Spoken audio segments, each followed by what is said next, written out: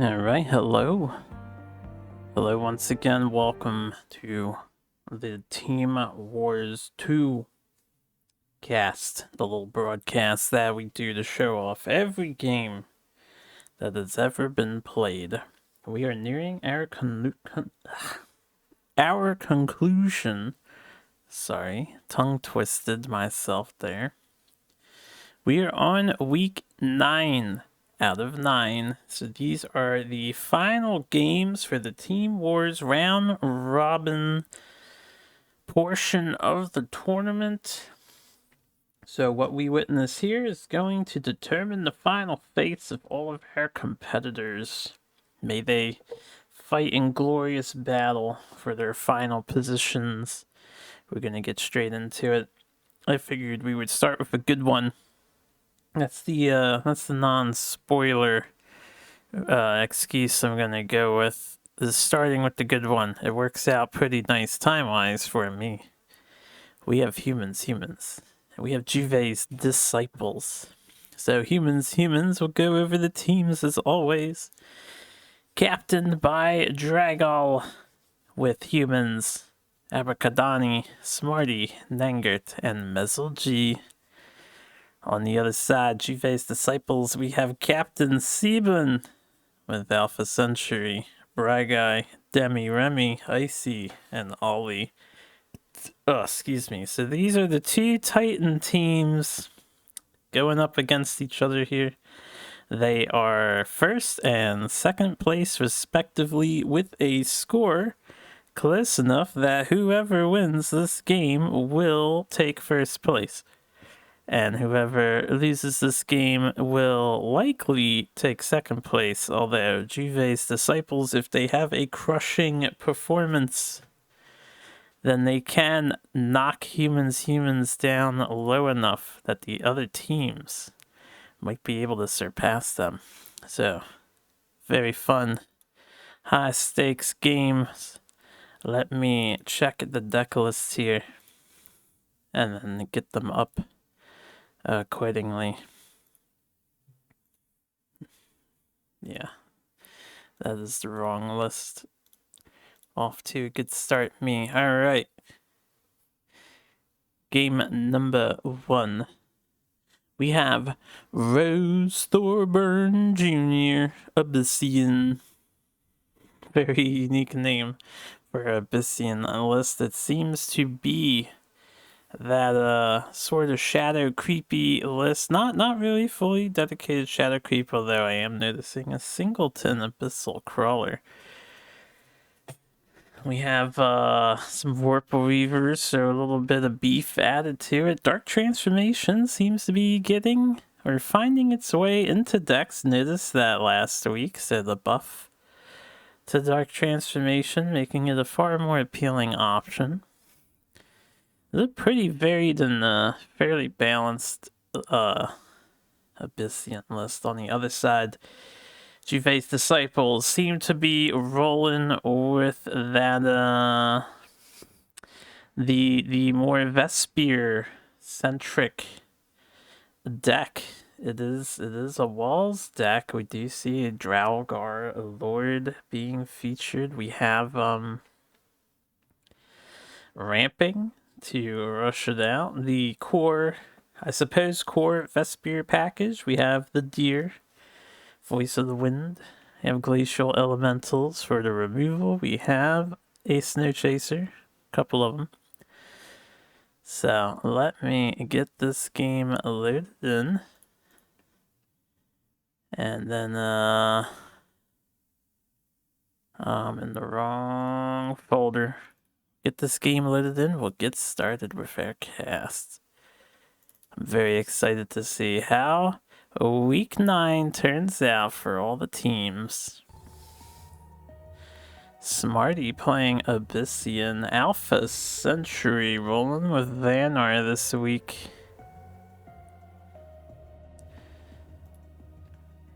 It's time to tango with the two giants on the leaderboard.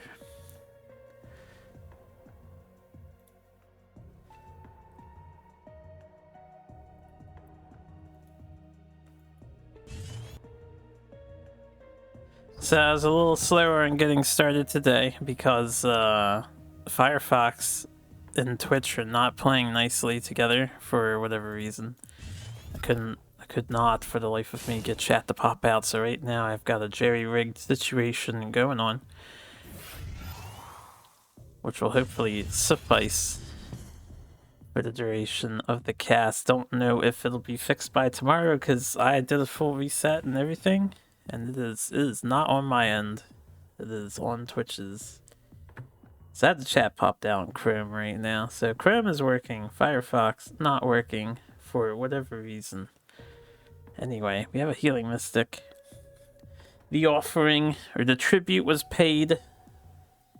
Healing our opponent, as every courteous Duelyst player will ought to do on turn 1 when playing Mystic against a full HP enemy general. You heal them.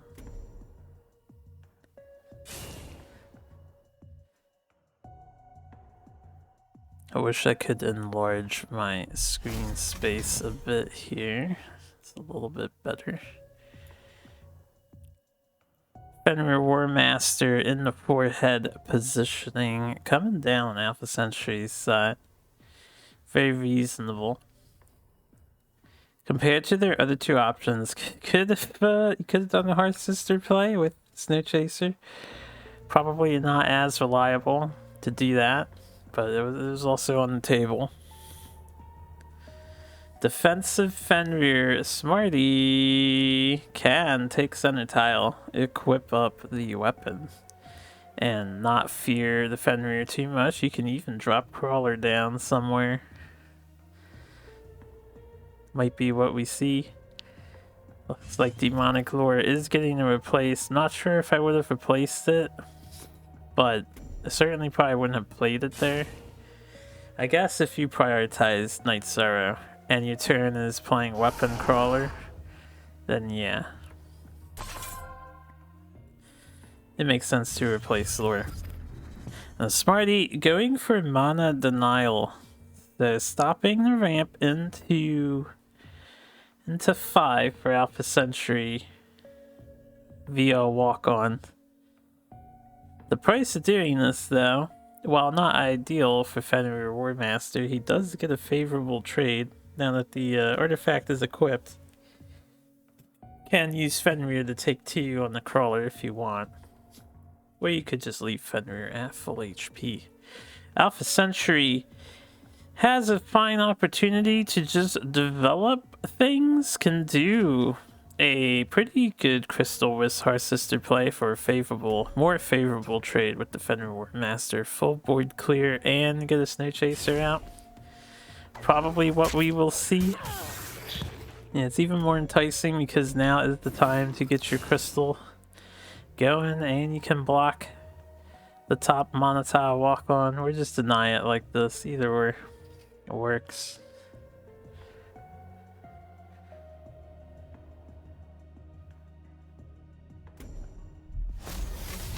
There's also a line where you play really slow and you develop your Voice of the Wind, but that's not nearly as significant as this turn of events.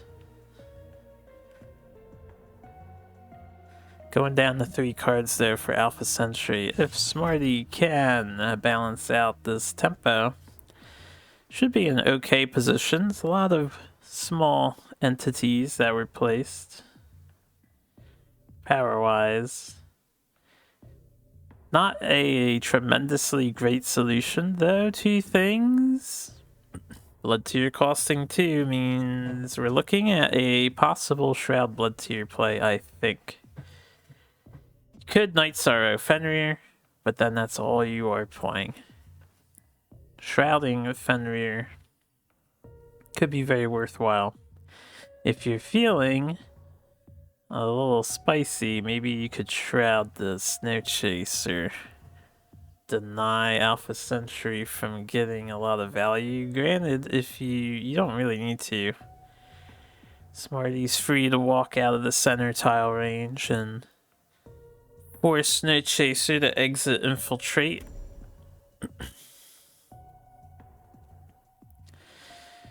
If you don't want to ramp your opponent, though, the Blood Tier kind of lacks a target. You can see, so Smarty's opting to Blood Tier Snow Chaser instead of Crystal Wisp. This is a little less, it's definitely less optimal, but it keeps Alpha Sentry from reaching 6 mana on this turn. Alpha can throw Crystal Wisp in, get the 7 on the next turn. That would be probably fine by them.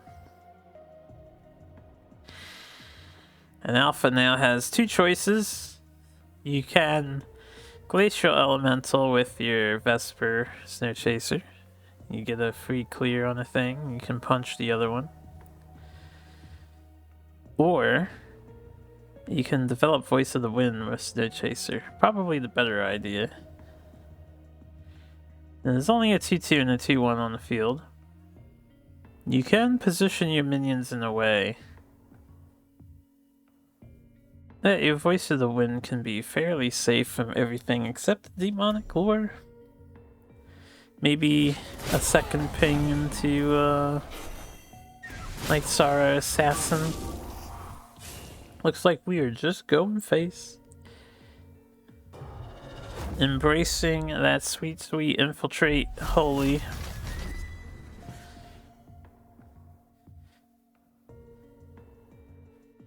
A very, very strong position from Alpha Sentry. I do think I would have done similar to this. If not exactly this.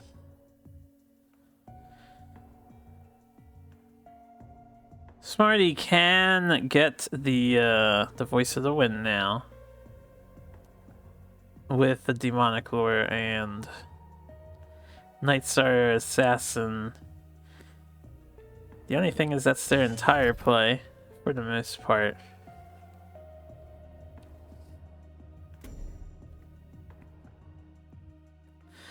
Thinking about walking away, I do think it would be potentially wise because you are playing creep. It could be wise to not play this Vanguard game that Alpha Sentry is trying to enforce. They seem dependent on the Infiltrate. At the same time, if you do walk away, still a couple turns off from any Nova turns. So you're gonna need to draw pretty well to have enough ranged warfare to get any backline problems that may crop up. Do you see Smarty opts to trade in the minion and use the Shadow Creep tile? So instead of using the Night Star Assassin, develops an Iraqi Headhunter.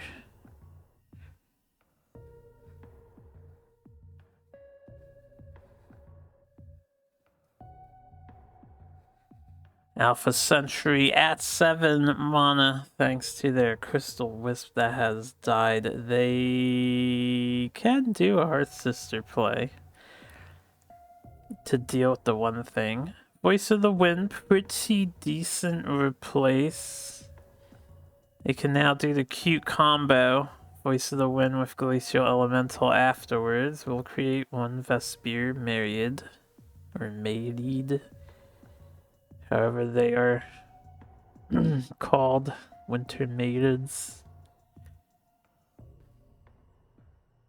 The little snow lady there. 2/2 token.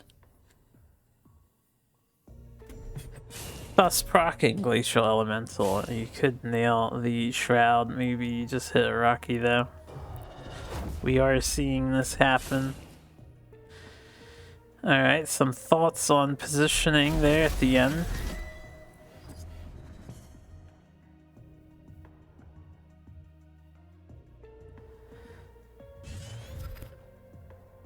So Alpha Sentry trying to enforce Smarty to act on what they're doing. In all honesty, Smarty could just sit back and relax.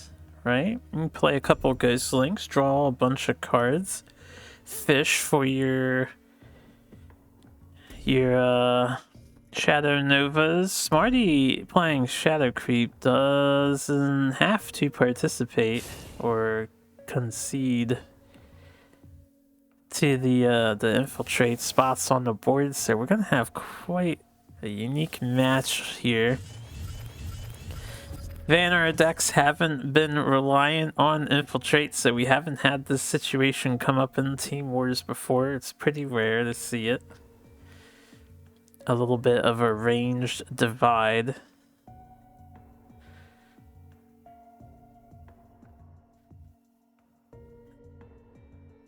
Smarty with the beautiful V pattern. Reaching to the back walls. Alpha Sentry with a nice spattering of minions. Ooh, interesting. Bringing the Voice of the Wind in. And that's one ping. This is gonna be 3 pings? Yeah, that's 3 pings. They wipe out Rocky Headhunter with that spread. And once you play Snow Chaser, it's gonna be 3 more pings, so it will be a full board clear.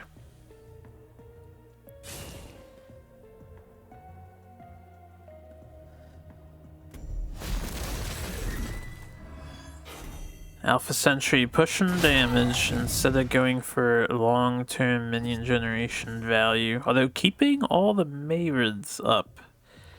Didn't swing with the one that could.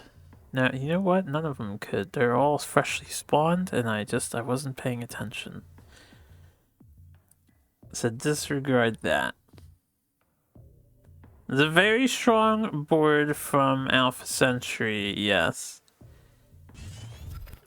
And Smarty's going to be hard-pressed to get anything to stick. Unfortunately, no Novas drawn for Smarty to start developing a nice safe space.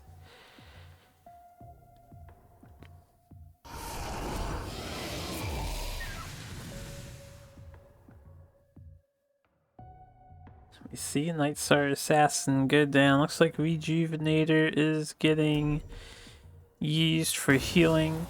Could have also played Demonic Lore with Blood Tier and put the one Glacial Elemental on the Shadow Creep tile if she wanted to. Lessen the amount of board clearing that's happening. Still no Novas on the draw, unfortunately. So, depending on how much pressure Alpha Sentry can induce here, this could be dangerous for Smarty. And this is about as high pressure as you can invoke, sans your Draugr Lords. The one of Ancient Grove, I think it's a one of.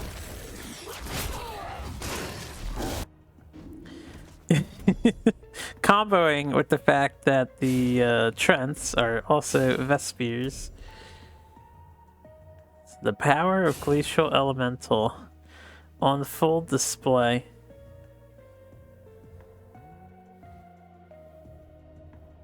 Just think, this snowman used to not need Infiltrate to do what he's doing right now. Isn't that crazy to think about?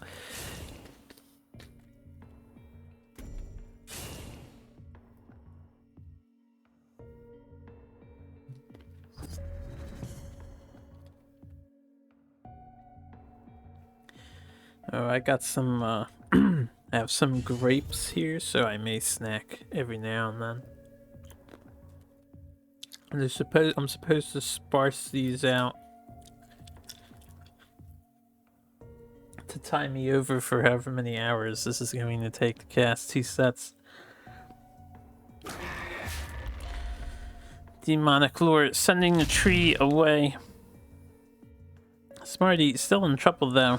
There are 8 damage can reach. We can see from Alpha Sentry's hands that one of those things will turn into a 5/5 potentially. So that would be about 13 damage. That can reach.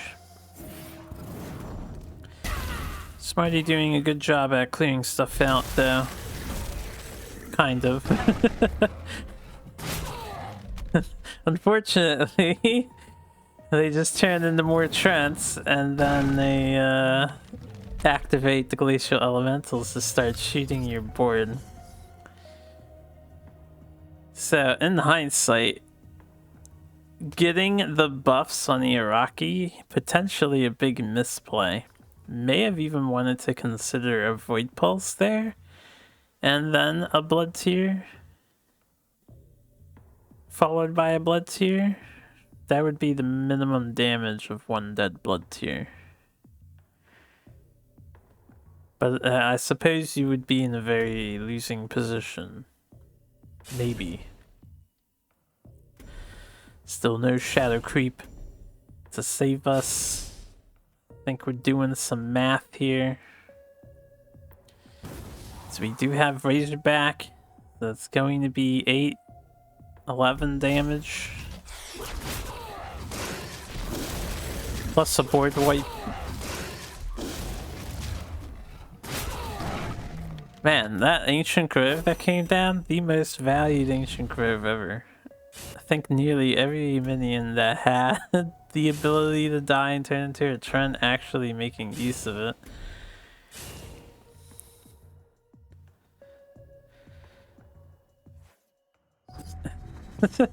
we have some emote game happening. Marty, good sport, emoting back.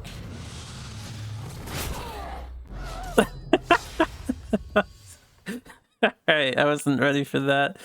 There's no out for Smarty at that point, so the ranged war went heavily into Alpha Sentry's favor. They didn't wait to play it out, they decided to move in, send their army in, build another army next to Smarty, and it worked out. Smarty did not draw enough means to really outlast it.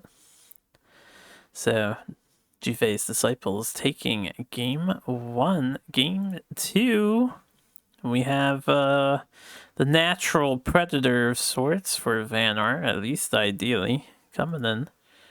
It is going to be Magmar. Everything Magmar. Yeah, what's up, Zohan? So, we have a, we've got your Silithar tribal Magmar deck, aka about your average mid-range Magmar. It looks like we do have Blood Tier tech in here. Now, even though we're doing Silithar tribal, no egg morphs anywhere. Which I think, egg morph doubles as an offense card. Silithars do gain rush when you hatch them. So, worth considering, but it is still an oft-neglected card. That's okay, though. These players, they know better than me. Now, this says everything Magmar. The picture is small for me. Let me see here. Looks like a 42 card deck. So, 2 cards over 50. Not doing anything crazy with the deck limits.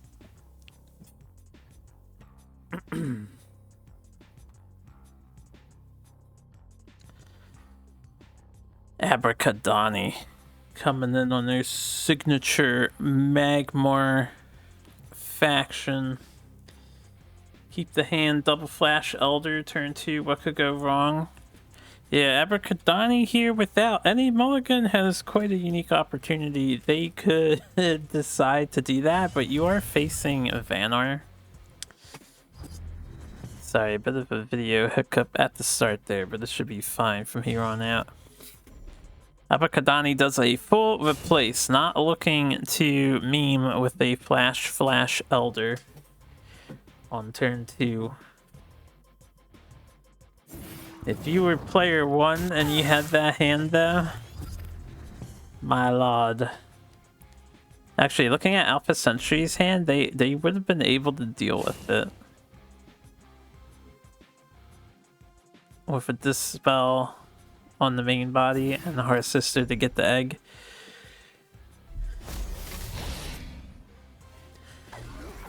do see a rather aggressive turn on Alpha Sentry's part, going for maximum tempo.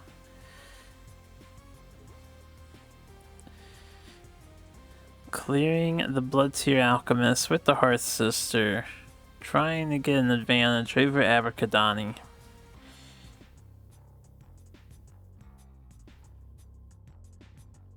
I'm sure past me will eventually realize that we tapped out by accident and we are stuck highlighting the Mystic card.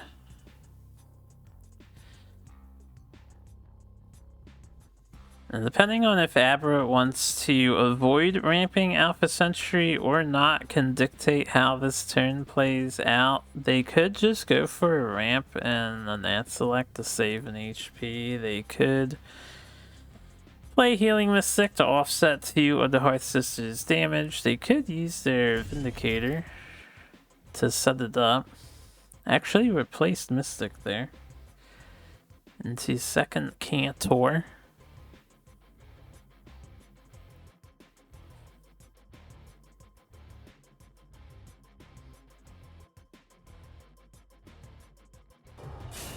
Alright, Vindy is getting developed. We are avoiding ramping our opponent. So Alpha Sentry's display in the first game, deterring Abracadabra here in the second game.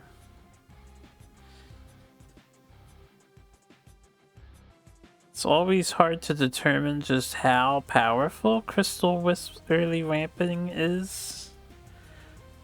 It definitely did allow Alpha Sentry to do a really nasty Glacial Voice of the Wind turn in the last game. We have a nice Voice of the Wind Snow Chaser follow up on Alpha Sentry's side. Abracadabra might be looking for not that. I would suspect they want one of those flashes back that they mulliganed for a really nasty Flash Cantor. Unfortunately, they don't have that as an option. Can choose to rush out a 2-3 of their choice, probably young Silithar, and then you heal up Silithar back to full, is what I would guess the play will be. Can't do anything about the Voice of the Wind, though.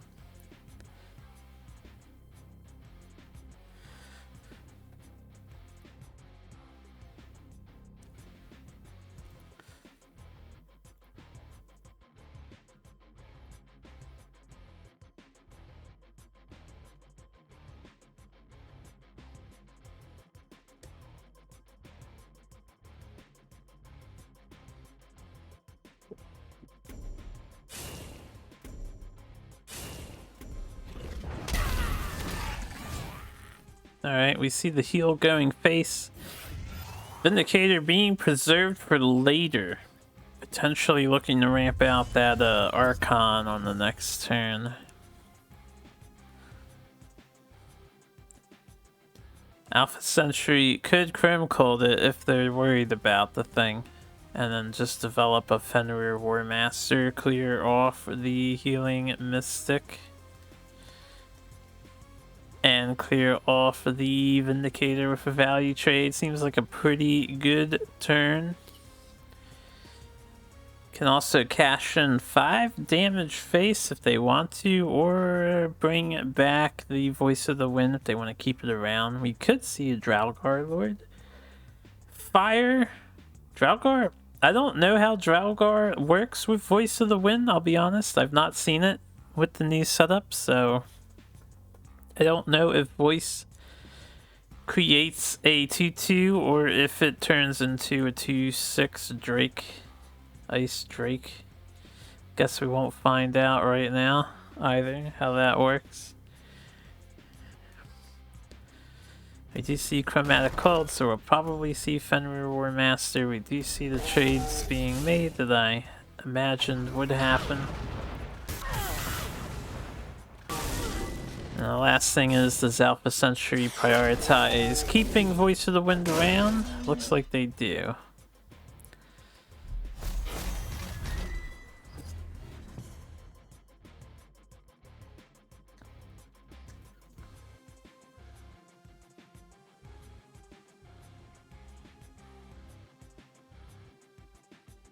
So Abacadani can play defensive here. You just use your Silithar to clear the Mayrid, right? If you want to save HP. And then set up Archon. Stay away from Alpha Centauri's forces. The only problem is we've seen what happened in the first game. I thought Abyss would have had a decent time playing a ranged fight. Abracadani... Well, Magmar does have access to the Wombo combo clear with Metamorphosis and Plasma or Metaflash Harvester. So if your goal is to let Alpha's board get crazy and then deal with it using combo, that's an option.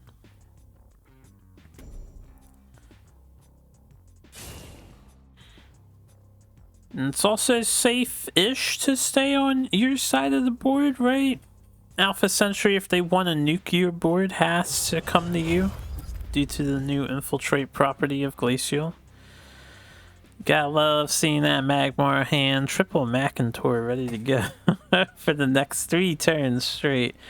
Unless Abracadani wants to spice things up and throw in the Silithar Elder, which they can cast next turn. Even with the Archon increasing flash, they will be able to cast Elder for 5 mana. If they want to. Alpha Sentry...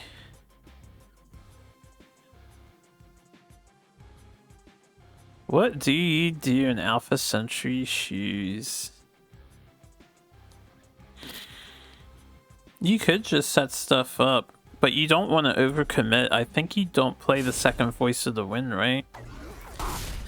And it looks like we're going to fish for a Glacial potentially on this turn and just heal up and recover.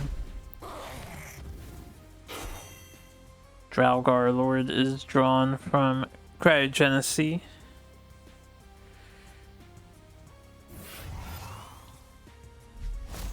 Two more minions coming down.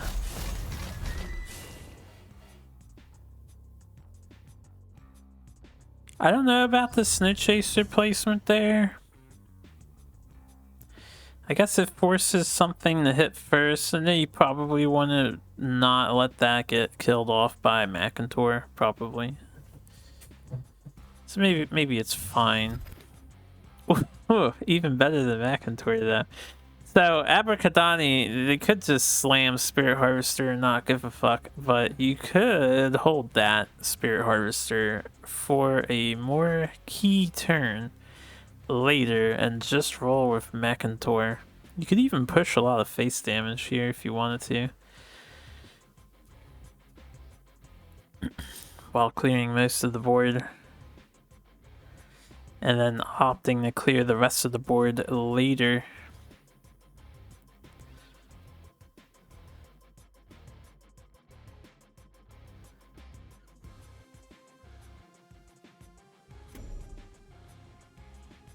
Yeah, Macintor could go either behind Fae to get the Fenrir down to its token, or it can take out the Snow Chaser and 2 Mayrids.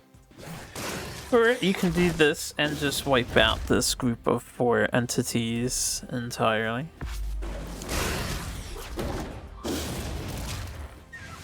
Probably a safer play. I think, in my mind anyway, since you have Harvester, there's merit to smorking it up there.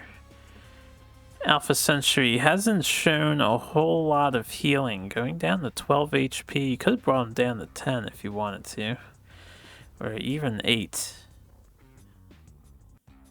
Would have completely changed the pacing on this game in the Abracadani's favor. But they choose the safe play, going for board clear, which is respectable. There's nothing wrong with that.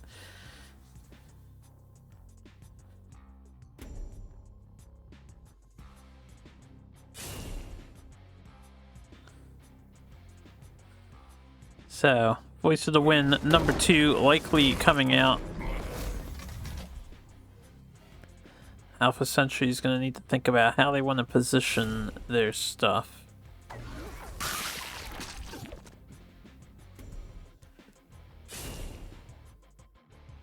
Putting it all the way behind that. Oh. Going double Voice of the Wind. That could be a little greedy.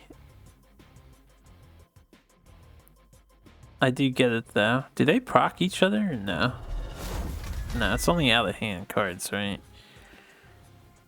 Otherwise it would infinite itself.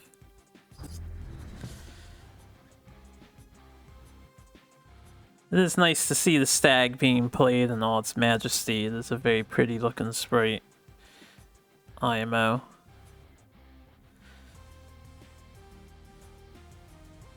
Sabakadani in a bit of a situation here. Not really, though. They can just make Cantor the stuff in the back, walk out of range of the rest of it, and call that a turn. For the most part. If you're really feeling spicy, you could flash your Mystic or something, and then Cantor your opponent in the face and take out the one next to him. Although you're leaving up a lot of enemies that can hit you doing that. But it's an option on the table. Double flash. Now you can play a Mercantor and a Spirit Harvester in the same turn.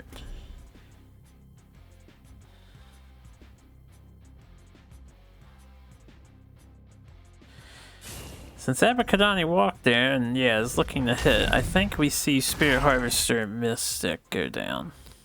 So they're gonna conserve their resources somewhat. This is a lot more conservative of a turn. I don't like this kind of turn as much personally. But it's an option too.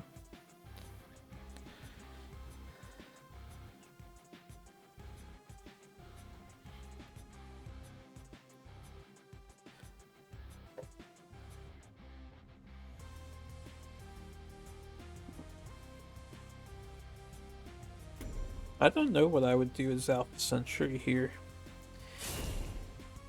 You could do a Draugr Lord play. Looks like we're gonna just throw in the Voice of the Wind. If you're gonna throw in the Voice of the Wind, you could play all your small stuff and just get as many Mayrids as possible out of the deal first. You could do this too, Hearth Sister into Ancient Grove.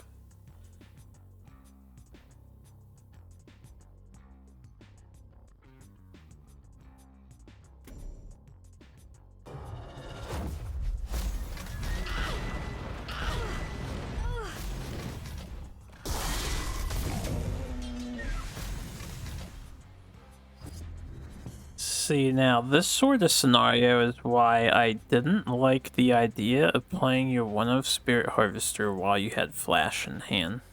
All you need to do is draw a Metamorphosis. You can clear the whole board. Now Abrakadani has not drawn meta.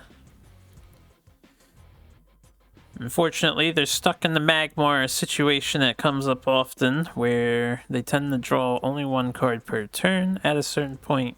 Because all of Magmar's cards are pretty expensive. They only play one card per turn usually, unless it's a Lady Lock play. We might see a double flash Mercantor here, which is pretty funny because you can flash the first one, clear everything out, and then you can flash the second one above you. You'll clear everything except for those two freshly spawned guys.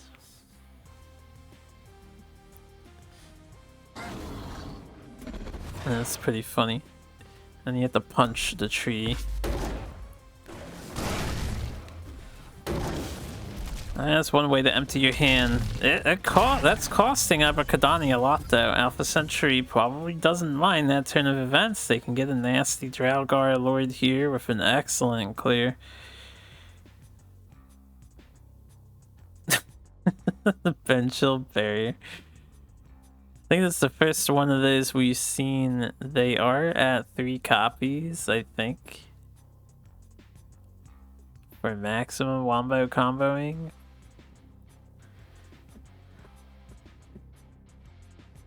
Probably do Mystic Chaser Draugr Lord here and just call that a turn. You get 2 favorable trades. Most of Abracadabra's power has been spent at this point. All 3 Macantors are gone. 1 Harvester is gone. 1 Archon is gone. There are still Elders, but Abracadabra is going to be hard pressed to clear anything without like a meta Plasma Storm combo. And that was over 12 face damage that Abracadabra could have did if they had played it differently, but ended up not doing since no Macantor went face.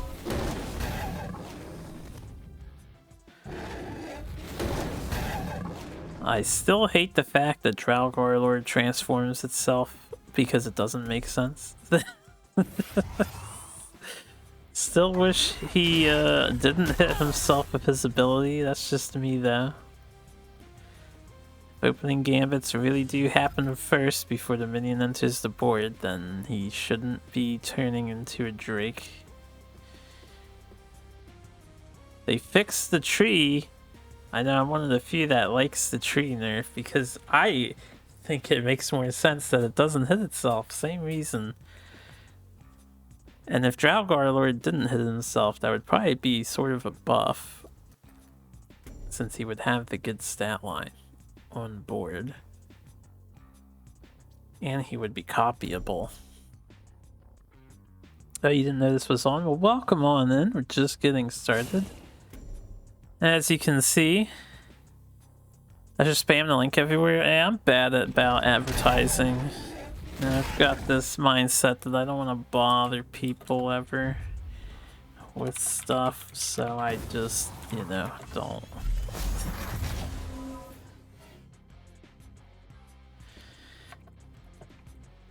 Gotta love that sound as everything changes back in unison.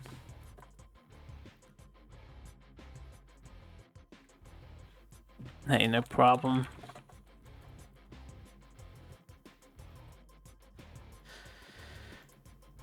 Alright, sorry, a little distracted at the moment here.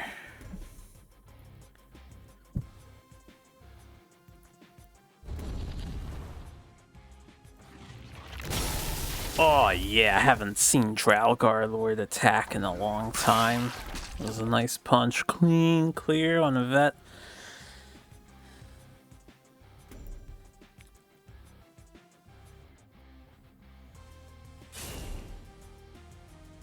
I was wondering if Alpha was just going to do a full clear. They really don't have to.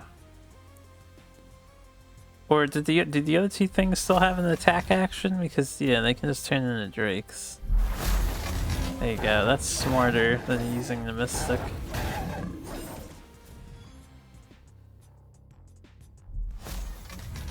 Pretty overwhelming forces. Abracadabra's hand not looking like it's equipped to deal with the situation. Does draw a Spirit Harvester, but only helps you so much. Will kill 3 of the minions on board. Unfortunately, the rest of them aren't walls. When they transform back, they're going to have lethal amounts of damage at their disposal. So I think that will be a wrap, possibly. Yeah, Abracadabra taps out. There's no way to get out of that situation. So the Predator Vanar goes down. Very, very cool to see. We have another Vanar momentum building up here. Let's see if Juve's Disciples can take it to 3. Songhai coming in to deal with the Vanar Menace. Don't cast me, bro.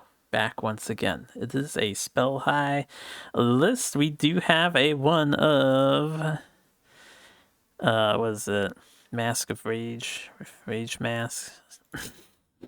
I feel like my memory on the Duelyst cards is getting a little worse because I haven't been playing directly all week long. I think I got one game in, and then I've just been busy. But standard spell high for the most part. There are 2 killing edges in here, so a little thick on the KE.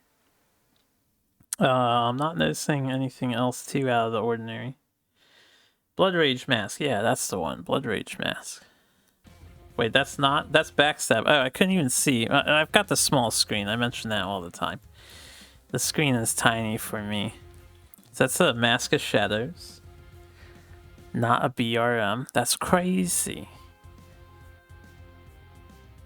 Is it really a Mask of Shadows? I can't tell from this distance. Quite the unique tech choice for Mezelgee's part to have a Mask of Shadows in a spell high list. I hope we get to see it in action. So that would be, well, that'd be surprising.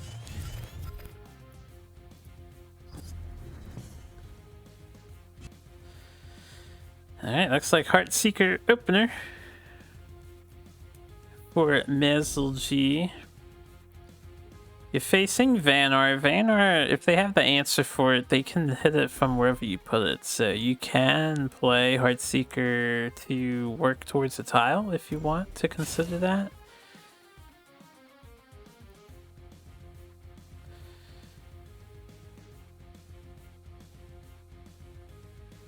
Alright, Steven, take care of doing whatever you need to do. We'll be here throughout the afternoon. I'm gonna snack on a couple of grapes while Mezelgee figures out where they want to put the Heartseeker.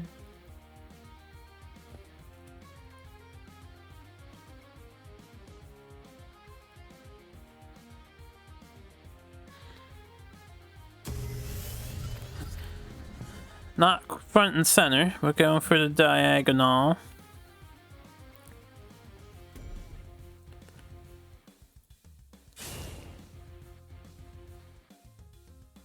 Alpha Sentry.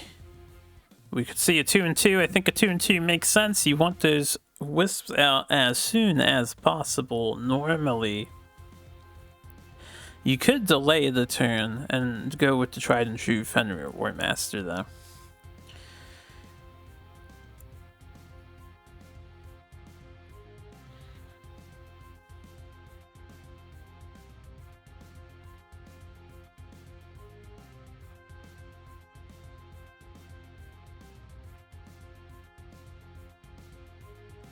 Oh, looks like Warmaster is the consideration.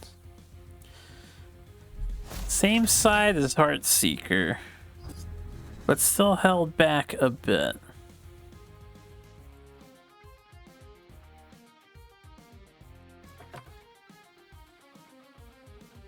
Staying out of range of the Songhai General.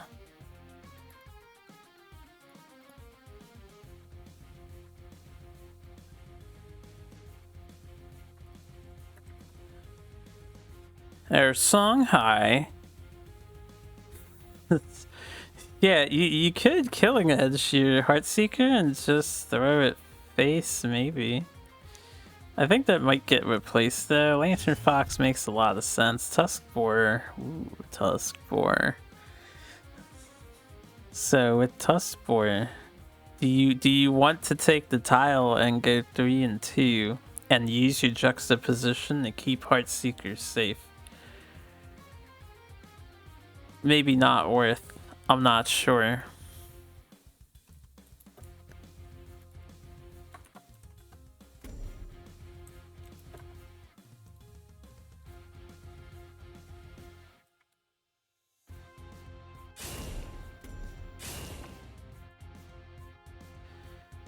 We do take the tile.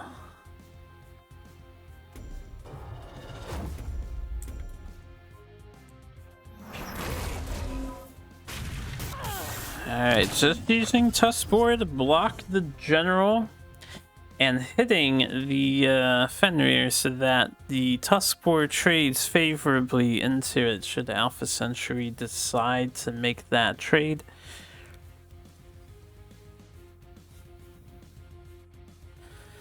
This is a bit awkward of a situation for Alpha Sentry. Now they can leave the Fox alive. Simply take out the Tuskboar and the Heartseeker, keep their Fenrir. Heal up and get the Crystal Wisp developed and whatnot. No, excuse me.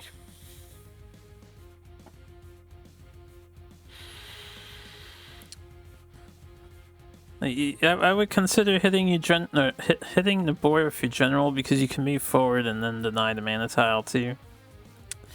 Just play a bunch of bodies out is an idea.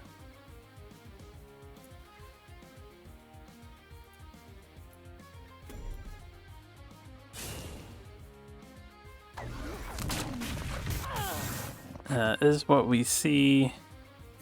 You will heal yourself for 2, you get value on your Fenrir. You could heal your Fenrir here. Yeah, we're seeing that happen from that mouse cursor. This is risky, of course. You're fighting Songhai. Any HP you don't put on yourself, huge. You have to be pretty confident that the situation is largely in your favor to get away with that. But Alpha Sentry has the gusto.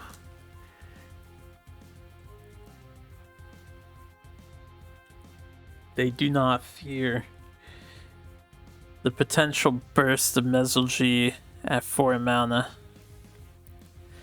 Mesolgy, if they want to, can knock Alpha Sentry's HP down by 10 points and bring him down to 9 if they really want to.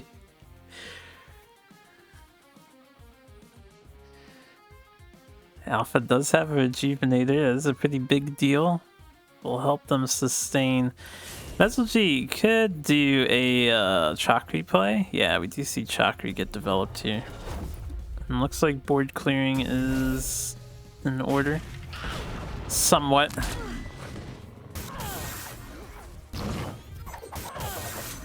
Going face with the General and the Lantern Fox. This makes a lot of sense. Poor gets a favorable trade-off. So you take a little damage out of the way. You have a potential serious threat developed that you're forcing Alpha to deal with along with your Fox and your Boar. And if Alpha Sentry is paying attention, they can choose which card to delete. AKA, they can hit the Lantern Fox with Crystal Wisp, give a Phoenix Fire, and then Boar will die to a full hand, so they do have the luxury of dealing with that situation. Thanks to the Heart Sister, he can deal with the Chakri easily enough.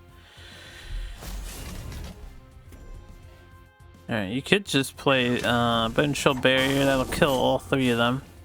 Full surround on your opponent too.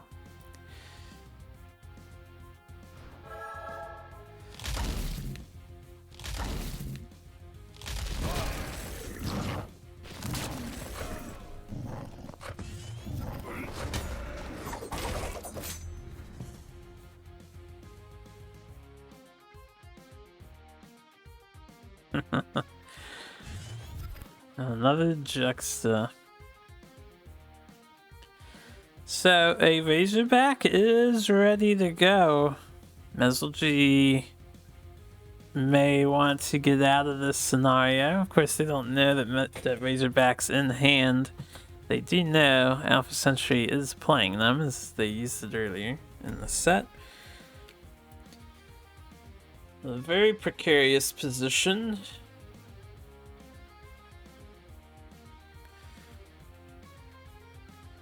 Only 5 mana, so you can't use both Phoenix Fires and set up Chakri. You can only use the one.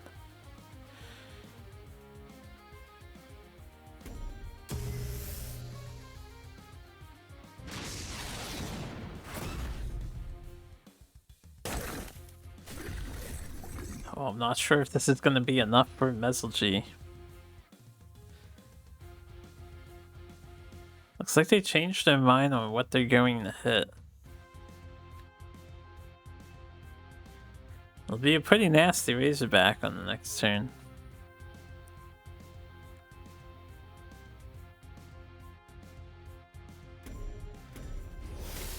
Interesting. I was wondering if this would happen too. Like play a minion and then walk out of the barrier. Choosing to smork it up.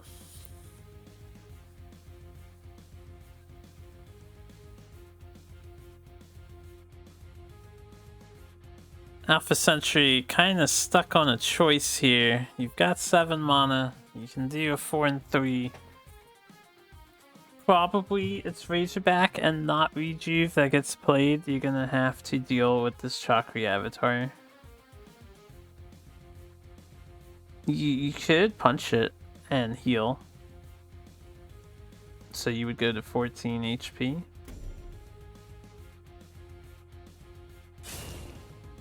No, this makes sense. The double blocking. You can use your walls to clear. You can go face for 5.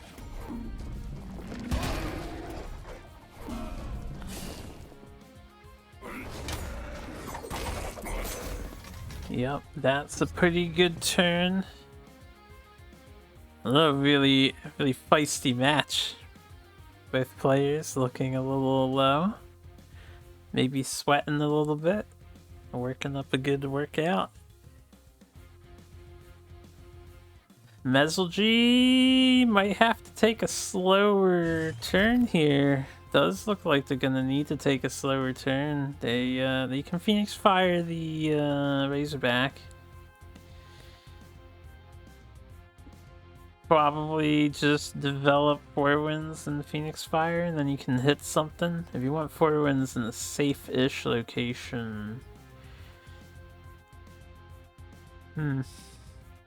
Actually, if you don't use 4 wins to block your face, Mezelgi's potentially going to die, because let's say Razorback gets fired. The 5 and 3 from the Wolf token and Fenrir is 8. It would be 12 with the second Razorback in Alpha Sentry's hand. So they actually really need to be careful about where they're standing.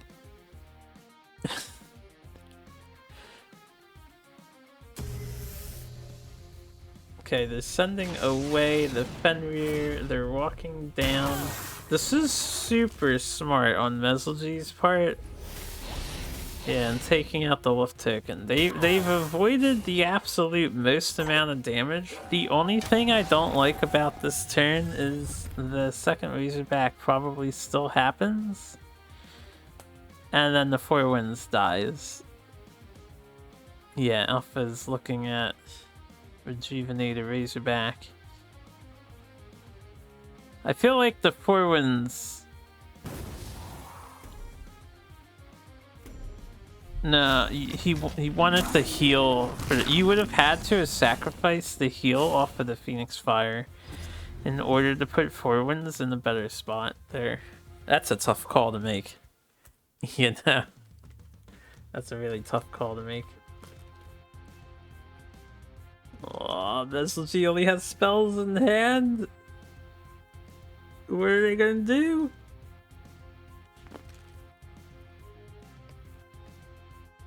If they get a Chakri Avatar. That's not a Chakri Avatar. So Chakri Avatar would have been +3, so 4. +3, so 7. And then +4, 11. It wouldn't have been enough to kill.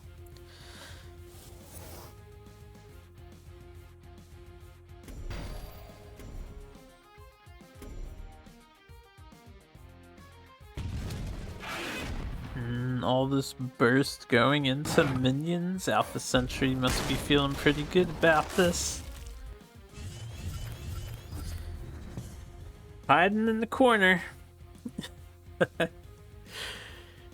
It's not gonna save you.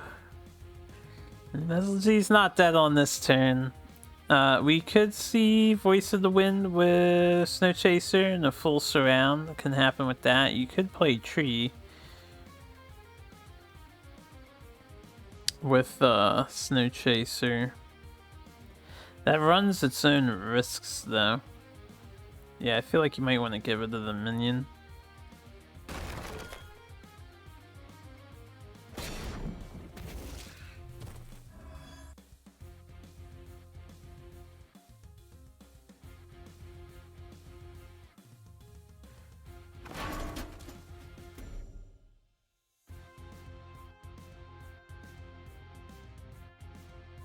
Double Snow Chaser is pretty crazy. Odds of a full surround is guaranteed with a double Snow Chaser. You can play the first one somewhere else. And I like hitting there just because one of the things surrounding would die to the general hit anyway, so you may as well cash in on the damage.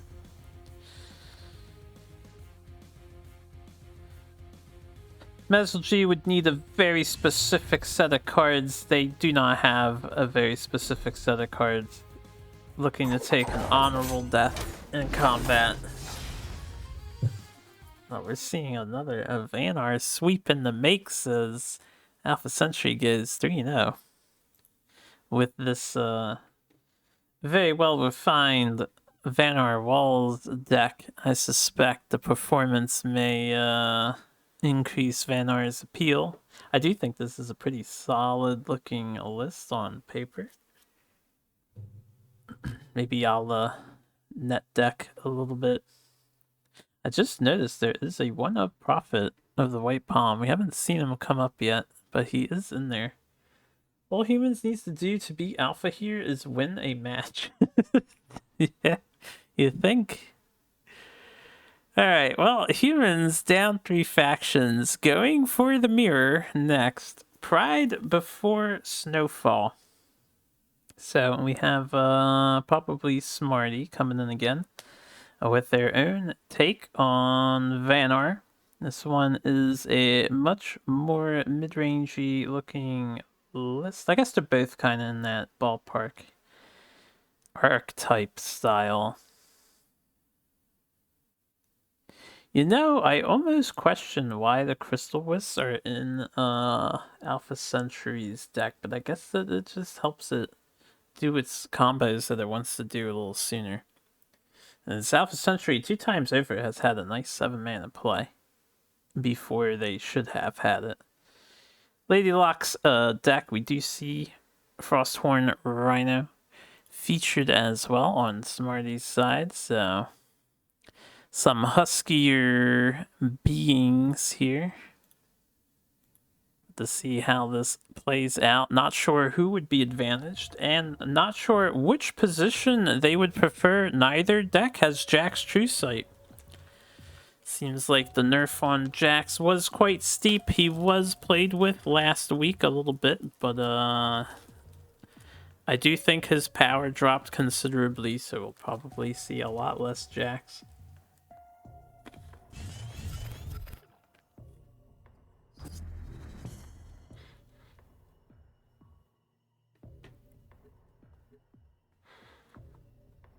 Okay. Ghost Link's opener for Smarty. You love to see it.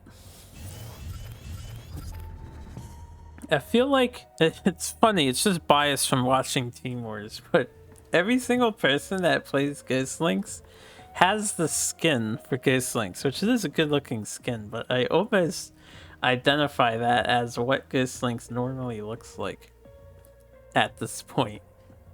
I don't even know if anyone who uses the normal skin on Team Wars, which is kind of crazy to think about. Everyone has this skin.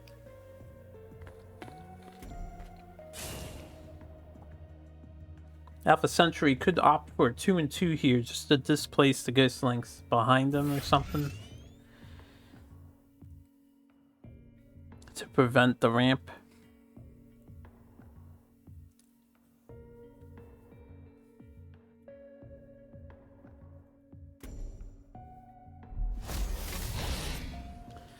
We do see that happen. And an attack trade as well. It's not the best for...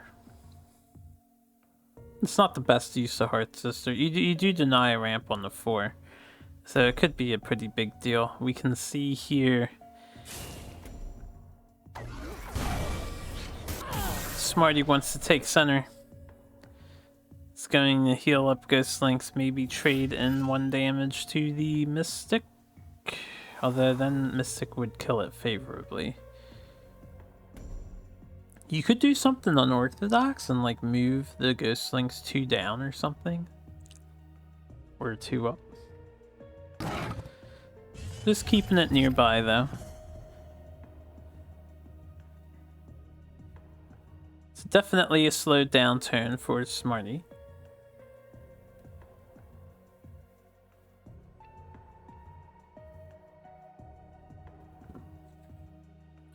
Now, do you develop Voice of the Wind when your opponent is Vanar? Oh, I didn't comment on it, but Smarty actually has Avalanche in her deck. I kind of hope we get to see that come into play, especially since Alpha Sentry is running an Infiltrate list. It's not really an Infiltrate list, it's just Snow Chaser and Glacial Elemental, but those are practically the only Infiltrate cards that get played currently.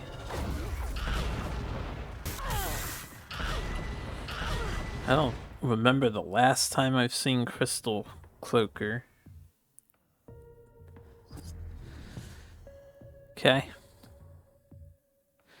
Some very passive turns from both sides. Alpha Sentry's trades make sense. Going to deny the ramp, which is a good thing that they did. Could have been a 6-8 drop down on the next turn if both tiles are left up.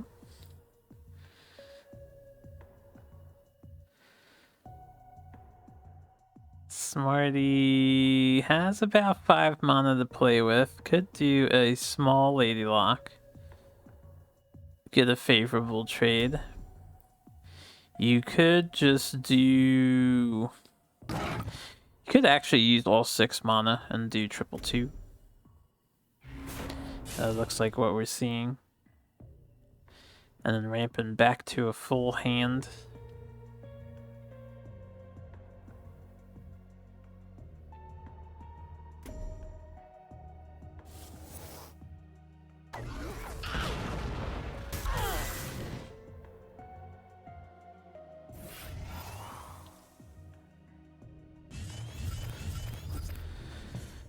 Alright, if we pay attention to Alpha Sentry's deck, they're actually not the great at handling AoE without Glacial Elemental, and they are so far away from infiltrating.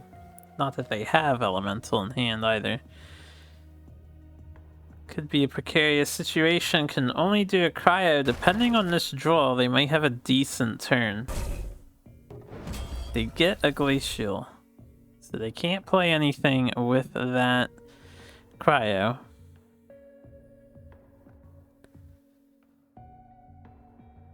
Using your Voice of the Wind to clear a minion here, probably a good idea, but will damn it to death. You could clear out the Healing Mystic and then take center. You could play hyper defensively like that is suggesting, just to keep your Voice of the Wind around maybe.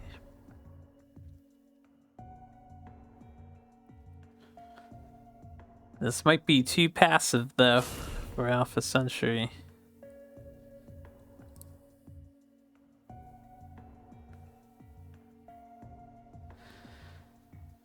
Thankfully, Ghost Links being only a 1/3.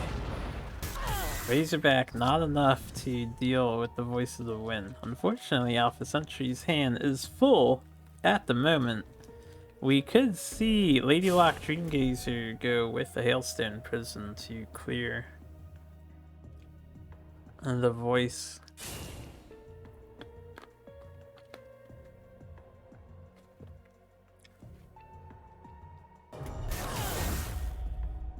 This is not good for Juve's disciples. Their reign might be ending here. At least Alpha's run. Getting cut.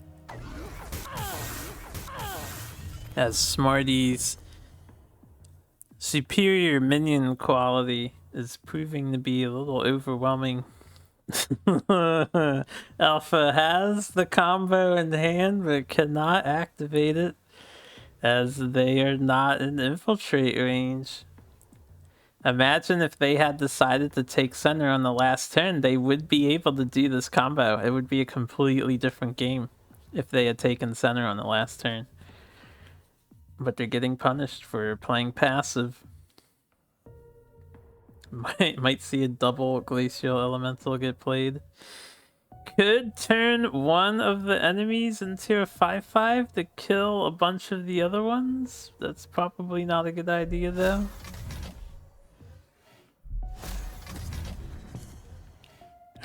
Double glacial goes down.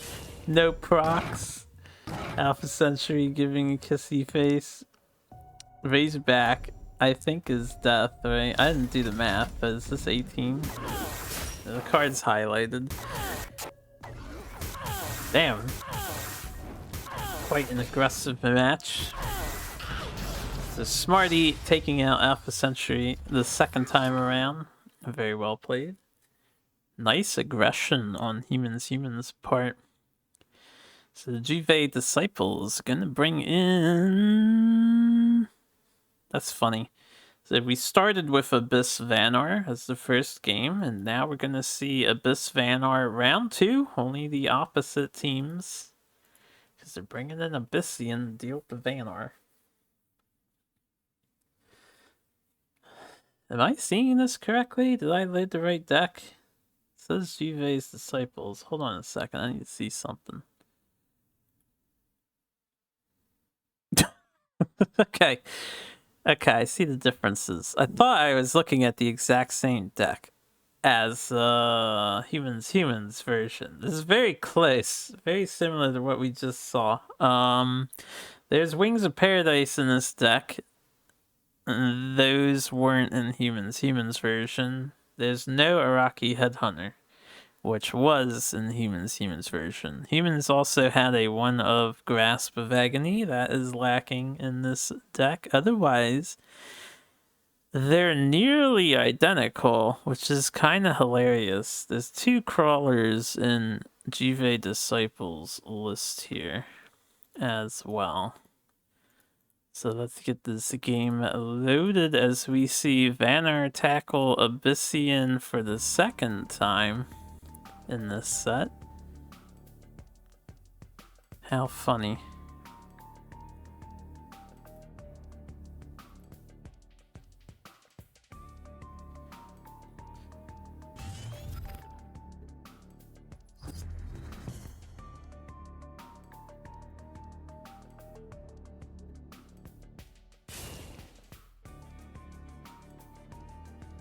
Alright, another Ghost Links opener, this time for Rusty Shackleford, aka Sieben, aka The News, aka, I forget what his other username was. Right, I know what it is, but he doesn't want people to know about that one, and since he's not on it, I won't say it.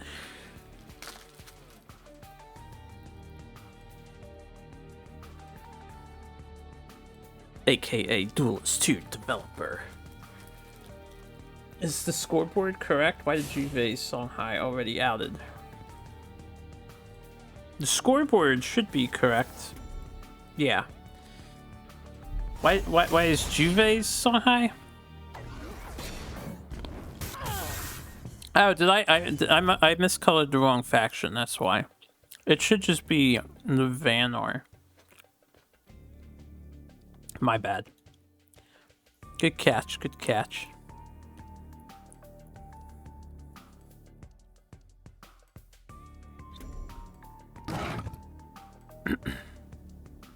only their Vanar is gone.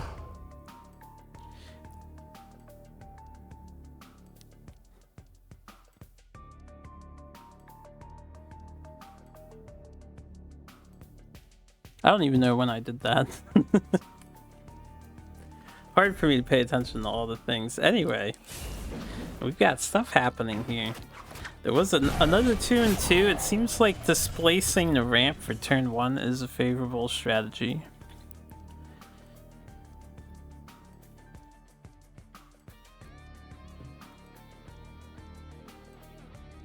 Wings of Paradise going down for Rusty Shackleford. I'm just gonna call him Sieben.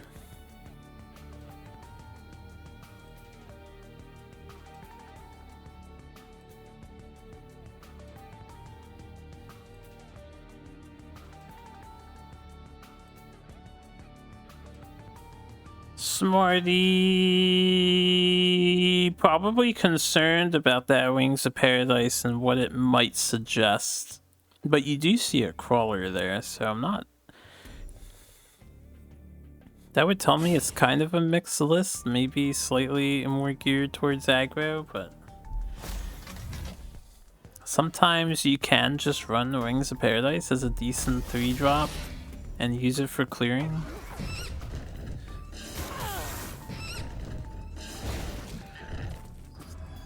We do see the respect paid to the Wings. Favorable trades made for Rusty, I would think.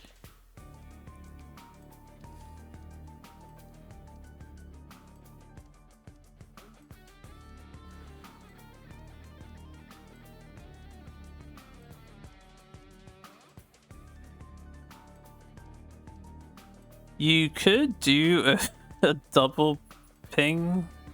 That's not worth it on Heart Sister, right? I'm not sure what Steven wants to do on this turn. They're gonna delete something. Their hand is full of removal options. Alright, looks like ping Heart Sister maybe and clear the token with your face. A reasonable turn.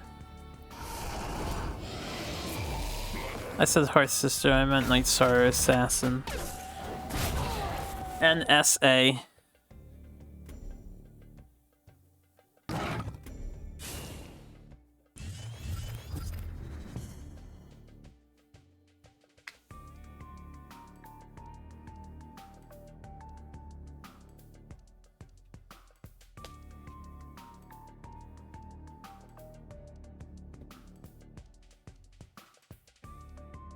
Tied on HP. Board not very threatening. Smarty is surrounded, to be fair. Can do a Lady Lock play here with Ghost Links if they want to draw up to 3. You could do it with a Rocky Headhunter too. If you want power. And then maybe just take 4 damage. Could also opt to walk in the center. Clear the crawler and then lock down Sieben using his back diagonal so the Night Sorrow can't do anything about it. You do have to be concerned about a potential Grasp of Agony though, I would think.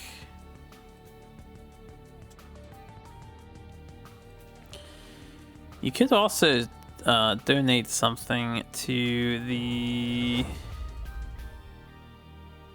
Night Sorrow Assassin. Since Araki's going next to it, I imagine Smarty's just, yeah, taking 4.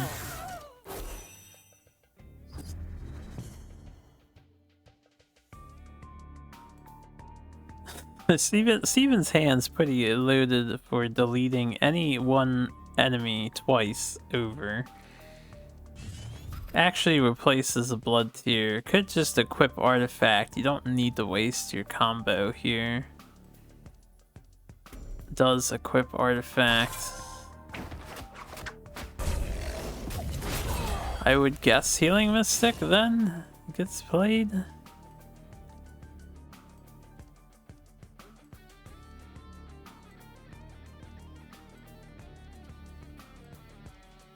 Could heal your Ghost Links up if you want.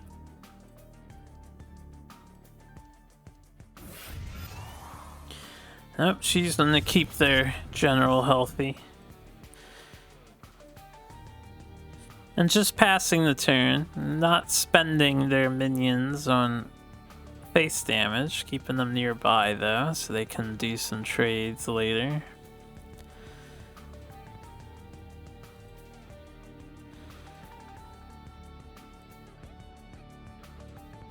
We have a weenie war happening. It's just a bunch of dinky minions are on the board. Smarty, opportunity to do a 2 and a 4.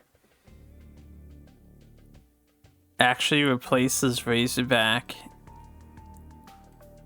Rusty, unfortunately, trades favorably, but the Razorback could have pushed some decent damage. On this turn, they don't really need to heal. You even could have done it where you take off a charge with your face and then you send the Heart Sister in because it dies anyway.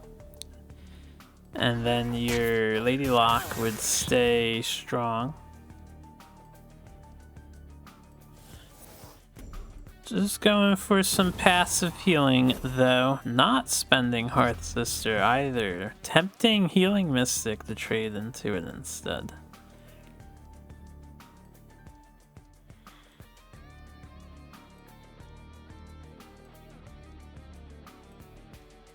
So once again, Sebin's up. Has Blood Tear Night Sorrow as an option on the table that they can do. Might be worth considering that investment so that they can punch the Rejuvenator with a charge of their artifact. Alternatively, you could just Night Sorrow, Blood Tear Night Sorrow the Rejuvenator, and then take less damage. Yeah. Makes much more sense. The only thing is you don't get to move from where you were locked down.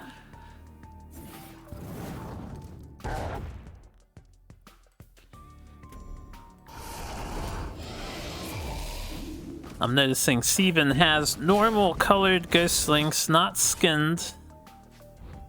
And skinned Ghostlinks eating normal one alive before Healing Mystic avenges it.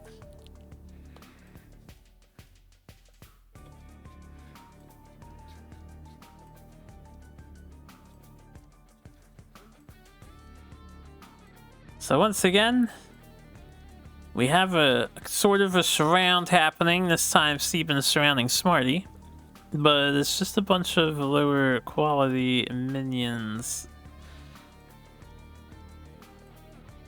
Smarty doesn't have a very good turn though. Might see Rhino get developed.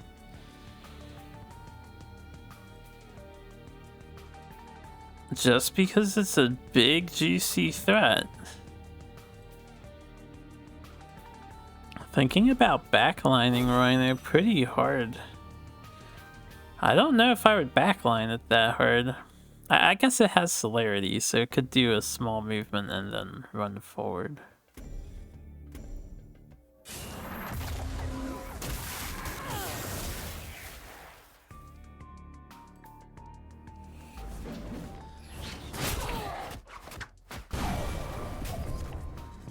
Heart Sister finally decides to trade in, so looking to keep Rhino on the board if possible. Sebin's gonna have to decide how afraid of the Rhino are they. One benefit to Frosthorn is it does not die to Spectral Revenant, it actually just eats the Revenant alive. Making it an unfavorable trade. For the Abyssian player, looks like we're maximum respect being paid. Dark Transformation being utilized.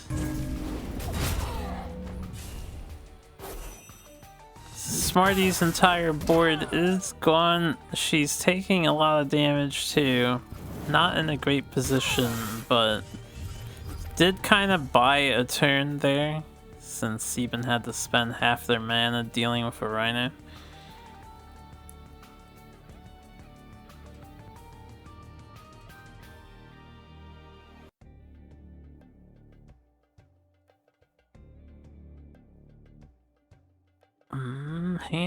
Hand's a bit sketch. Might be in trouble. I would wager Ghost Links with... You can't protect everything with your guy. Probably Ghost Links. You could Hearth... No, there's no reason to really Hearth Sister, right? Maybe just Ghost Links Prophet Razorback. Because you want the attack buff on the Prophet.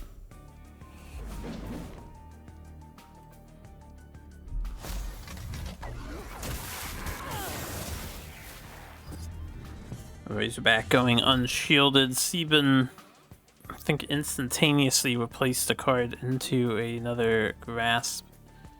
Or Lure, I mean. So, Spectral Revenant, absolutely coming down. It's like the only play you do for this turn. 2 off lethal. And unfortunately, couldn't do Revenant with Lure. It's Revenant o'clock, yeah.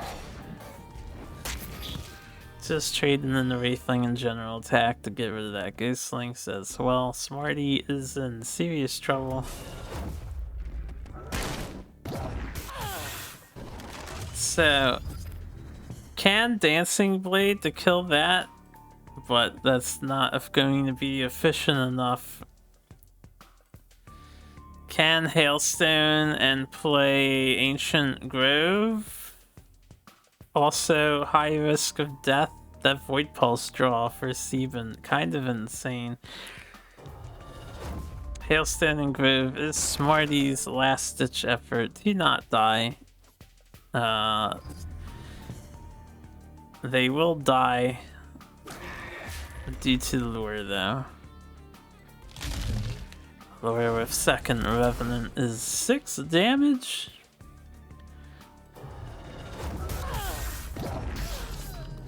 Alright, the Banners are wiped out of the set. The Abyssian takes the lead. 4-1 at the moment. Not looking good for the humans. Humans who face Disciples doing a pretty crushing defeat. This could be telling for how the humans ends up at the end if they don't make a comeback. They need to stage a comeback. So we're sending in Vitruvian. Saving Lionheart for last. Untitled Vet coming in. This is Dragall Vet to a T. Just based on the look of it. I'm pretty sure Dragall's on humans team, right? I don't remember at the moment who I listed off. Let me take a look. He's the fucking captain of the team. So, yeah. And this goes to show how much I memorize who is where. It's only 10 teams. Could you imagine if we actually had a more significant team turnout? I would be lost. Alright, while they're getting started, I didn't really talk about the deck, but Dragall's list is a very versatile mid-range style vet. People like to talk about it. It has a high performance to it. Wind Strikes curving up into Starfire Scarabs and Aymara Healers. So solid curve, a lot of aggressive spell options. We do have double Syzygy, 1 Entropic Decay. Triple Bone Swarm, 1 Star's Fury. Actually, I'm not sure how many Entropic Decays there are. The number is not displaying on the picture. It's just blank. It could be more than one.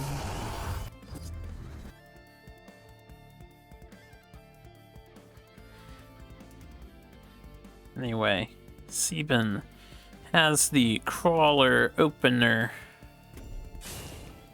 Pretty good for Abyss to have their Crawler show up when they want it. Dragall can do a double 2. Good old Mystic Primus. Neutral Jamboree. You gotta love the neutral package. Sieben can do a full clear thanks to that Blood Tear and Spectral Blade.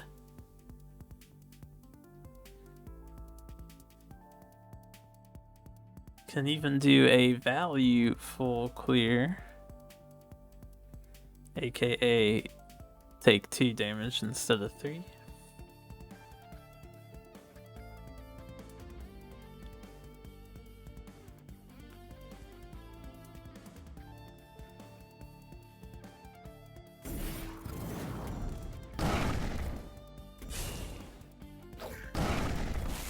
Okay, they opt to take the 3 damage instead of 2.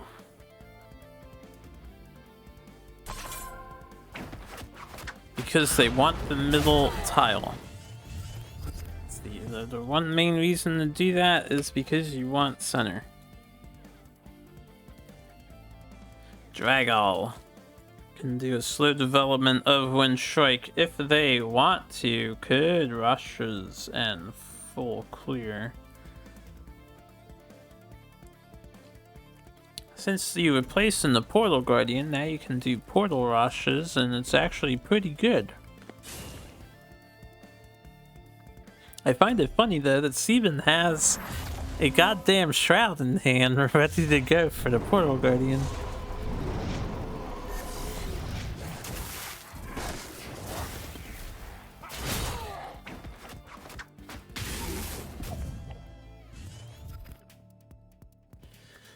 So we can already see this match how it's playing out. Ooh, surprising. Opting just for the heal. Not in a rush to cast the Dispel. It's pretty smart, honestly. Vitruvian and Dragall's Vitruvian list especially has numerous viable Dispel targets. So if you just play patient and hope you get your Night Sorrow Assassins, you don't really need to worry about that Portal Guardian necessarily. Starfire Scarab going down makes a ton of sense. Often touted as extraordinarily good against Abyssian because they have a hard time doing damage to it without their, well, that combo right there that Steven skillfully replaced into. So can answer Starfire Scarab. You leave up Portal Guardian, you get some board.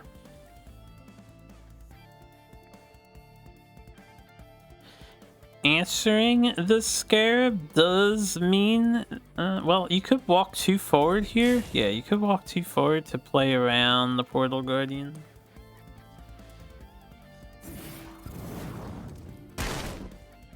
Even going so far as to put the Night Sorrow up against the wall. So, max respect being paid to the Guardian.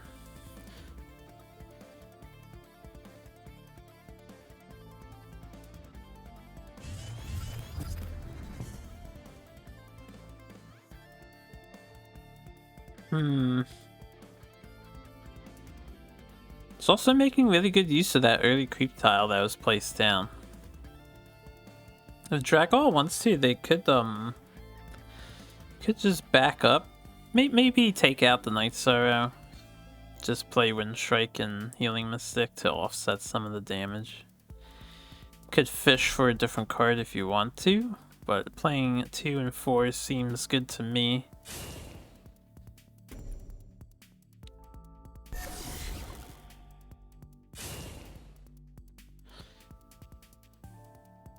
This is pretty precarious for Steven.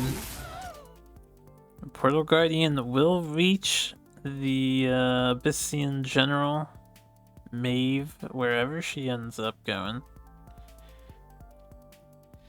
Yeah, and this is nice too. You don't have to use the Mystic to heal. And just do a Blood Tier exchange. It's like playing Zen Rui, but for 2 mana.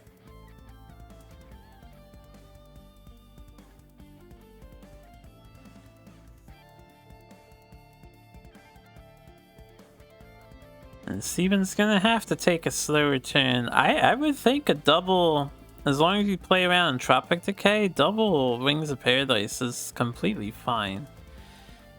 Although putting one in range of the Portal Guardian, so we might see Shroud come down to dispel Portal Guardian.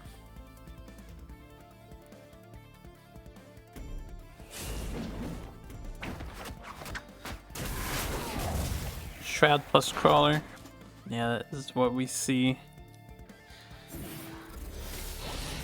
So Wings is a giant target for the Shrike to consider lurching after. I suppose it really depends on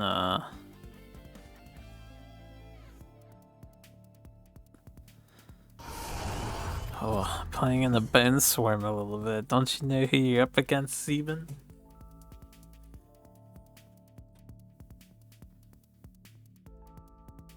Dragall considering could smork it up here, honestly. Ooh, Star's Fury. It's not a bad Star's Fury. You can get 4 off of it if you hit the Crawler with your General. Or you don't even have to do that. You can just Bone Swarm first and then... Well, you lose 2 spawns if you Bone Swarm first, I suppose.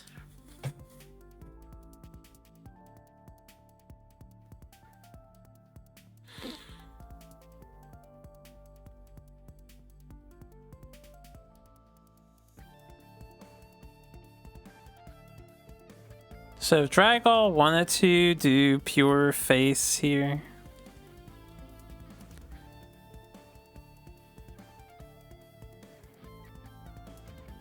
eight, 10, 12, could do 12 damage. I do like this idea. First Wish gets a value trade on the Shrike. Starfire Scarab, pretty godlike replace, honestly. Or not replace, cycle, card cycle. Completely changed Dragall's turn. Think they ran out of time because they didn't punch the Shroud with the General.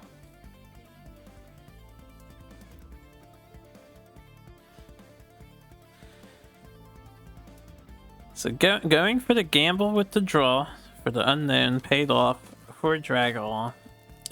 Steven can whip that away, or they could use their lure to get rid of the Shrike, which is also a problem. 5 damage beast. Probably will lure the Starfire onto the spike and clear it, though. That is what we see.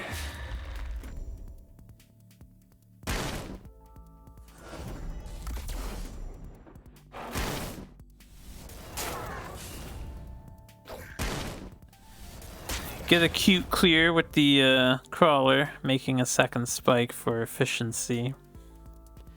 And this way your Rejuvenator can smash face for 4. And then a 3-2 development. This is a pretty good turn. So Steven playing in a way that plays around Star's Fury somewhat. They've decided to put themselves up against the wall. Yeah, Dragall immediately getting rid of Star's Fury. They know they probably won't get much use out of the card anymore. Which was another reason to use Star's Fury on the previous turn, honestly. If you figured Steven's aggressive pushing on the bottom lane was going to lead to him playing around stars this hard, probably could have cashed in on it earlier before it becomes a dead card.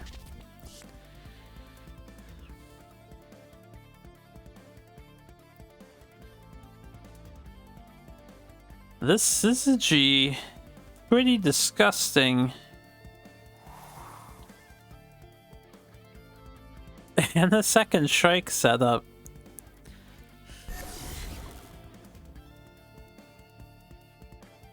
He has Portal Guardian back in action with a lot of attack power. 5 damage blast, taking out Rejuvenator and hitting the General in the face. Dragall evening up the HP score. Spreading out the play around Shadow Nova. This is a really good turn. How does Sebin respond? Could Dark Transform 2 things, I suppose. Or you could just Revenant something.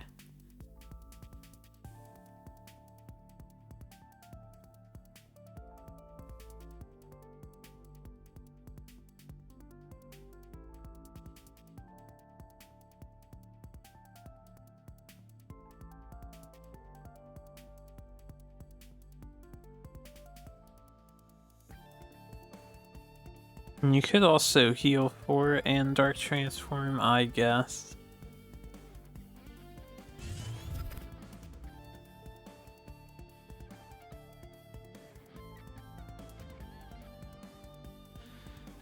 Portal Guardian's not getting bigger, it's only at 3 attack, right?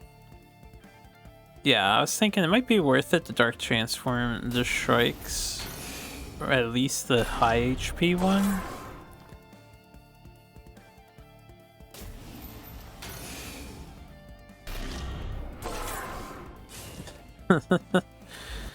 Dragall's got his weapons ready.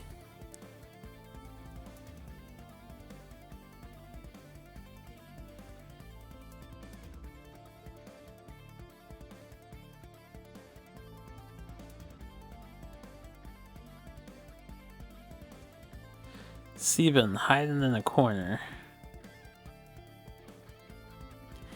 Did offer his Wings of Paradise to die for free, just to break a charge off of the artifacts.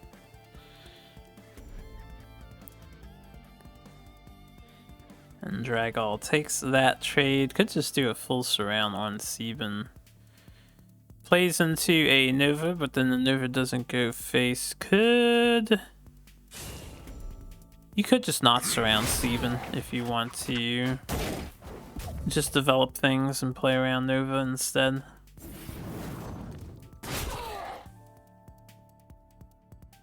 Yeah, it looks like what we'll probably see happen.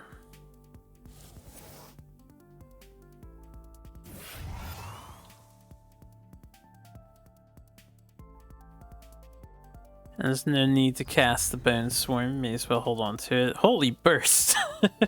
Jeez. Looking to finish their opponent off, the deck response in kind. Dragall really knows how to draw.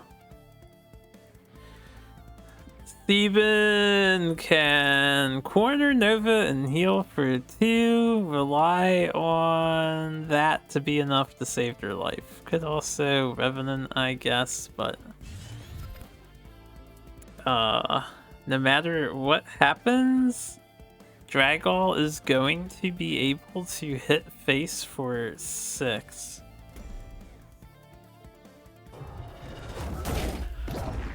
And I think the fact that Dragall can hit face for 6 means he will win. Maybe. He is blocked off doing this. But double Bone Swarm is going to clear that out of the way. Oh, baby. Double Bone Swarm. For the win. With double Wind Strike set up.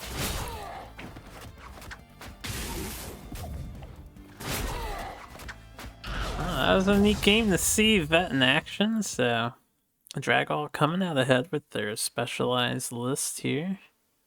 I suppose it's not really specialized, it's very, very decent at handling a lot of different archetypes. So Abyss goes down, 4 decks left, might see Songhai. Yep, Songhai is what's coming up next. They are known for murdering Vitruvians, statistically speaking. I would say they're known for being susceptible to Vitruvian, but that is a falsehood, as the stats have proven. So, Spell High coming in. I need to check humans list again, just out of curiosity, because it looks almost identical. This one has Mist Dragon seals. That is one difference I'm noticing. This one also has a shroud instead of a random backstab mask. Only one Heaven's Eclipse too instead of two, and there is a spiral technique as well, so gotta love how there's always some variation to the spell high lists. You know, not everybody just runs the exact identical one, but the variations are so subtle. Icy playing Song High. Dragall instantly replacing something. I didn't really see what that was.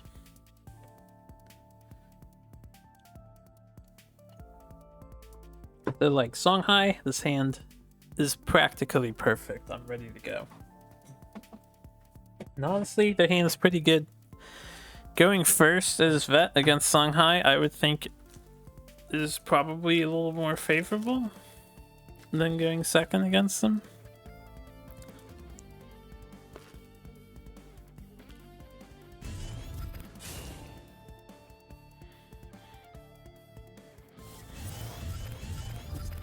Alright, we have Ghost Links. Icy replaces into a Lantern Fox, so we could see Fox Heartseeker, otherwise Ghost Link's Heartseeker would have been fine too.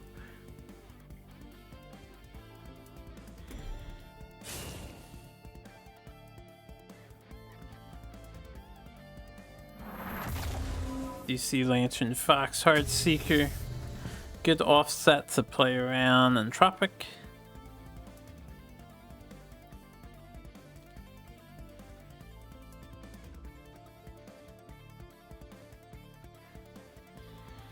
Dragall has the option of Saber Spine Tigering the Heartseeker. Two Scarabs in hand, not what you want to see. Could tempo out a Healing Mystic if they really desire, and then Saber Spine, a Heartseeker. Could Entropic. It is their one of Entropic, so I wasn't sure how likely that was to get played. Just to deny the Phoenix Fires, since Icy is still at 3 cards, but that is the choice Dragall has gone with here.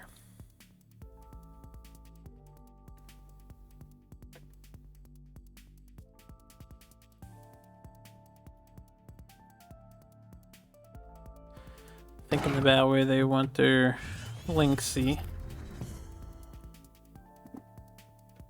It's kind of donated to Icy, but it, I guess, keeps the top mana tile in your favor. If you're looking to ramp in the Starfire Scarab, then yeah, it makes sense.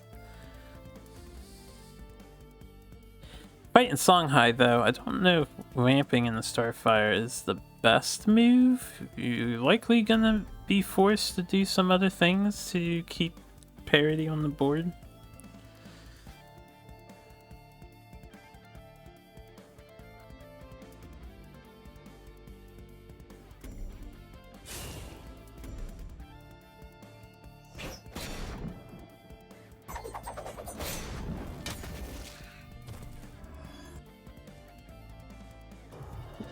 Icy able to deny the ramp with this play. Really nice positioning. Gets that board damage and plays around Bone Swarm entirely. Yeah, that is really just a well thought out turn on Icy's part. So what do you do as Dragall? Tiger gets a favorable trade on Lynx if you want it. You can ramp into your Mystic to trade into Boar. Tiger will die to Heartseeker though.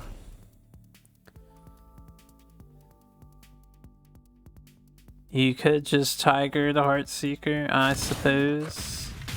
Or you could set up Portal Guardian. Nice big HP minion for Songhai to worry about.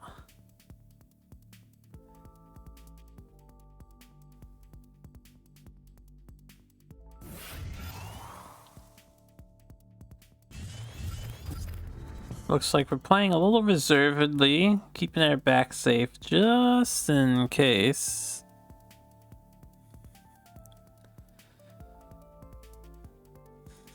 The one of Shroud is here to deal with the Portal Guardian.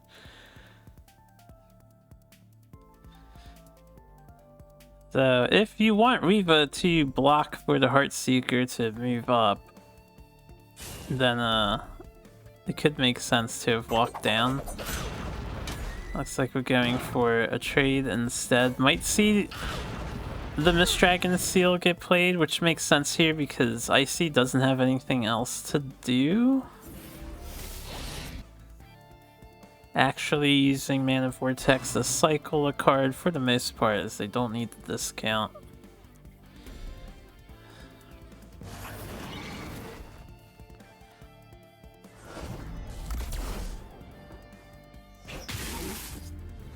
And go in the face. You know, kill that damn vet player before they get too carried away. Makes a lot of sense. We do see Tiger drop down. Tiger Link's first wish. So we'll get two favorable trades. Drago could clear the board. I didn't see where they moved to general.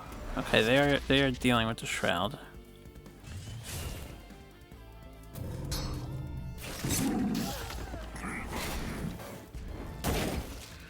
You're down to 17 HP as vet against Songhai. That's just an awful. You do have board stabilized in your favor, which is good. So Dragall probably feeling comfortable enough as long as Icy doesn't do some crazy burst on this turn. Now Icy can push 5 damage and develop a Ghost Lynx, so they could just hit face. It's actually 7 damage they can do this turn with General Punch. I feel like they may as well just smork it up.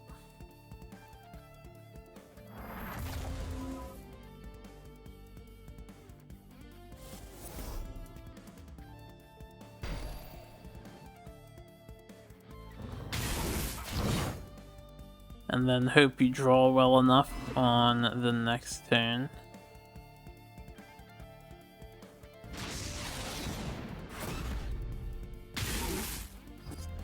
And Dragall down to 10. Icy's draws potentially lethal depending on the replace. You don't want the Heartseeker. Dragall. We have a Dispel for the Lantern Fox. We have more things we can clear with. Could heal as well. If you want to take the opportunity to set up Starfire Scarab, it might be scary to do that, but now would be the chance to do that.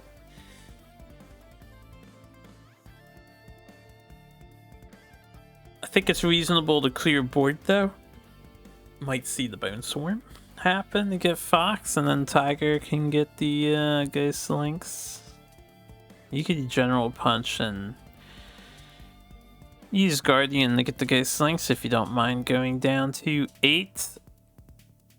It is a 7 mana turn, so Spiral Technique is going to be on the table.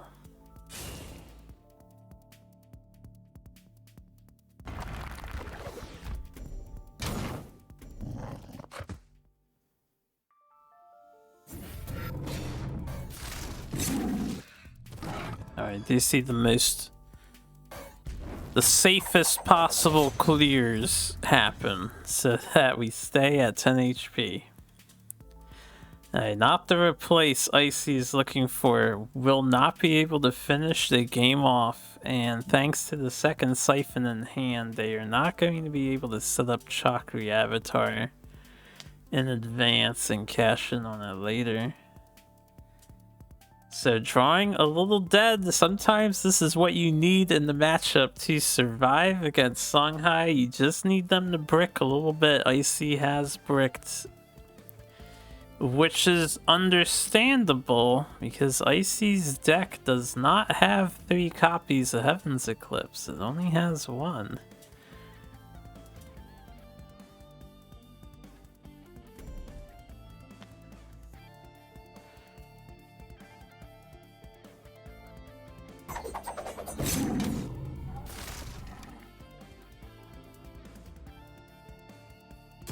Oh. Icy's just putting everything up to Dragall, hoping something will stick and threatening as much damage as possible. You get 3 cards back. If you get Spiral Technique, you might be good. They're gonna need a Rejuvenator to heal out of range. No Technique drawn. There is enough burst drawn if Dragall can't answer the whole board. The Chakri is dead to Siphon. He only needs to answer the Kaido, which he can using Arash's and the Ghost Links. They're both in range, so Dragall probably okay as long as Icy doesn't top deck replace into a kill.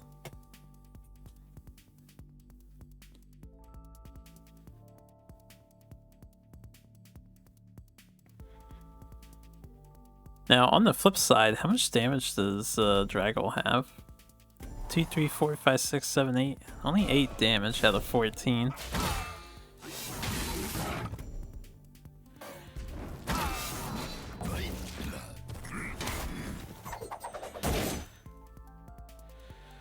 Alright, interesting exchange.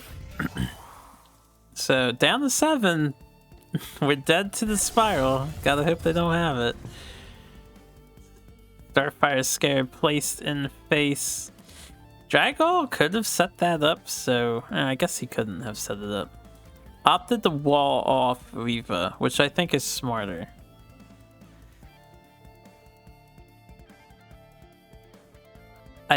Did we see any Juxtas get used? I'm not sure. Playing around Juxta is worth here. Over just walling off Riva so that Tuskboar can't easily reach you without another 2-drop. And with only 3 cards in hand, it probably won't kill you.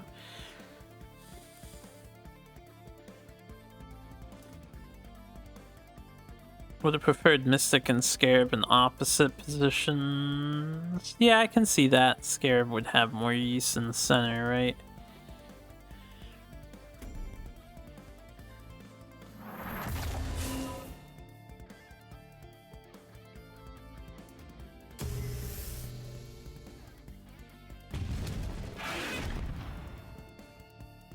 I think a positional misplay from Icy. They didn't. You couldn't block Scarab in either case, but they could have blocked the other 2 minions.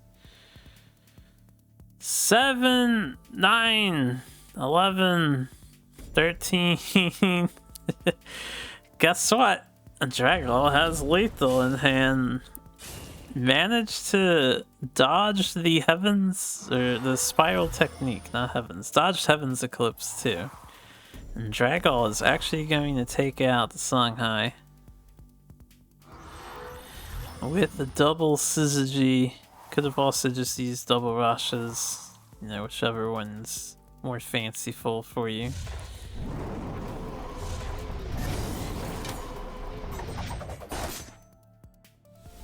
Dragall Vet Craigasm. Glad the audience enjoys it. We're going to be seeing more Dragall Vet. This is Dragall evens up the score a little bit. 3 teams left for Juve's Disciples here. You're going to be seeing a Vitruvian mirror. Well, you know, it might not be a mirror in terms of the list, but Vet Faction mirror. Untitled versus Untitled. You know what? That's close enough for me. It's a mirror match. So, Zen Ruiz Mirage Masters in this Vitruvian list. This is more of the, it's not quite Mazer's Zoo, as there's far too many spells for it to be that, but it is more of a Zooey looking list with kind of a... I mean, it sort of tops out at 4 mana, right? You've got your 3 Zenruis and 1 Dancing Blade, and is that 1 Aymara? No, it's 3 Aymaras. I guess it tops out at Aymara. I'm not sure which list will be advantaged here, so this will be an interesting one to witness. Actually, this has been a great series so far. I'm liking this comeback that's been happening. Let's see if Dragall can continue. Sieben piloting Vitruvian. I don't know if I've seen Sieben pilot Vet. Sieben gets around on his team, that's for sure. Definitely covers Magmar. I've seen him do Vanar. I've seen him do Abyssian too. And now we see some Sieben Vet happening. Both teams still have Laya left, yeah. Both Lionars are still alive.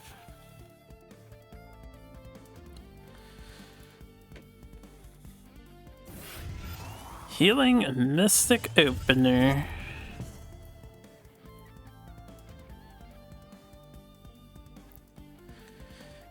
Voss's Healing Mystic Opener with potentially Imperial Mechanist taking center to lower the attack of the enemy Mystic. Makes sense to me.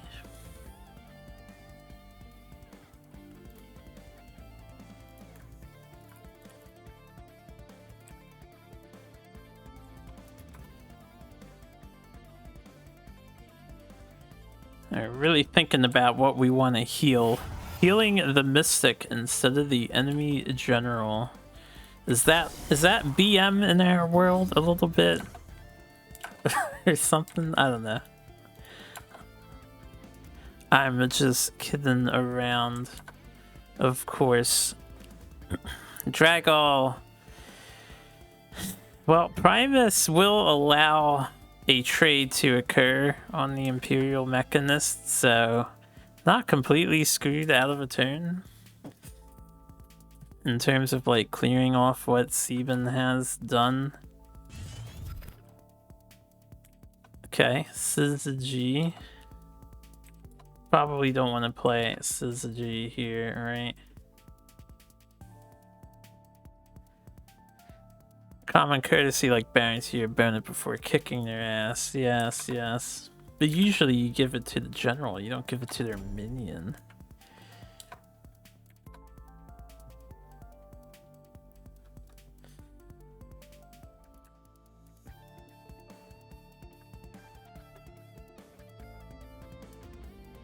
Well, we're thinking about what the hell we want to do. To be fair, I'm not sure where you position your Primus. You can't really block a mana tile with it. Okay, looks like we're doing a full clear. This was an option on the table. Yeah, I wasn't sure if Dragall would use their Rash's Curse, but very nice full clear.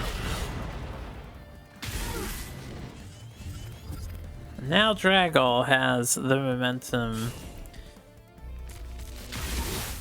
Sieben just going to deny the mana tile, heal back the full, and play a First Wish as well. I'm not sure if this is better than taking out the Mystic in advance. Getting a stronger heal and not playing First Wish and leaving the mana tile up. Leaving the mana tile up can be really bad against Vet though. So this is probably better. Because if you leave it up, you have to deal with Starfire Scarab. Vitruvian, one of the few factions you do not want ramping 2-5. I mean, usually you don't want anybody ramping because ramping is good, but Vitruvian actually has a threat they play at 5 mana, unlike other factions.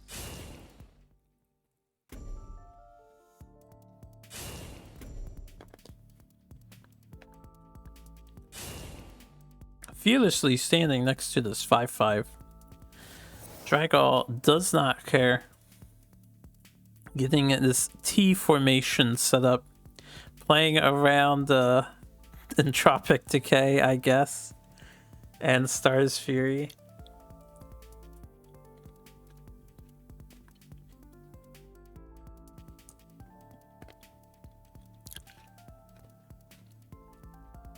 Now this is some fine Duelyst positioning right here. It doesn't really help Dragall's position out though. He's about to get bopped for 6 damage too.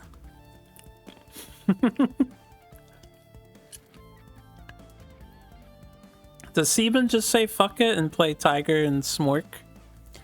Just go face with everything?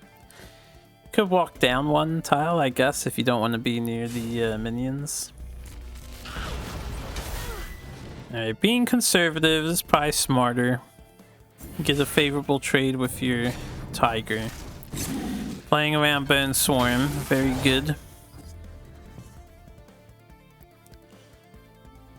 Dragall could be down to 10 HP right now if Sieben had wanted to smork it up.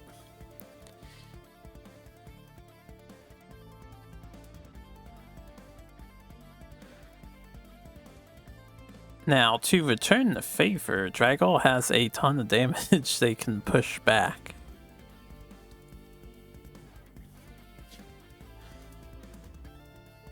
They can do 9-11 damage back to Rusty and bring him down to 11.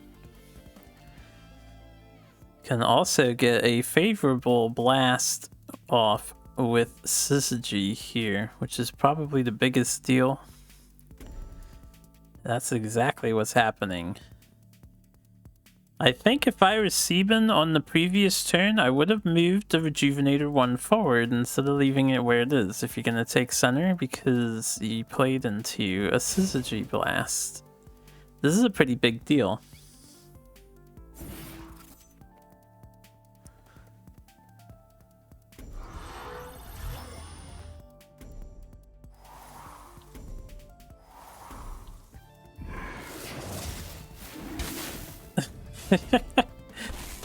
Yeah, Blast is oddly appropriate coming out of Blood Tier Alchemist, because I can just imagine he overcharged a little pink orb with energy, just fired off a beam of energy at the enemy. It makes sense in a world of magics.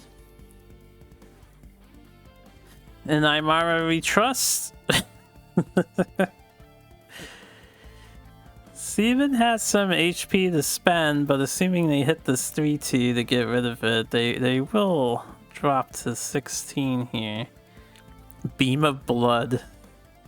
That's pretty cool. A Blood Beam Alchemist. When?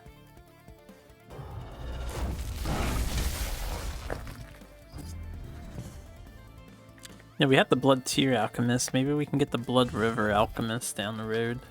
It's just a more enhanced Blood Tier.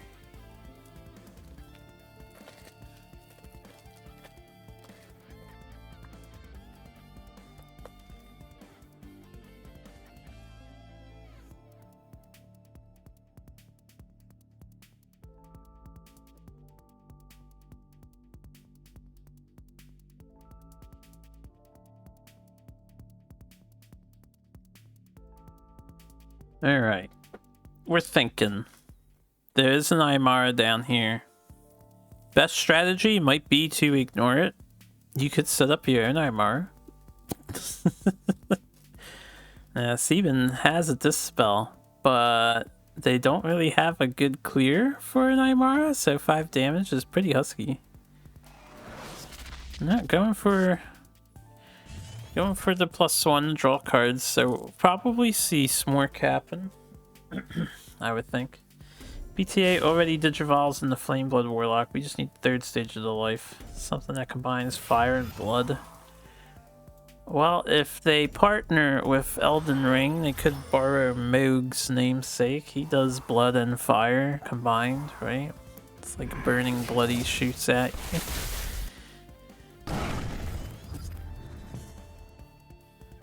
Bringing Sieben down to 6. And just sitting pretty next to Aymara. Sieben is able to kill the Mystic, right? You can clear out the Primus with your choice of card. You could do some lady locking as well.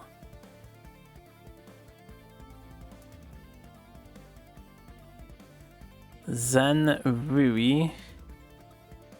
Well, now you could Zen Rui the Healing Mystic, and then your Aymara can die to Primus. So you heal for 5. That's a pretty big deal. Replace right there. Napalm Vein Archmage. Napalm Blood. That would be pretty wild.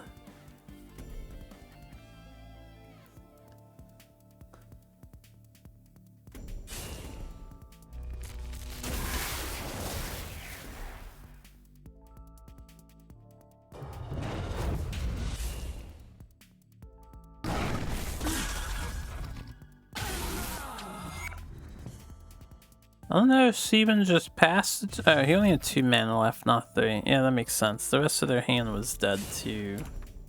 They couldn't afford to do anything. Unfortunately for them. Dragall, drawing in the lethal though. Has the 8 damage they need. And so Dragall Vet takes another victory. Is this the reverse sweep? A Vitruvian reverse sweep happening? Only 2 decks left for both sides. Lionar coming in for the Disciples. They're bringing in Lionar. Yeah, if this Lionar, is this going to be the 3rd one? Yeah, if this Lionar wins here, we might see 3 mirror matches in the same set go down, since we saw Vanner earlier. We just saw Vet v Vet. So this Lionar list is a, we all know, it's a healing Lionar. This one's a little heavier. We have Pandora being featured, 1 Circle of Life as well, but otherwise it's about your standard fare. I am noticing space was made for a singleton Rusty Crawler. Don't always see the Rusty Boy make it into the Lionar list anymore, at least not on Team Wars. Rust Crawler won't accomplish a whole lot unless Dragall plays Wind Strikes.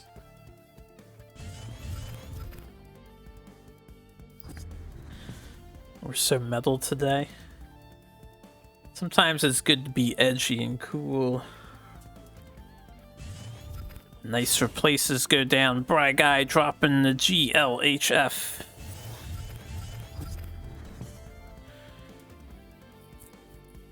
Throwing Tempest away.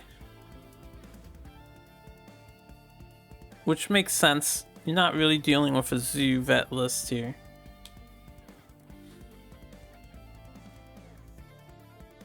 Probably we see, what's it called? You could see Bladum Opener, Silverguard on the same side as Gaze Links, or we could see the reverse Forehead. So 4 legs opener, since it's at the legs. Yep, that's what we see. I was thinking about the aggressive opener. That's very unpopular to do anymore. Is the aggressive opener very unpopular to put your minion in such harm's way. I feel like the competitive side of Duelyst has definitely moved past that as a viable option. Unless your opponent skips turn 1, in which case you might do it.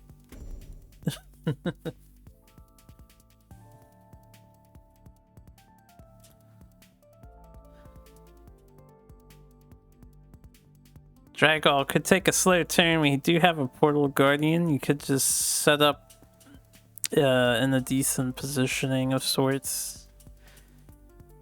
We've seen Dragall do an aggressive Entropic Decay before. Could see it happen again. I don't think we will, but he could get a 2-drop out with Entropic Decay if you take the top and bottom tile. Dragall's moving forward, unfazed, going for maximum tempo. Not afraid to get provoked by a Silverguard Knight.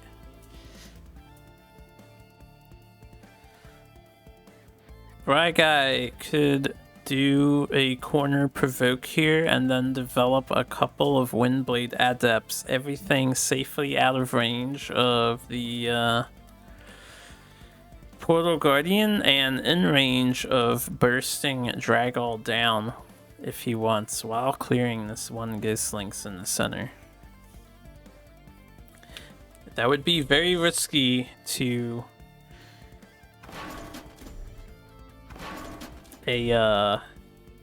Dispel and Entropic follow-up. Looks like we're choosing to just do a Martyrdom instead. God damn it, why is there a 2-mana kill anything spell? No drawbacks. This is so fucking affordable.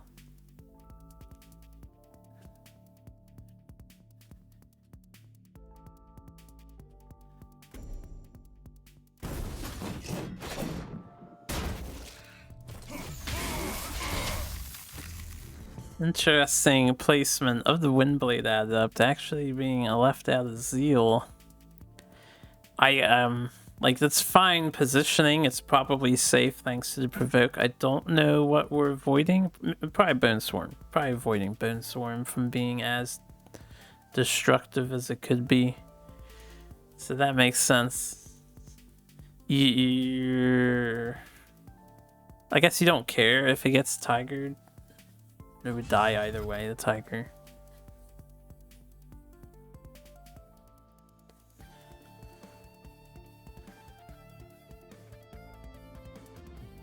Dragall can use his Bone Swarm to clear this Silverguard, but then only stuck developing a 2-drop. Could also develop a second Portal Guardian, but then you don't clear anything.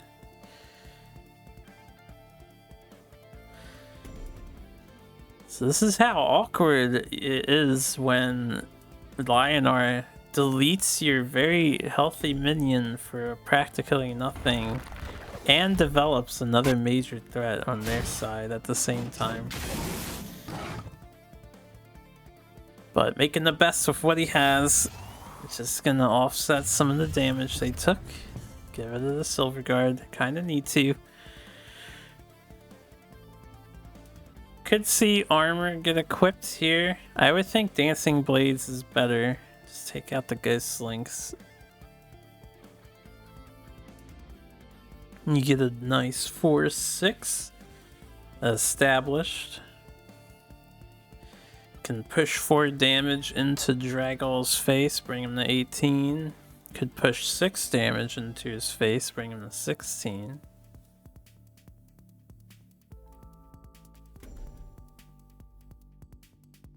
You could 2-drop an armor if you want your Windblade on the mana tile.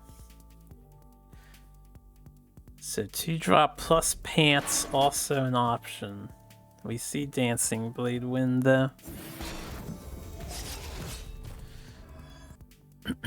Now, what are you gonna do with this this Windblade Adept? Assuming you don't want to play into another Bone Swarm.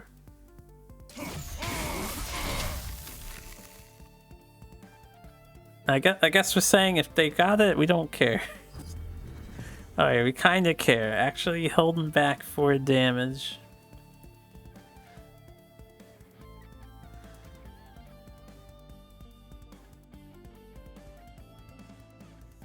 Dragall's HP is pretty decent considering how the match has gone so far. Not an awful position whatsoever. They can do a blood tier with their general to get rid of Windblade.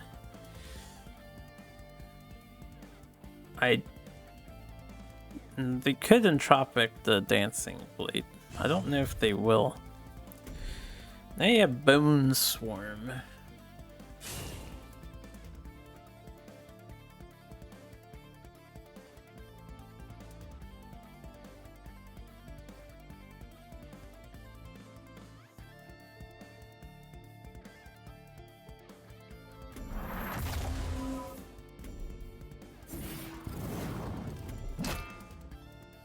Going for another Portal Guardian development. Pushing some face damage with Mystic before it gets wiped out by the 4/6 more than likely. The pants are thrown to the side. Not good enough.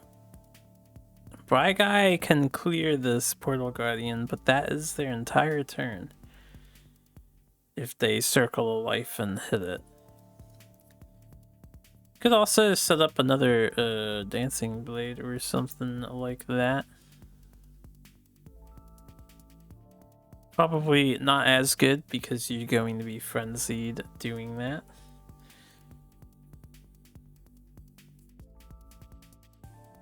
Could do Windblade Holy MO. Push for face damage.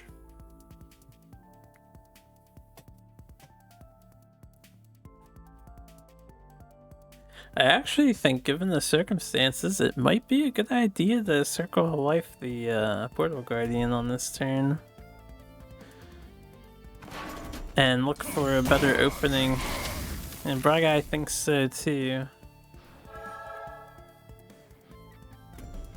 Because depending on how careless Draggle gets in positioning, you can have a really nasty Holy MO.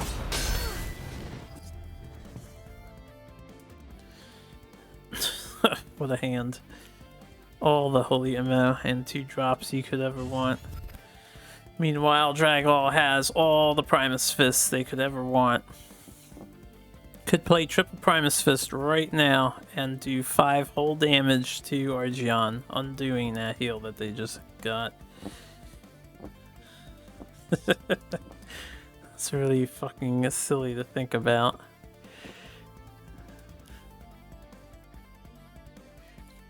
Could more reasonably do like a First Wish and fish for some other card, maybe First Wish Primus Entropic after you position correctly to get rid of the Dancing Blade? I don't know.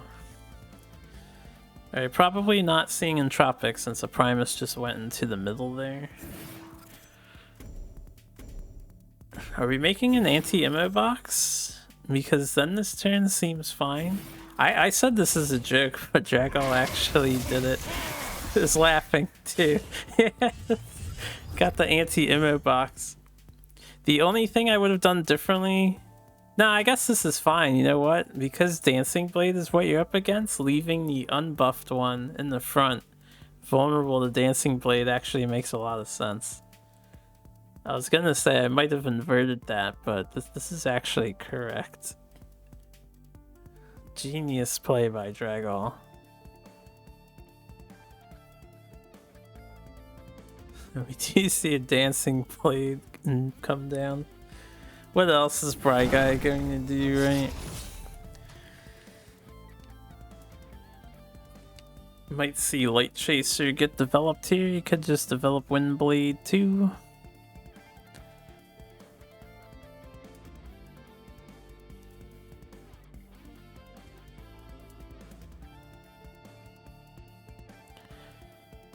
Gotta worry about Syzygy and a potential Star's Fury. Now, they haven't seen the Star's Fury yet from Dragall, so I don't know how hard of a read Jive's Disciples has on Dragall actually having that card, because it's only ever been replaced.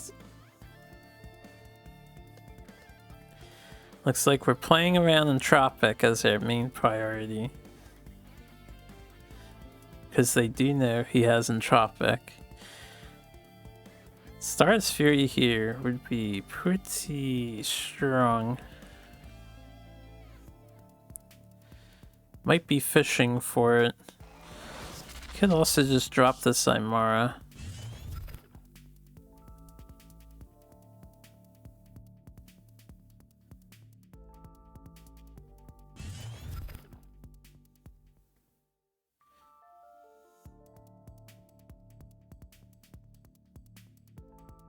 The way I see it, just due to the Primus positioning, you probably aren't Entropic Decaying a Dancing Blade here. Makes it too awkward to work with. You could, I suppose.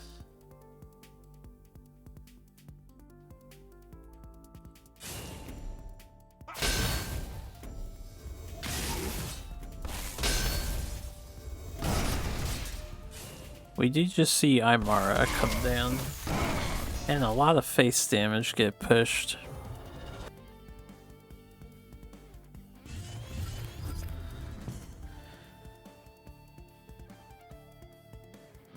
Well, Bright Guy has to be careful here.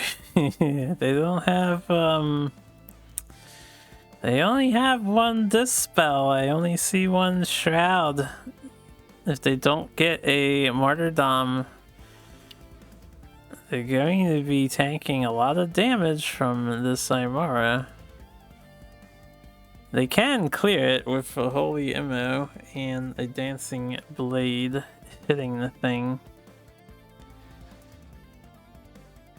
Bright Guy could, like, staying in this position, do double T drop so it's above Xerix and then Holy Immo.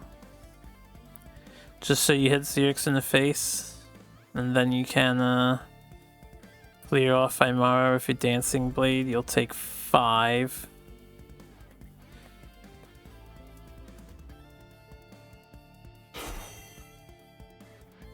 Nope, not hitting face, just going for the clear. Might see Rejuvenator get played then to offset this damage. Which makes a lot of sense too.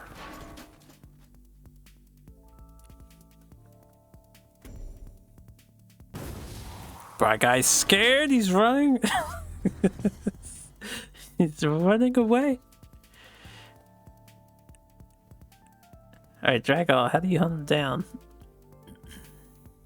I don't think Dragall can actually pull out lethal here, so Starfire Scarab might see play. If we need more mana value, could do Shrike with something or other. Might see Rasha's just to clean up the Dancing Blade too.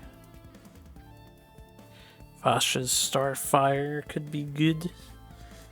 Dispel on the 7/4, so it's not a concern to you.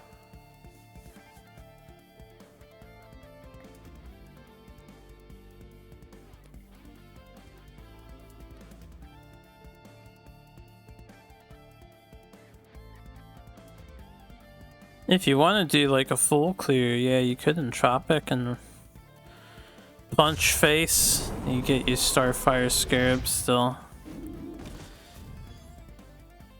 This could be a pretty good idea. Worst case scenario, doing this, you get martyred, which will heal you back up to almost full, but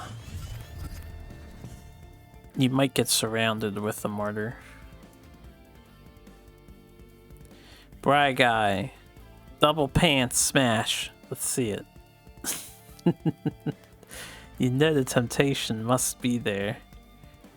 Realistically, I think one pants Windblade Shroud to dispel the Starfire Scarab.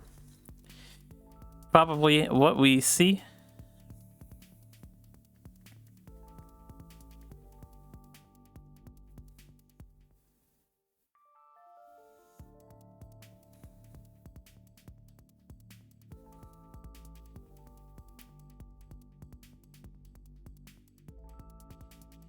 there may be some other variations of moves to consider. I don't really think I would consider anything else outside of Shroud. Armor and a 2-drop for mana efficiency. You could do double 2-drop, then you're floating 3.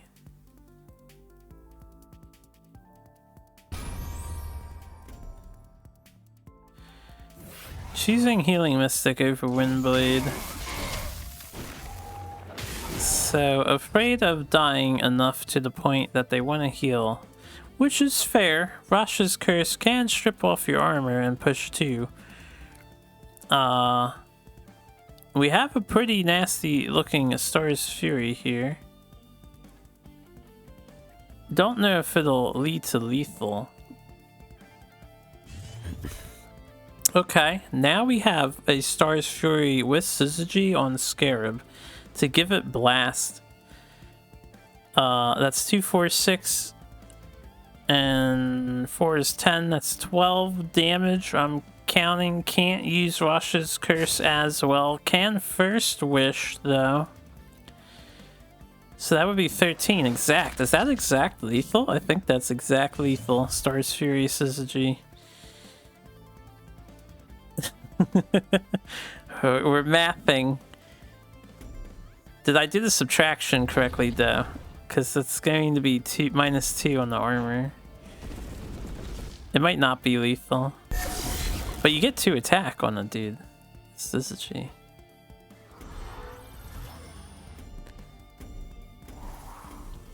Ah, card's highlighted. It was lethal.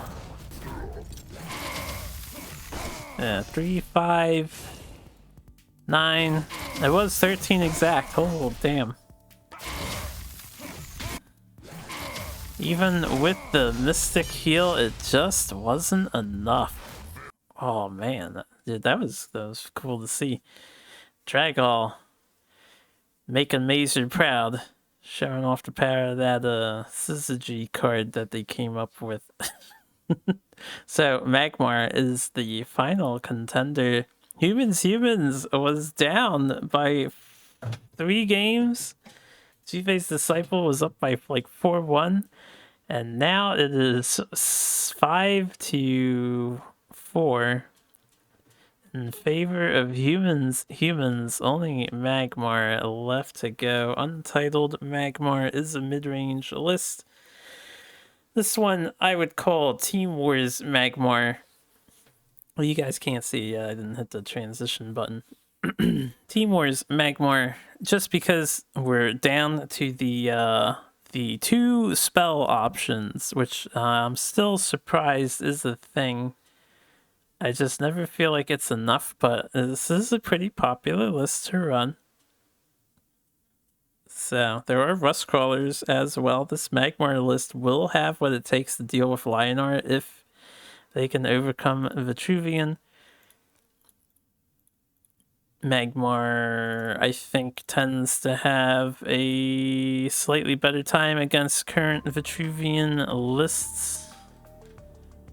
There's no healing in this list. There's just Rejuvenator and Mystic. There's healing, so never mind. It'll probably be okay against Dragall's slightly burstier capabilities. Ollie coming in as the Magmar pilot for Jufei's Disciples in the Last Man Standing.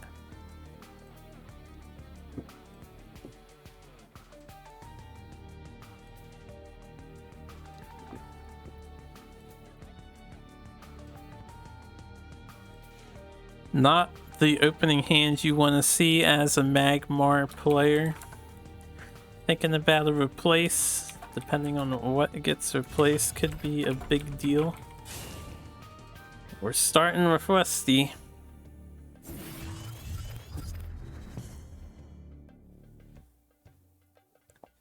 You gotta do what you gotta do. Forehead opener with the Portal Guardian seems pretty good to me. You know, actually exceptionally good. Dragall, you know, they don't know that there's no Nat Selects in this list currently, but there are no Nat Selects in this list. It has been completely dropped in favor of minions.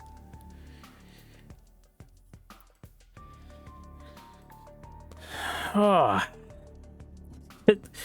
Could see a 3 and 2. You don't even have to use the Vindicator's ramp ability. You could just back it off after taking center tile with it.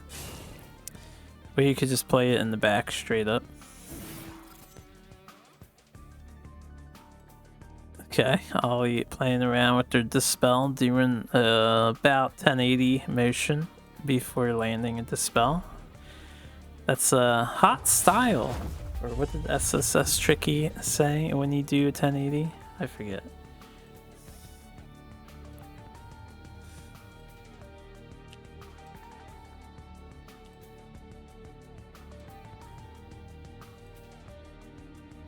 Drago could try again if they want. Just do Ghost Links into a second portal. Longer than an hour, but you caught the finale. Yeah, you're just in time for the finale of your set. It's been a fun set to watch.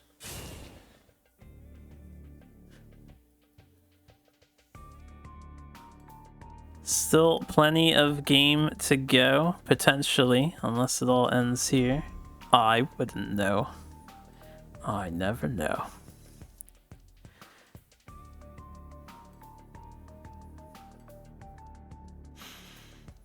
If Dragall doesn't do 2 and 3, I'm not sure what else they would do here. If you're really worried about that Vindicator ramping, you could, yeah, you could Rosh's Primus. That'll answer that. So, I didn't think we would see it because it's only 4 mana. Worst thing Ollie's gonna throw out is a Veteran Silithar.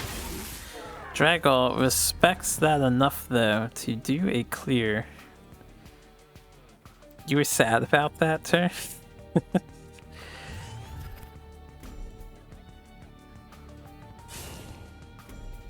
Yeah, you could have been shut out with development and a Siphon Energy. The boys are back in town. We have double phalanx are being developed.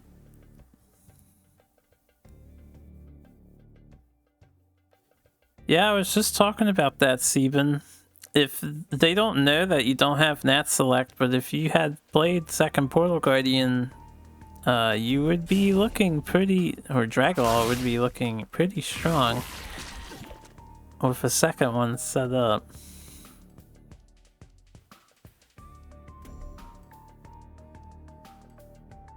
That's true, you are playing in the Fountain of Youth a little bit. You haven't seen Fountain of Youth up to this point. I think you can surmise it's probably not in the deck. You have been fighting Dragall for 3 games now.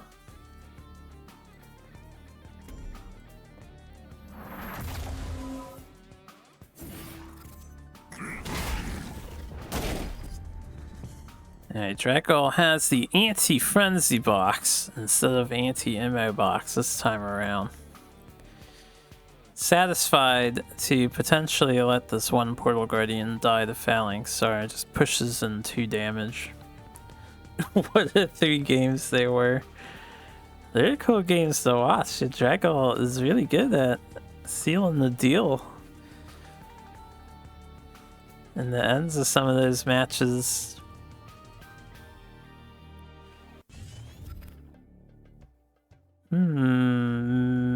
Value meta.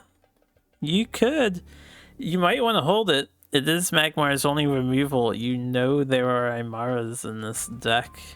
You know there are Starfire Scarabs in this deck. Whatever Ollie decides to do, they can only play 1 card. You could drop Spirit Harvester now, and then maybe you just get meta combo on the following turn. If they don't dispel it. You wanted to meta here. I can see the merit in holding meta. The boys are practically dying to Harvester though.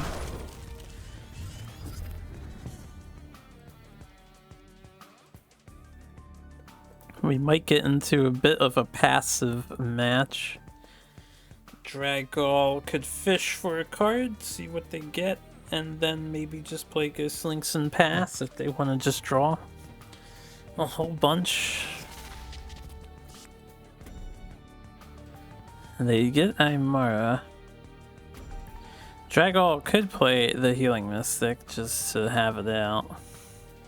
Could even heal his Primus up so it sticks around, or the Portal Guardian so it takes an extra hit.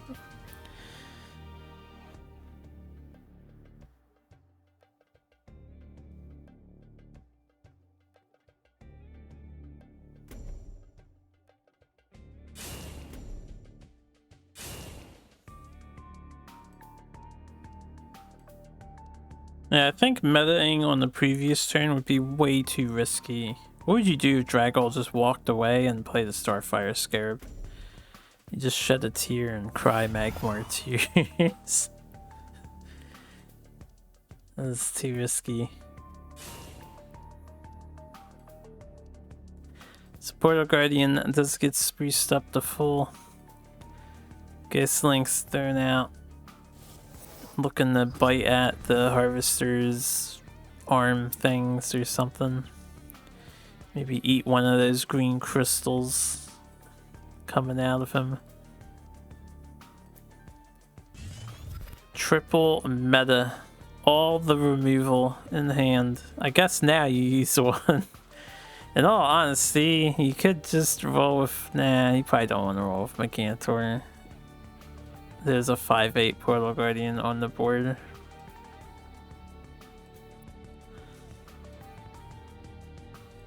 I'd meta.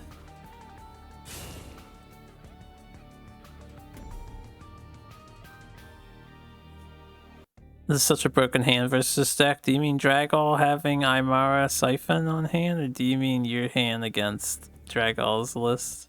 Or Ollie's hand against Dragall's? Oh, triple meta versus Dragall vet. Yeah, it's pretty good. Ollie busting out the Lionar laugh.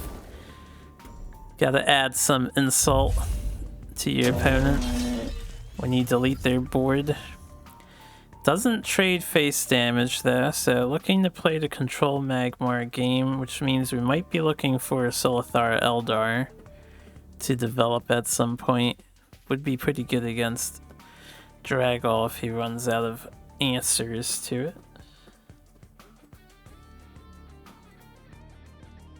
Dragall on this turn, I suspect Siphon Aymara. You could Siphon Starfire Scarab too and just walk out of range with that.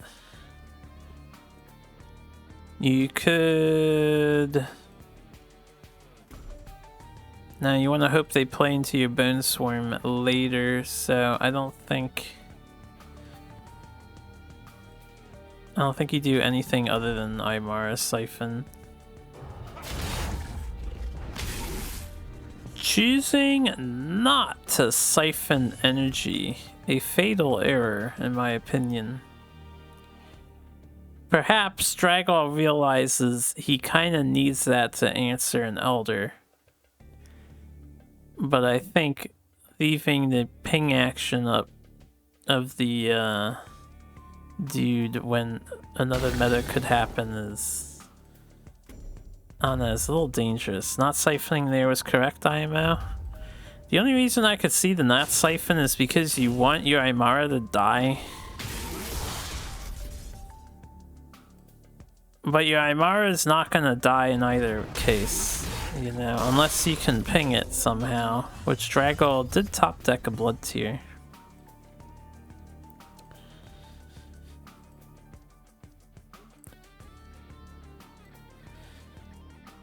Meta clears it anyway, this way you hurt your own minions. I do follow that logic. I do. But now Dragall took 2 extra damage because they didn't have to throw anything into the magma, so I'm not sure it's worth it. Because using that logic, the only minion that's going to take damage on Ollie's side is a 2-mana minion. And I don't think you really care if the 2/3 becomes a 2/1. Because that's the only thing they can play with the meta on an empty board is a 2-mana. So I think not siphoning is a mistake. We'll see, I suppose, if Ollie wins or if Dragall wins.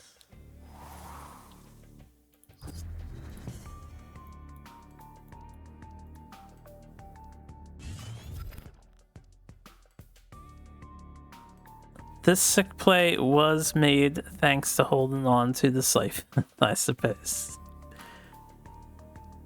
The old egg blockerino. On the flip side, you can think of this as a hand extension for the Magmar player, because now they can play around the egg. It's not like they have Nat Select in the deck. They don't care if the egg is up. I think I stand by the fact that not dispelling the Harvester was maybe a mistake. It's at least, I won't call it a mistake. It's a direction to take. It's definitely an option to do. It's not the option I would have done. I'll word it like that.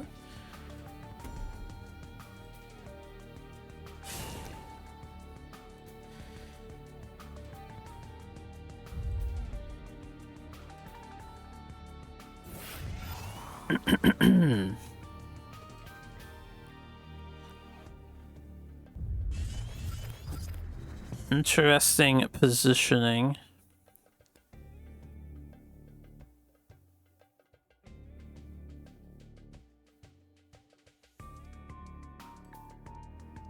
Going with the minion swarm, it is a little awkward for Dragall to deal with all the important things that they want to deal with here.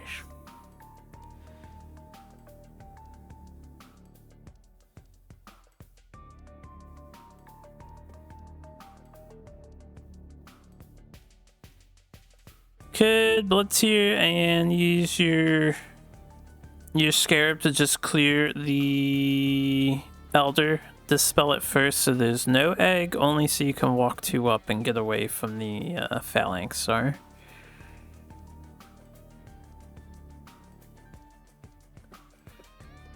And then you really need to be concerned about Commentator. With Blood Tier, you get to develop a Shrike. No, Dragall's at 9 mana. They actually could do Windstrike, Blood Tier, and Syzygy on this turn.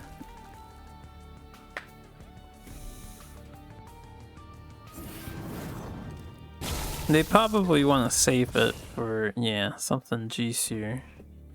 The only reason to do Syzygy there, you could have boosted the Scarab's attack so it didn't need the Blood Tier, and then Blood Tier could have gone, I guess, into Mystic. Doesn't really make a big difference.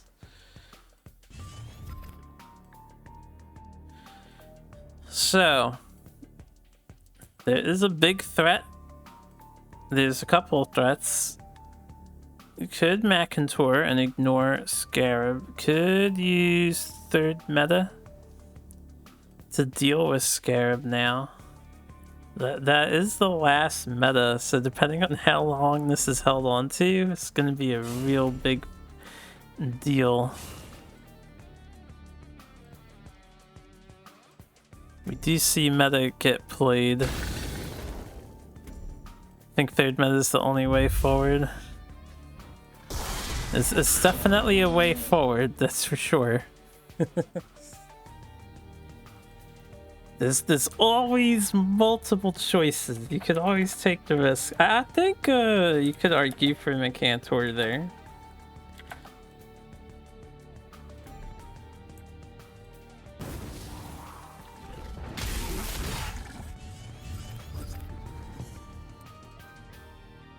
Gotta hope that Dragall doesn't have it.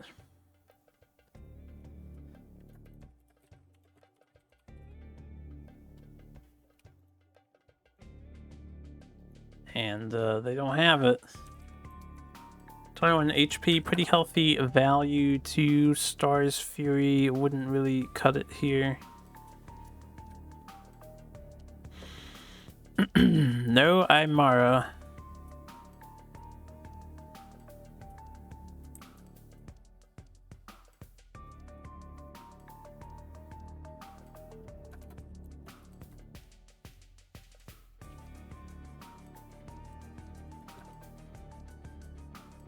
Dragall's going to be in a tough position because we can see Ollie has double Macintor.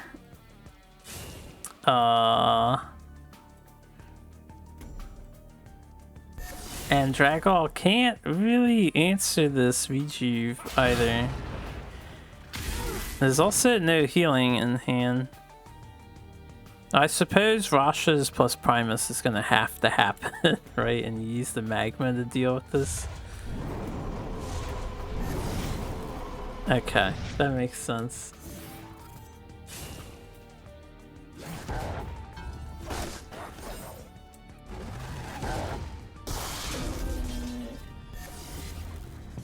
Only need 1 damage for Ollie to find lethal. We don't have the 1 damage.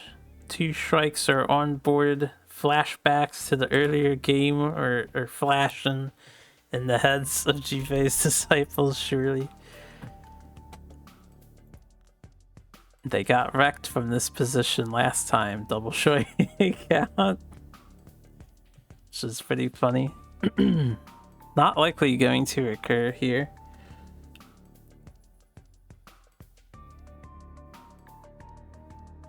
Honestly, Ollie could take it slow. You could Macantor that top strike and Primus. You could just Smork. If you're feeling comfortable at 19, how much damage can Dragall really do to you? You could do this too. Mix the two. Rust Crawler being used to get rid of the staff. Surely that was unnecessary, right? You could have just taken 4 and...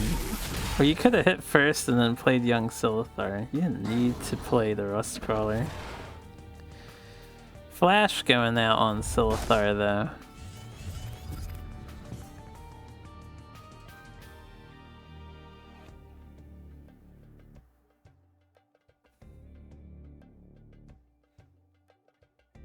Dragall's in a tough spot. Only 5 HPs.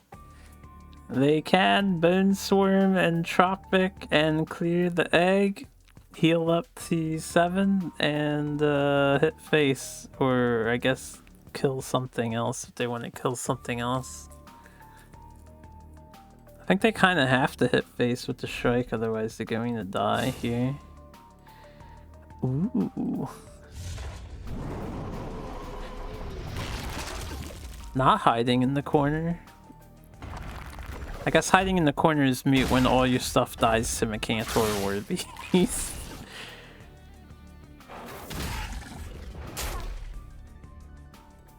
No, play around Macantor. What are you doing? There you go.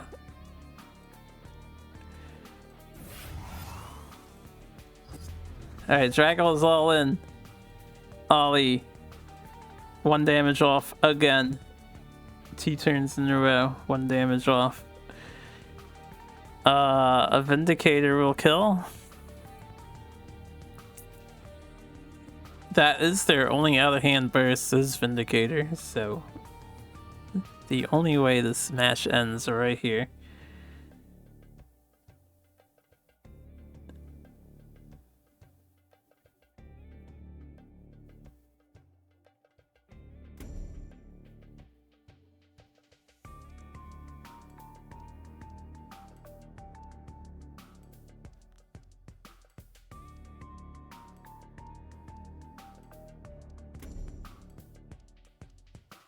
We're really thinking hard about moving our Macantor before replacing. Huh, not looking for the Vindicator. Even taking 4 damage. I see. Deciding to just play out the Rejuvenator with Macantor since you can. I think that's a fair call to make. You know your deck. You already played a Vindicator. I think there's only 1 more. Is it 2 or 3? I can't see the number from my perspective. So definitely a fair call to make. They only have 2 cards in hand. Dragall not likely going to kill you on 2 cards. is fishing for something. Does get the Star's Fury, probably the closest thing that was going to kill you, but thankfully Ollie played around Star's Fury and healed. They only have 10 damage. 3 off lethal.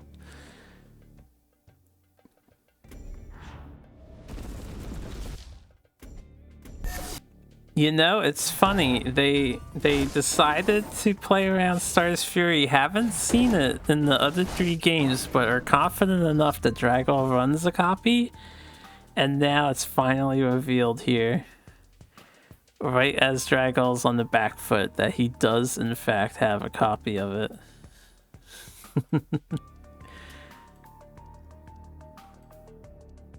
Oh wait, yeah, you just died to his Lio. I'm a dumbass. You do know that they have it. You finally saw it in the Lio game.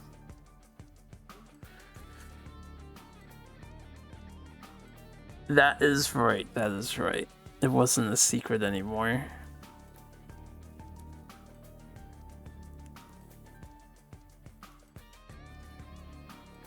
I'm surprised Elder got the boot. I guess you feel slightly safer with Archon, but they are at 9 mana. It's not like Archon is gonna... I guess Archon stops Time Maelstrom. That's a big deal.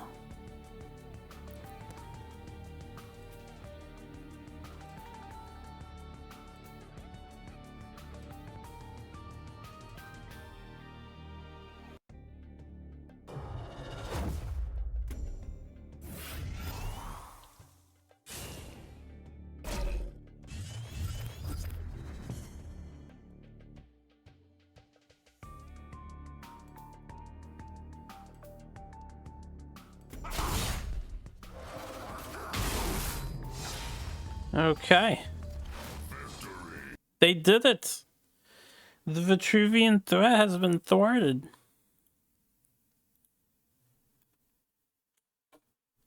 Hold on, I gotta respond to something.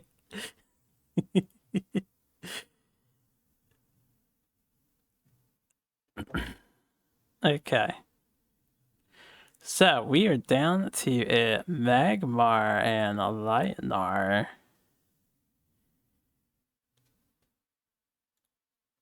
For our final game, 5-5 winner takes all. Sorry for the delay there. It's Heliodar, to nobody's surprise. So we have Iron Cliffs in this list and Singes. Both were lacking from the last list in favor of Pandora's. On Juve's Disciples side of things. There's also one extra Dispel, as we do have the ever popular One Shroud, One Light Bender, which humors me greatly. It's just the Lionar decks do it. No other deck bothers to do that. It's just the Lionar decks do it. I'm not even sure how consistently good it is either, but I suppose for Team Wars it works out for the Lionars, considering their record that they have. Mezelgi versus Ollie. Winner takes all.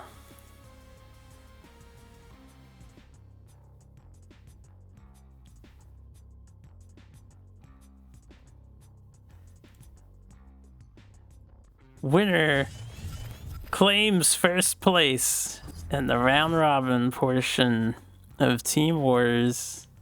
Couldn't ask for a better end to the first and second fight. Sebin saying they made this mag deck specifically to beat Lio, which is why you didn't want to send it in the vet. If it lost, you had nothing for Lio. Very understandable. And then the Vitruvian started sweeping. Which was no good.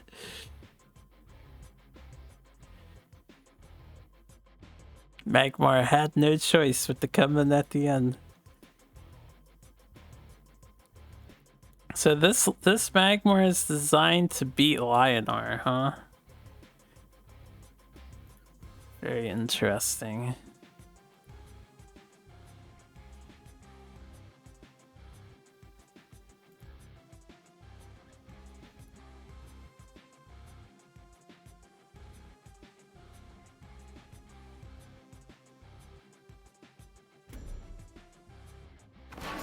And that's what you have to think for a minute. What combination of 2-drops do we play? Very defensive positioning on the Light Chaser, looks like. No, we're undecided on where we want to put it.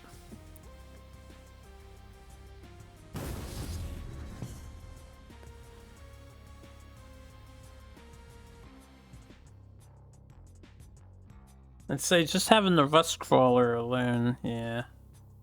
You're pretty ready to go against Lionel.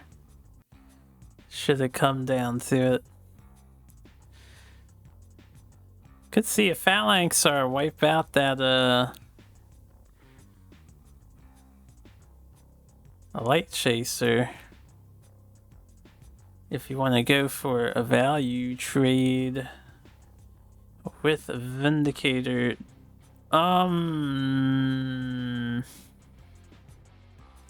I don't think you can play everything in a way that you clear the board. You're trying to figure out how to full clear? Yeah, I don't think you can full clear here. Vindicator, like, can't hit and touch the monotile. Unless your general doesn't hit.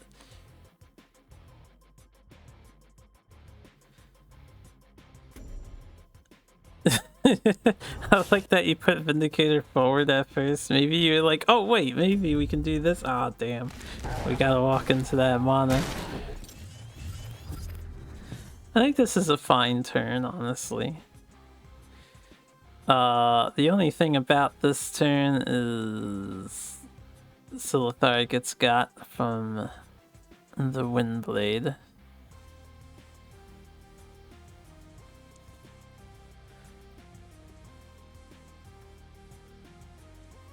Doobadoo, doobadoo. Oh, we see Pantsu.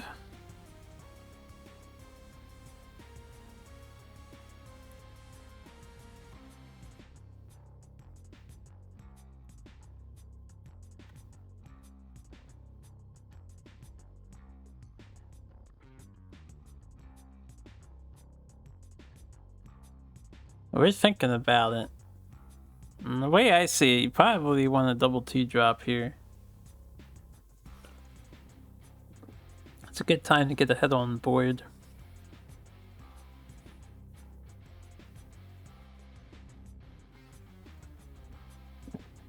You're glad I wasn't playing against you? What do you mean, me? I'm not very good.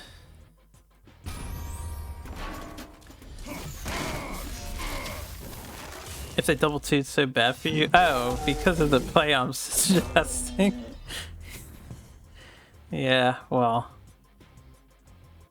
I would like to say it's intuition on like what I usually speak what I would do first, right? When I'm sharing options, and then I throw out the other possibilities, but sometimes it also comes from knowledge of what both players have.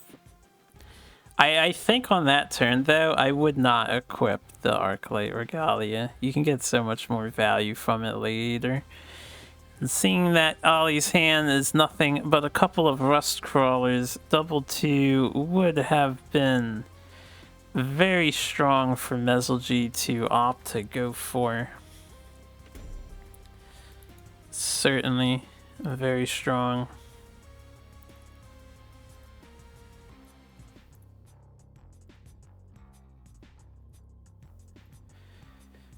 Meanwhile, on Ollie's side, you know, you could play the Rust Crawler, or there's this line of play, maybe not as popular, but you play a Rust Crawler.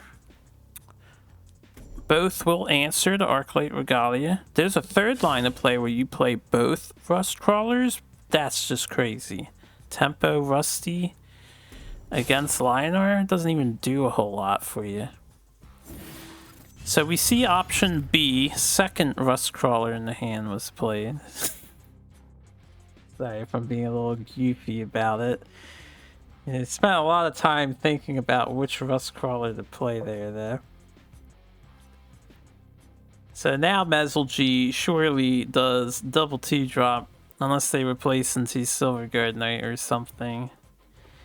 And then they can do a 2 and 3.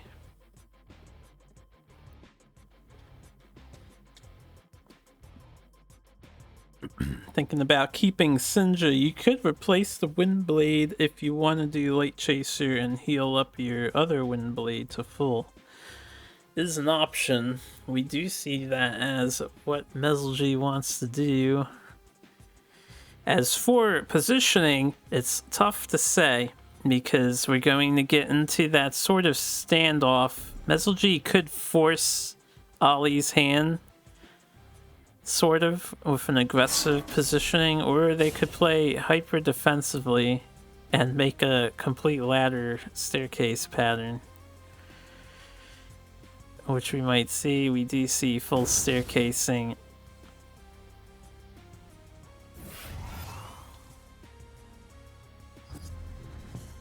So a decent mix of defense and offense. You know, you're gonna force Ollie into a corner. Ollie, if they want to, can just throw their things away and play Harvester. Can actually full clear the board and play Harvester, take 3 damage. End up with a Silithar egg. Could do a meta play and full clear the board while keeping your Rustcrawler and young Silithar alive. That is also on the table. I would probably not do that myself just because it's Lionar. You know they have endgame in this sort of healing Lionar deck. You're gonna need those metas. There's no answer for an Ironcliffe Guardian in this Magmar list besides meta.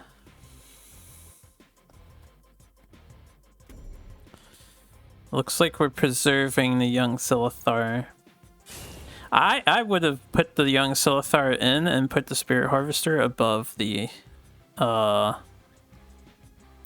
like Silithar 2 forward, hit Mystic, and Harvester protecting the egg in range to strike Mezelji. That's what I would have done.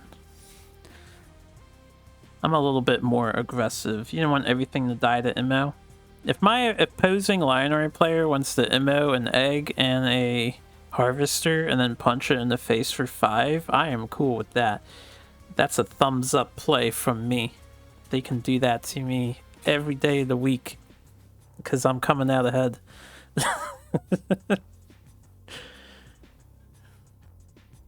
But I understand if you aren't okay with that, if you are not Harpoo, then I do see why you would not want to put your Harvester in such a precarious spot.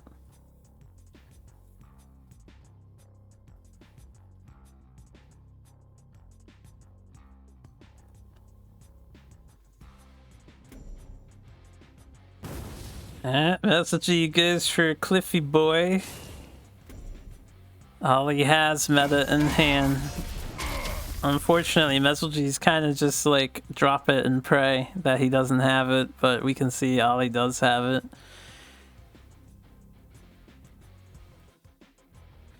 And this is kind of the reason why I like to play my Harvesters aggressively. 5 damage is a lot of damage. Pushes your agenda really hard, really fast. One thing about mid-range Magmar, if you're not featuring Elucidators or the Tri-Luke combo, your game plan is usually to beat your opponent down with your 4 or 5 mana minions.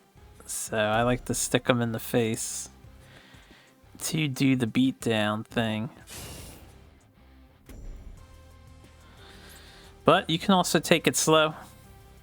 Silithar Elder is a very real win con to work towards.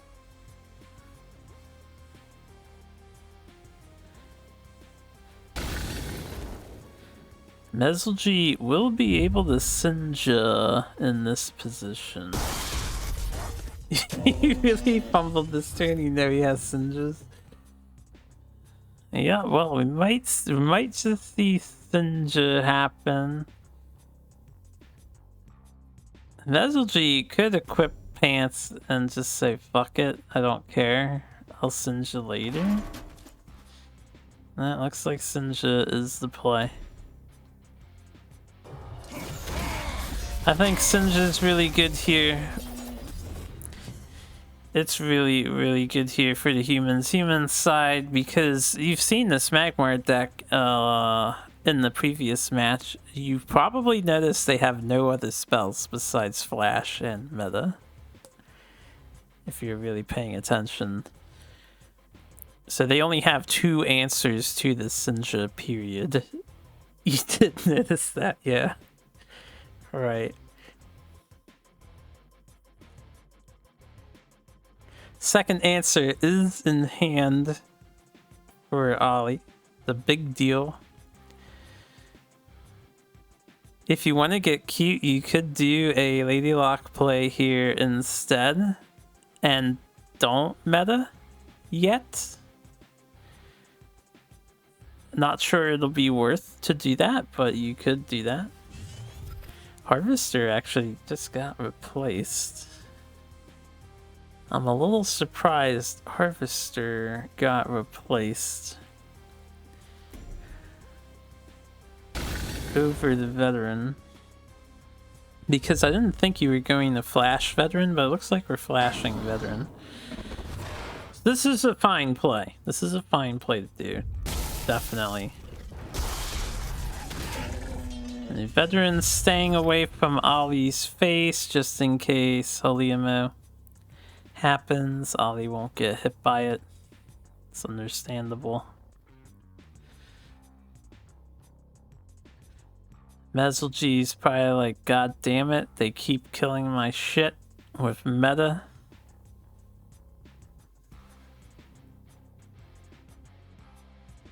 Though to be fair, Lionar can kill Magmar shit just as efficiently with Martyr and stuff. Could see Arclight with Alia go down.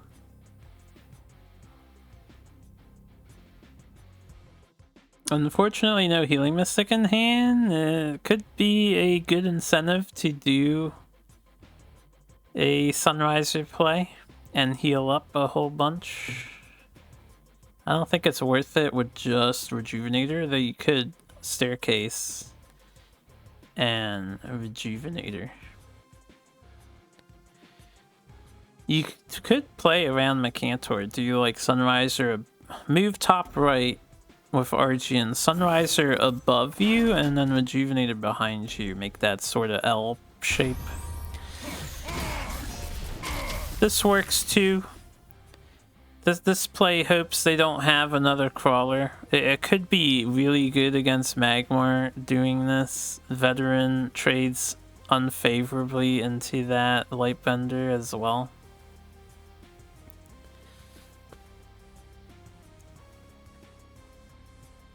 So not a bad Dispel.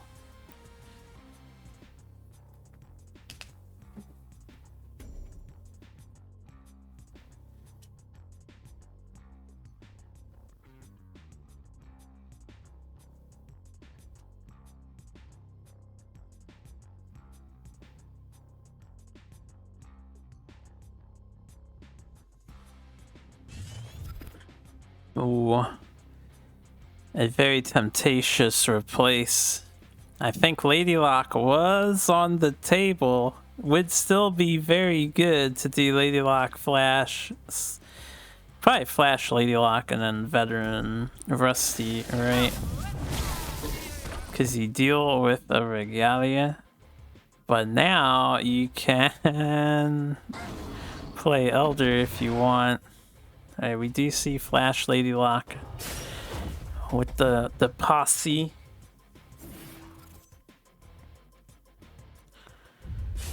This time she's hanging out with a giant lizard and a giant worm.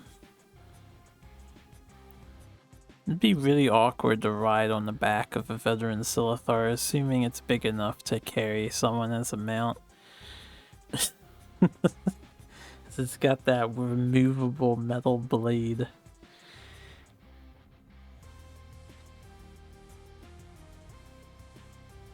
Anyway, this is a pretty good turn. Ollie could have also opted to just do Rustcrawler and Elder. Would have been a pretty good turn too. Rustcrawler Elder, looking at Mezelgee's hand, probably won the game because they can't kill the main body and dispel both. They would have just lost right there.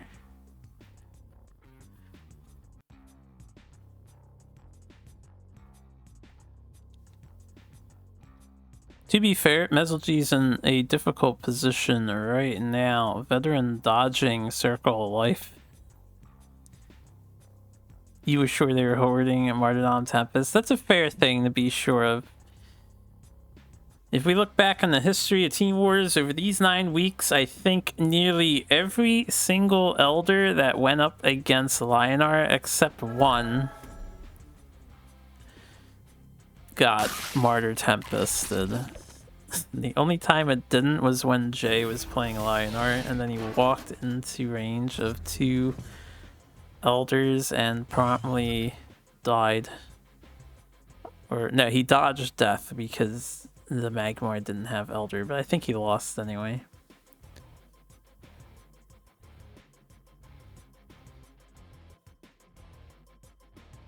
Mezelgee able to flee.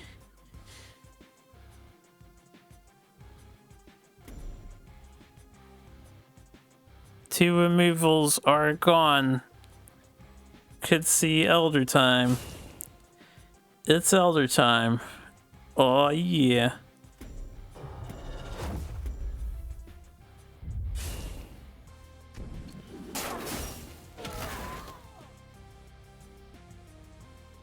Yeah, I see no reason not to go face with the veteran here. You can't really protect your Elder any more than you already have, right?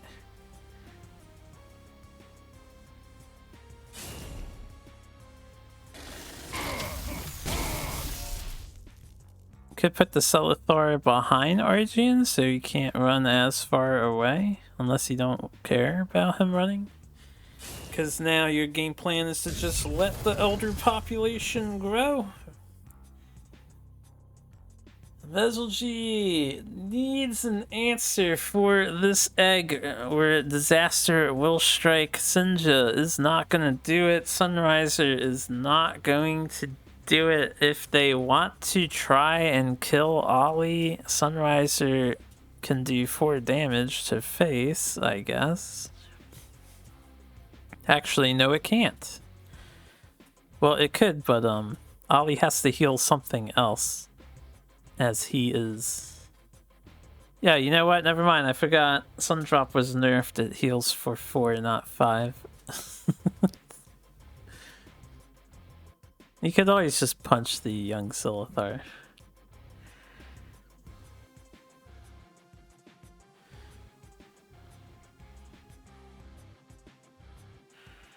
Seeing a possible Sinja. I feel like you might want to race Ollie kinda and hit him with a Holy Immo here. Just clear the veteran Silithar. They're both dispelled, so... Developing Sinja... I mean, Sinja is a nice threat. They only have 1 more meta left, so Sinja might be good to develop here too. If it's gonna stick, now is the time to put it out.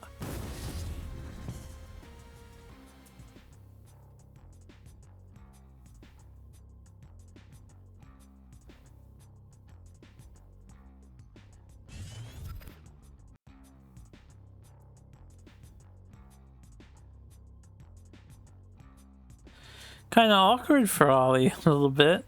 You could just use a Lady Lock to stall, move your Elder down, stay out of range with your general, and let the Elders get out of hand. I think Lady Lock stalling is completely reasonable here. You could even just have Lady Lock surround Arjun on the bottom left corner. That would be really dangerous for Mezelgee. Move your Elder down to, and then their Sinja is gonna be hard pressed to help them.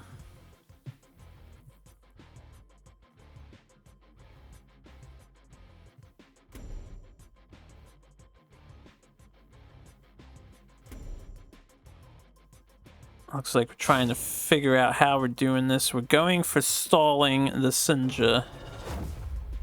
Definitely a rope turn. I think this is fine. One of them is gonna die for free. I don't know about moving Elder One forward as opposed to 2 down though. Just having it more centralized would probably be more useful. Mezelgee's still in a lot of trouble here. They can get a pretty sick holy ammo.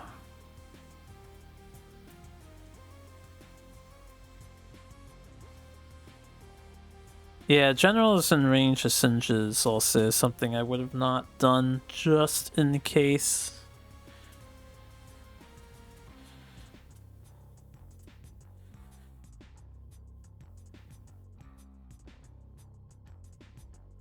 Can Ollie stall? There's a lot to look at here. Sunriser, double heal. You can move Sinja forward.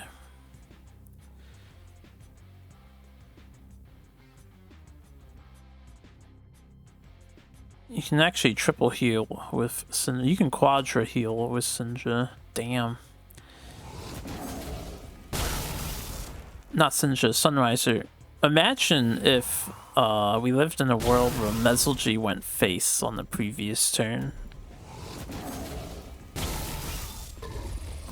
If Ollie took 4 in the previous turn, they were at 11. They could have died on this turn. I don't know if that was the optimal turn from Mezelgee, but they're going for the win now. It might be too little too late though.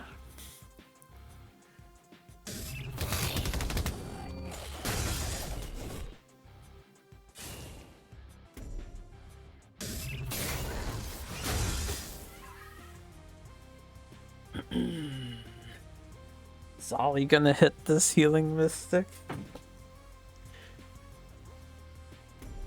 No, I think we'll see Vindicator Archon, right? And you make a straight up line of defense.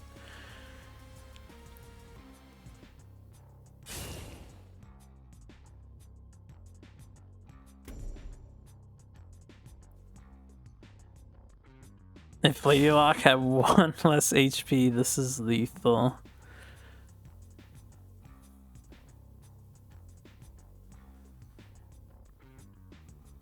Against Mezelgee, you guys had 24 damage. They had a really good clear and a lot of healing. Oh, Mez had lethal on you. If Locke was a 2-2, I see, I see. Well, that's not the world we live in. I think Ollie can get away with it. There is a Tempest, but the egg is in the way. You gave the Elder Egg Rush. Yeah, I noticed that too. Young Silithar is currently saving Ollie's life from death. Well, Ollie also needs to turn that Sun Drop into a less than 4 mana card so that they can holy ammo. Weekly puzzle moment.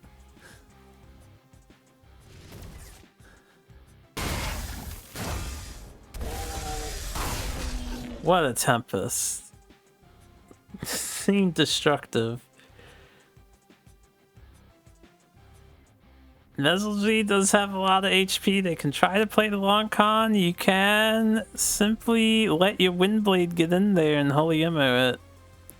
You clear a lot of stuff. You don't clear everything though. Choosing not to do that.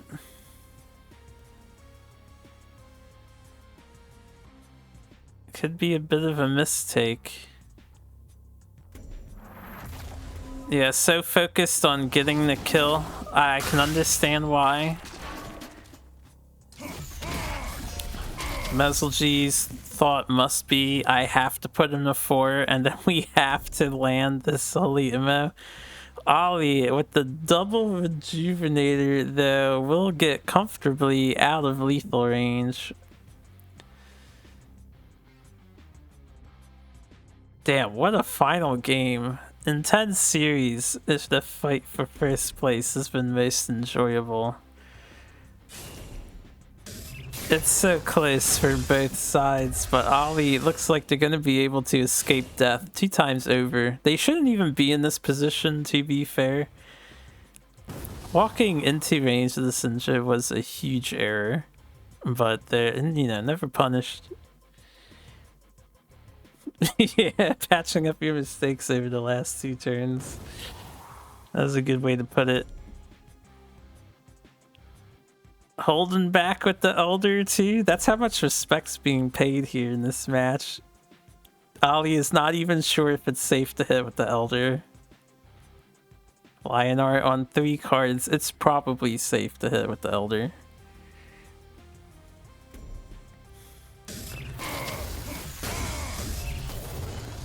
Attaboy. Yeah, I say it's safe because one of them's hatching. So you're gonna have an Elder up. Almost guaranteed.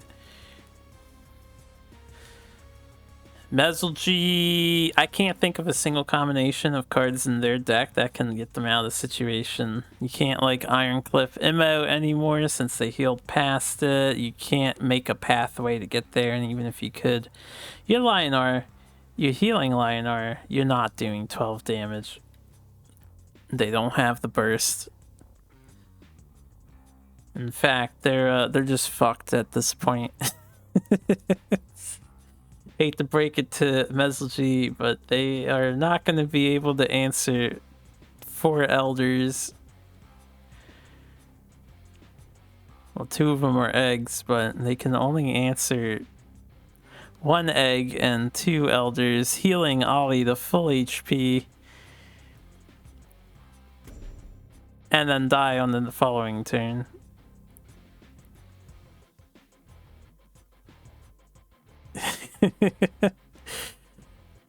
Standing in range of 24 damage, actually 26 damage, if that egg can get out of the way.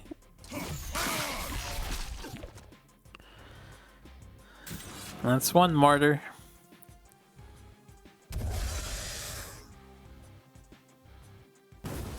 The tears go out. Yeah, what are you gonna do? Ollie with the well played Vindicator. Phalanx are 5 damage out of hand. We'll wrap the match up. That was a great series. Nice to start off with.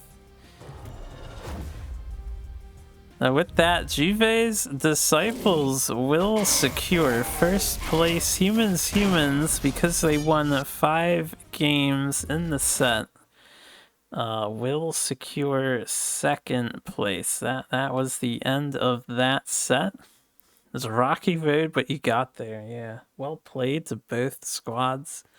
So we're gonna cover a 2nd set for this afternoon. I will get straight into it. It's gonna be Songhai Squarepants and Senile Streamers. So this is let me take a look here. This is an interesting match as well, I think.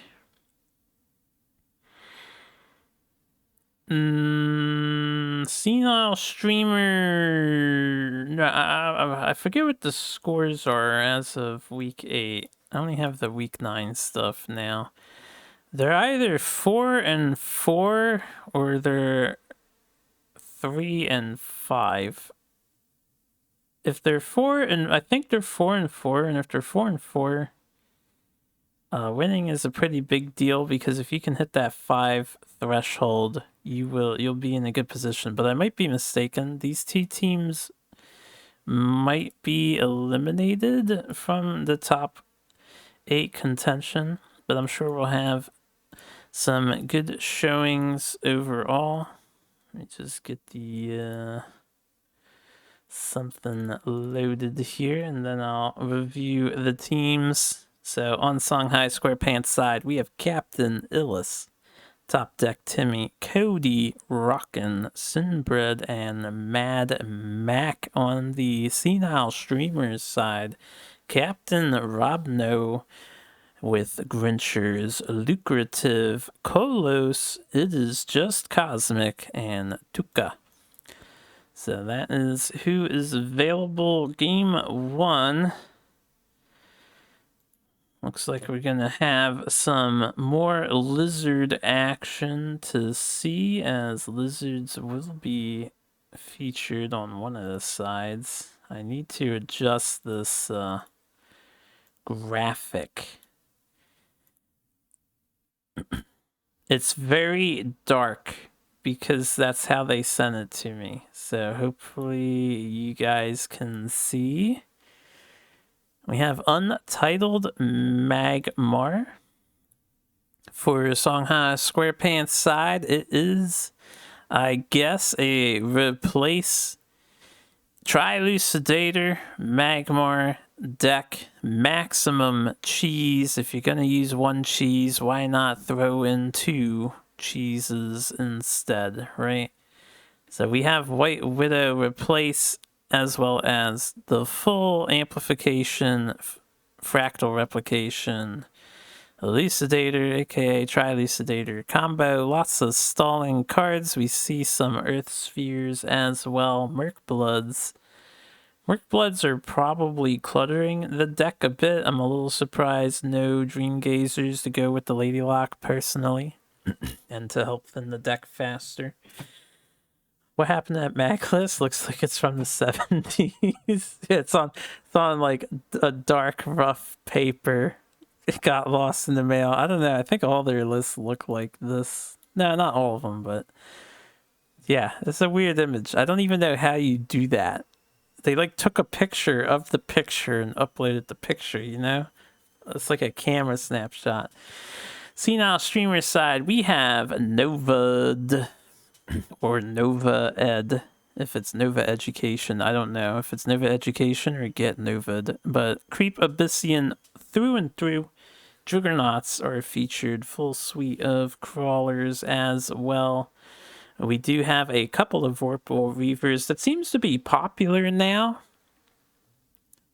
The Splash Vorpal Reaver as a 2-of seems to be a very popular choice in the Creep Abyssian list, so we'll have to see how that fares. This is Kolos.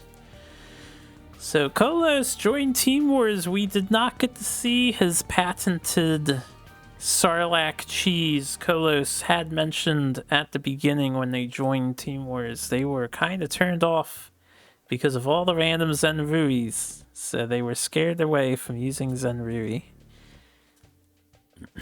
My friend Nova Edward.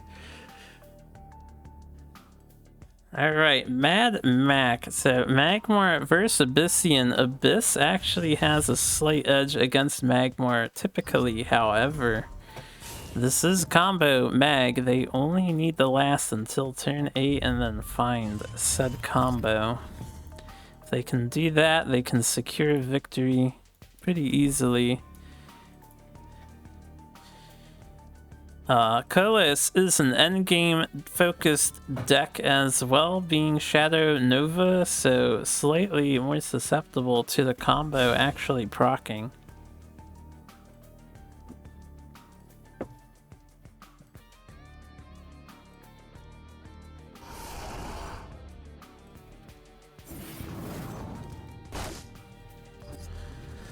And we see just some weenies opened with Magmar undeterred as ever. Probably Lady Lock Silithar play happening here. Sounds good to me. Sounds good to Mad Mac as well.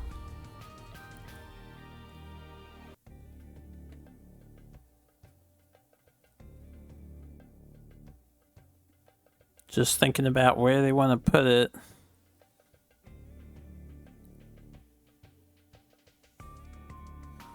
Probably considering a Nightstar Assassin would happen. If that's the case, I would lock down Kolos with it, I think. There's no reason not to. Yeah, I put it right there so that the crawler can't hit it.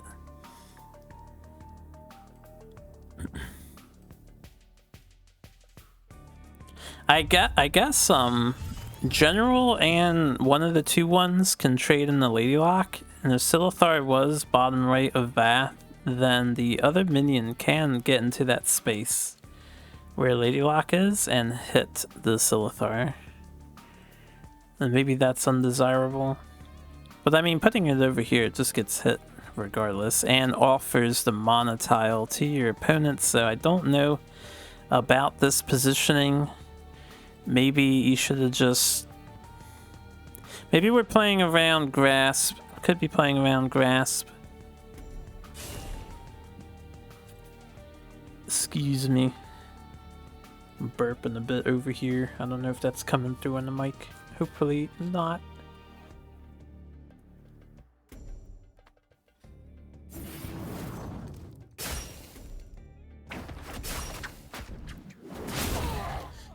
Alright, Kolos going for keeping all of his minions alive as possible. So we've got a weenie army being developed.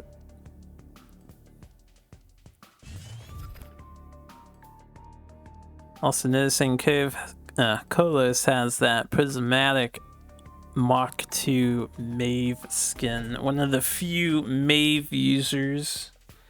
Most Abyssians like Lilith and Cassiva. I don't see Mark 2 Mave often over Mark 1 as well when we do see Mave get utilized.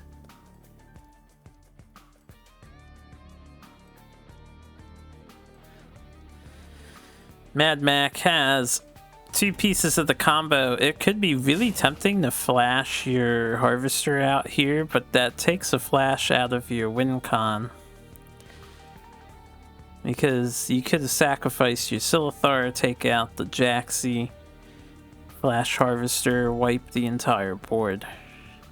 It's definitely an option on the table. Probably really good to do that too.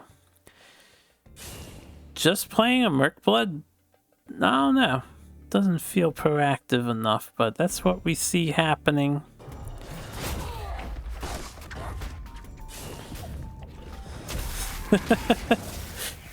That's cute. Mercblood buffing the egg. Friendly reminder to everyone that I work with tokens. That's Mercblood saying that.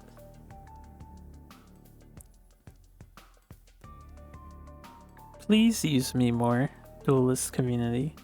Lady Lock isn't the only 3-drop. No. Kolos, a little bit. Nah, I think it's an okay turn. Ghost Links will recharge your hand. You can use your lure. You don't have to use the lure. You can just play Ghost Links. It depends on if you want to kill that Mercblood or not. You can use the lure. You can take out both eggs if you use all your minions in and just leave Mercblood up.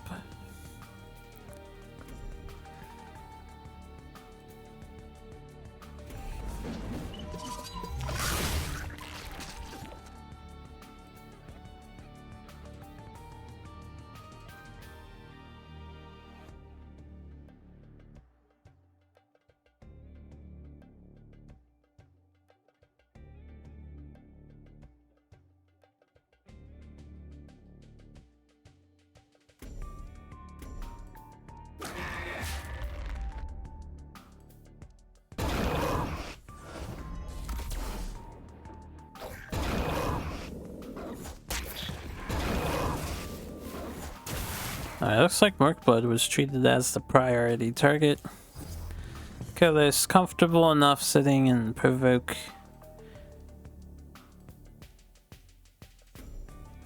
And just drawing up some cards. Mad Mac has a chance to get ahead here.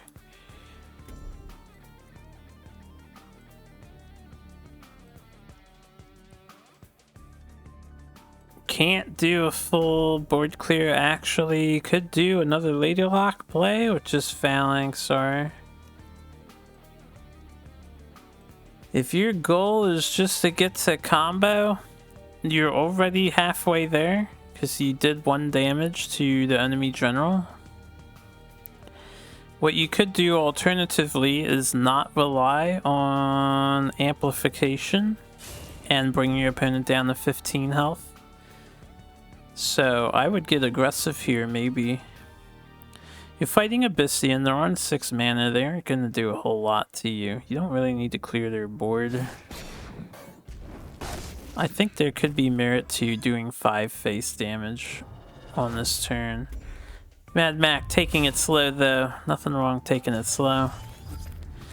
Playing into Grasp a little bit hard as a consequence.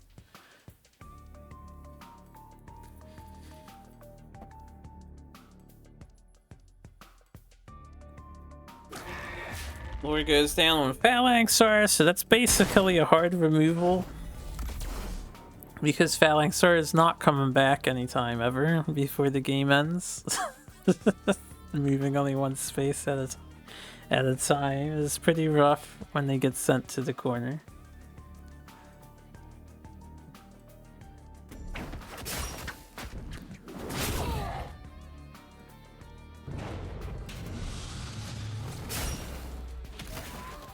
That's funny. Young Silithar manages to stay alive for another round.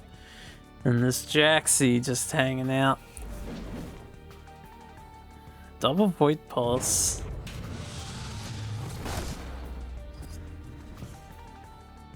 Not sure why the second Void Pulse was used there. It didn't really need to be played.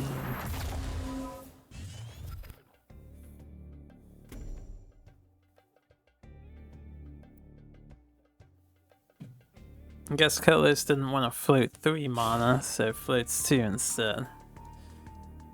Now we can Ether Master in the corner. Yeah.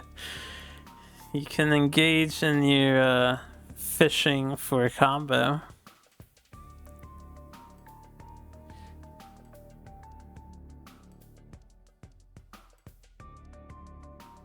If you're running combo Magmar, I'm also somewhat surprised to not see Ghostlinks, the only viable draw card in the decks. Yeah, anything to help you fish more and fish harder.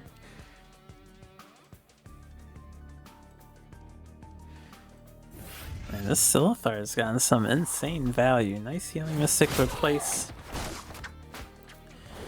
And it's gonna come down to Mad Max draws.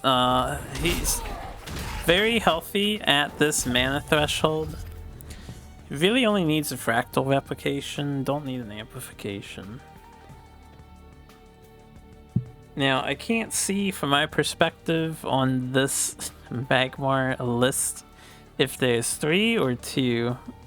I wasn't paying attention to the number count of fractals. To be fair, with Kolos at 18 HP, I assume Revenant goes down and the young Silithar is finally answered here.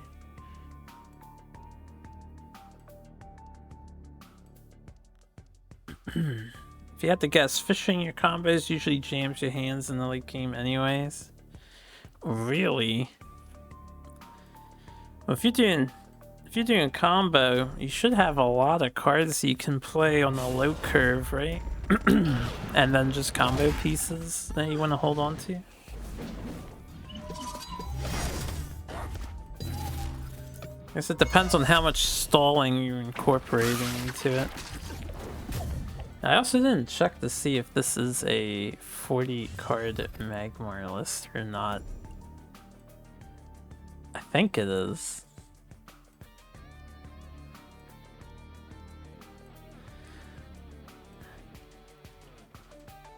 Yeah, I like seeing who's playing slightly over the 40 card threshold. There's quite a few players that are sneaking in 41 and 42 cards in their decks.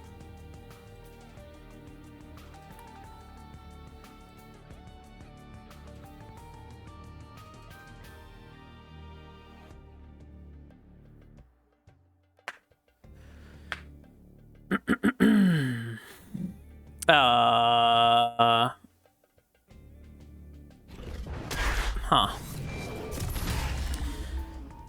Did Mad Mac choose to stay in range of a Revenant while playing in the Shadow Nova? That is a bold move. I would have definitely not done this turn. I'm pretty sure Mac is like the 55 shebang. I don't think there's 55 cards in this particular deck, but maybe on ladder they do that. And Mac taking a major risk, and we can see Duelyst is set to punish that. Can do 6 face damage, 10 total with second Revenant. Doesn't really have any reason to hold back. Not sure if Duelyst realizes they're up against Trilucidator.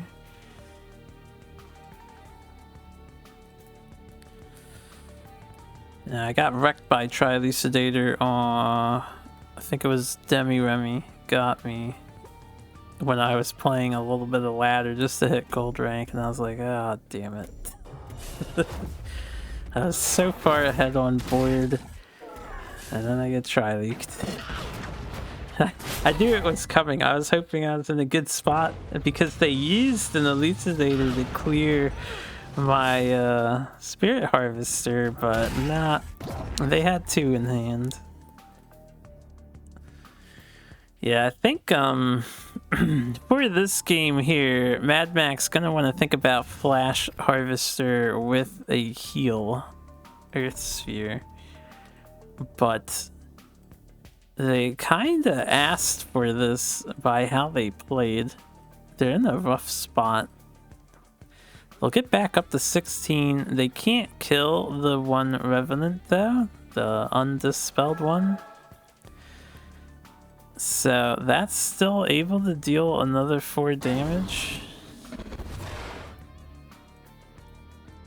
This is a 48 card deck? Yeah, it could be.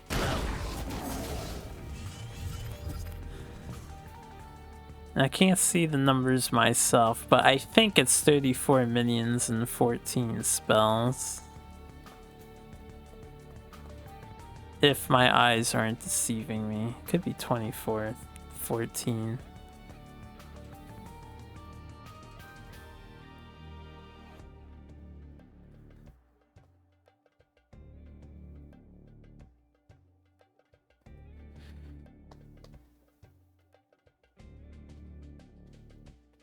So what do you want to do, Kolos? We have Nova Face, right? That's a good option.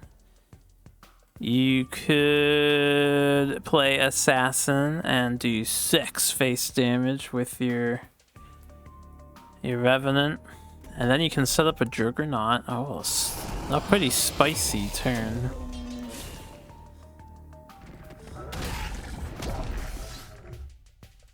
Get a full surround.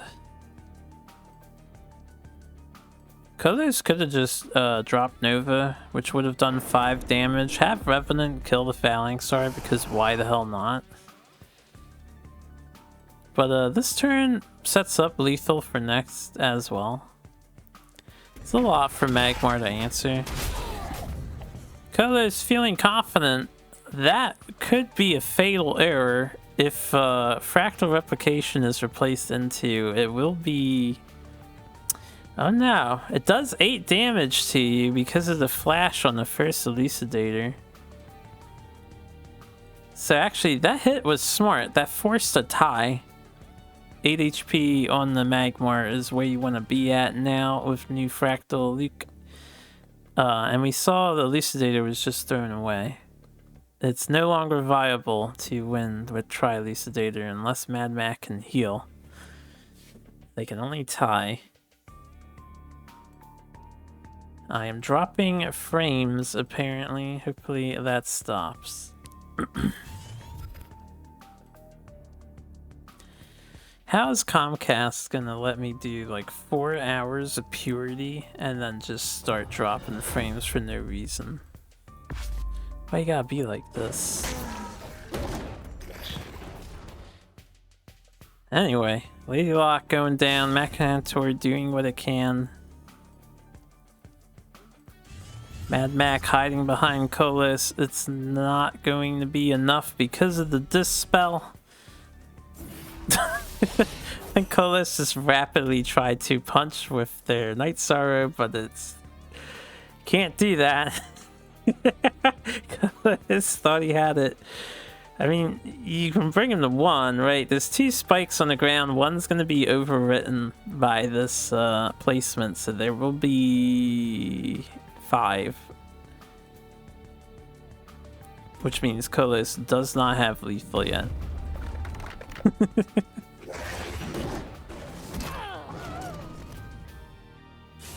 S-rank player doesn't know how Provoke works. He. Oh, Mad Mac was still at 3 HP. Yeah, they're one off lethal with General Punch. Oh, are we gonna see double Widow? Nicolos has second Nova in hand, so this game is basically over unless Mad Mac replaces into Earth Sphere specifically and walks 2 up. That would be 7 damage on the Nova. Earth Sphere will save their life. They also have to get rid of that the Shroud. But they can with their thing, Lady Locke.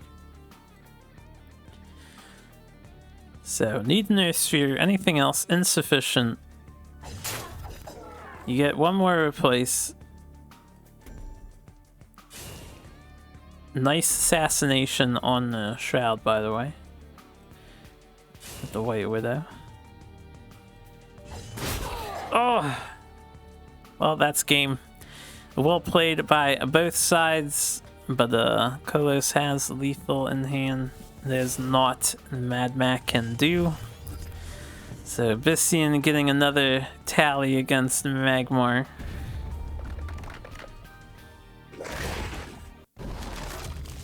Well played by both sides, though. I do think Mad Mac could have avoided that. They played it kind of weird in the 6-7 mana turns, and then they got wrecked by a back-to-back Revenant. But this is what it is. So, what's next here? Oh, we're bringing in the big guns. I actually have a Lionar coming in against Abyssian. Abyssian tends to be pretty decent against Lionar. So, interesting choice as opposed to seeing like Songhai or something come in. This is not Helionar. Not exactly. There's a Fatigue. Fatigue Lionar. It's in the title. Tease of history. Oh wait, was there Miss Lethal? I don't think there was. On whose side? On Kolos' side? Could he have actually gotten the lethal if he dispelled the other lock target? He probably dispelled the wrong one, right? Anyway. What's up, Cosmic? This could be a long game. I can warn you all. But the Fatigue Lio, for those who don't know, is a stall deck. Duelyst, one and only original stall deck.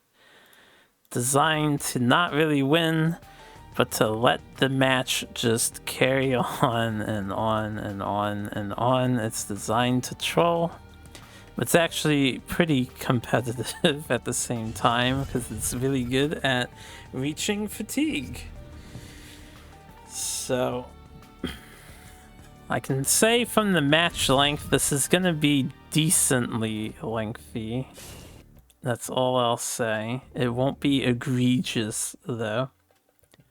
So buckle up, I suppose.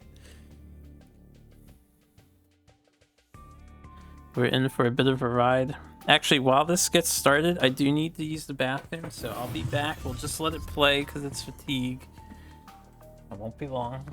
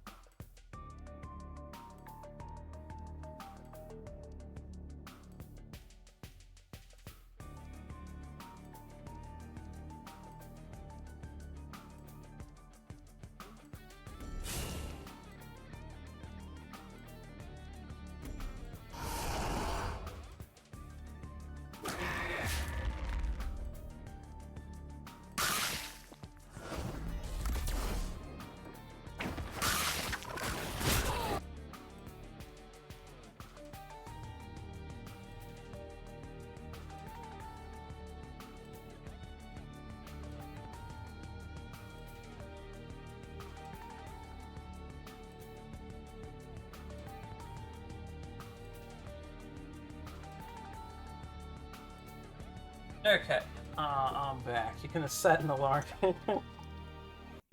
good idea.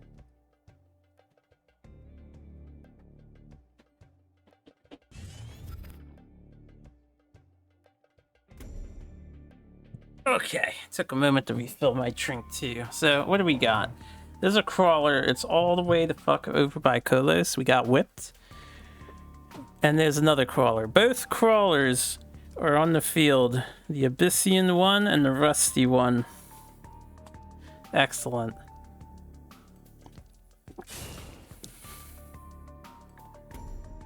So when you're playing Fatigue, I believe it's courtesy to, or part of the strategy of playing Fatigue is to rope your turn every turn, because you're trying to mentally fatigue your opponent so that they play like shit.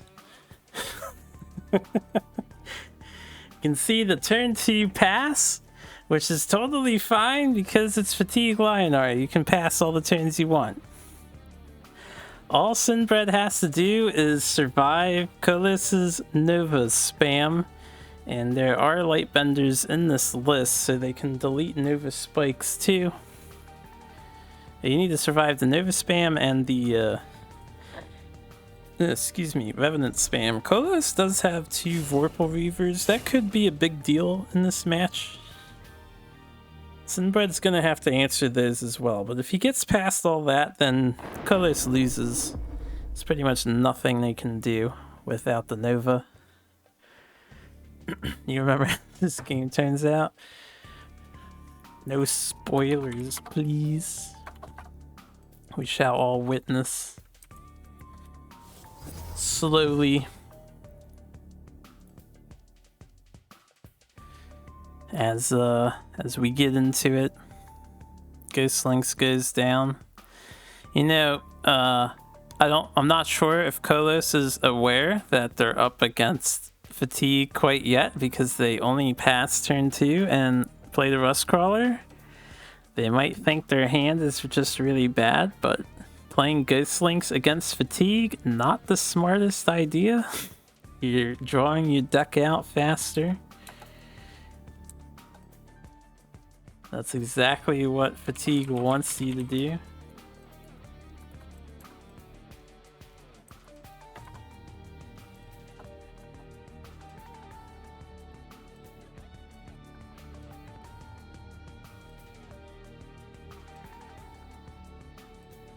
Swords raised high for Zuran. Rejuvenator gets the boot.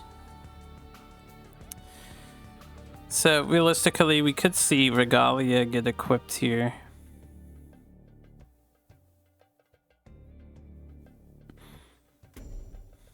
Martyr on Juggernaut does make sense. This deck does not have any holy MOs, yeah, so you put Martyr in the stack. It's the only spell that was cast so far, which means Twilight Sorcerer guaranteed to get it back if Twilight Sorcerer gets developed next turn.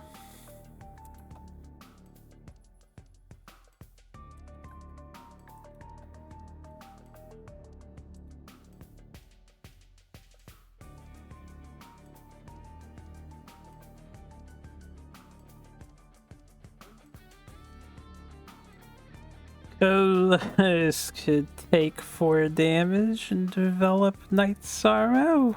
Could sacrifice Ghost Links and develop Night Sorrow. Yeah, I'm kind of surprised Kolos. I didn't pay attention to this, but Kolos has Darkfire Sack in the deck. 3 copies of it. Yeah. No Rights of the Undervault to refill the hand though, just relying on the Ghost Links.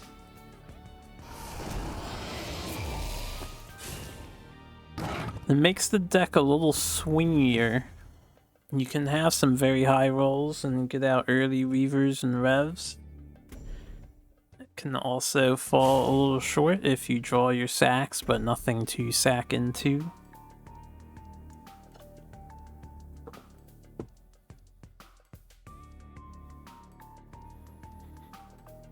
Sinbred here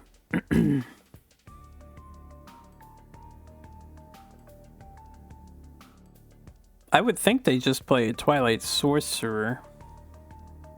None of these minions are really a threat to you. You're fatigued. You have plenty of healing via Sundrop elixirs. One assassin is gone, so it's a good time to put a, what is it, 3/7 now, because they didn't want it to be a 4/6 anymore.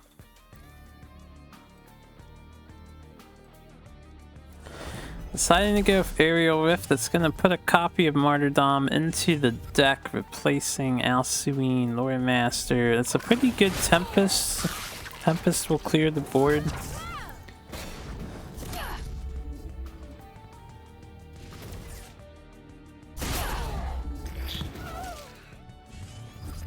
And just ending the turn with that.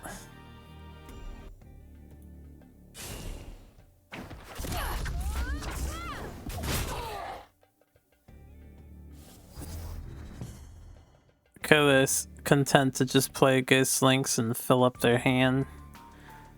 Maybe not yet aware. No, they saw the Aerial Rift. They should know by now, right? Isn't that usually a dead giveaway that you're up against fatigue? I suppose Kolos just wants to get all of their Novas ASAP then. And do Nova, Nova, Nova on the next 3 turns. Sinbred could, yeah, Regalia. Regalia seems good.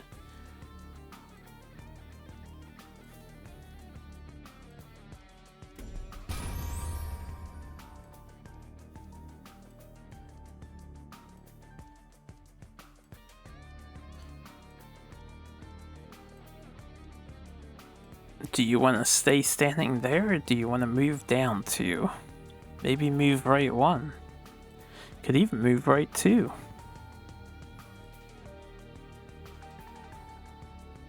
Or are you just waiting for the rope to appear? There's a lot of decisions to be made here. We are fatigue after all.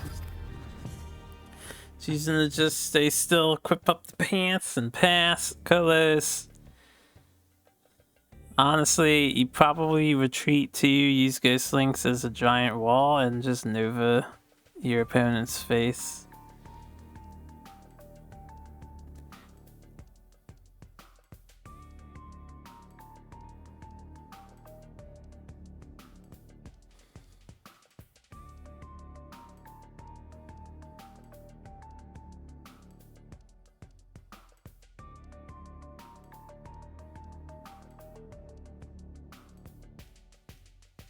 You could Nova top left of the opponent, and then instead of hiding, walk 2 to the left and have Ghost Links move 2 to the left too.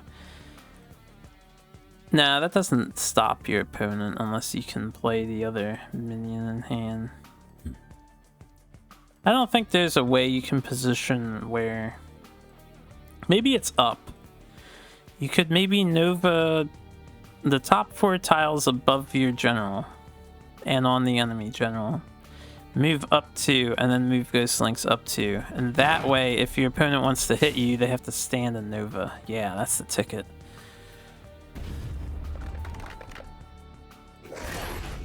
That's a pretty good turn for Kolos. So yeah, Sinbred might want to not stand on them spikies anymore. If they replace into a Lightbender, Kolos is kinda screwed. If they don't replace into a Lightbender, I think Kolos has the advantage. They do not place in the Lightbender. Advanced Thorn Science.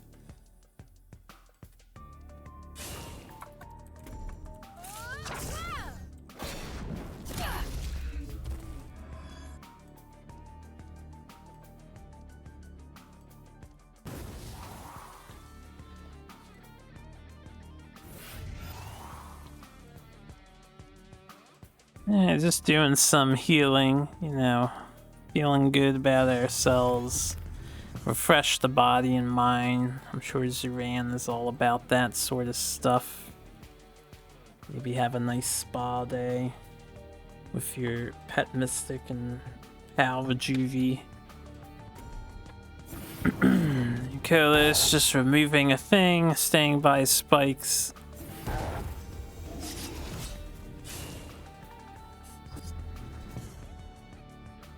Might have been worthwhile to just move one to the left instead of two, but I guess two to the left works. Yeah, you want to get out of Holy Immo range, but there's no Holy Immo in this deck.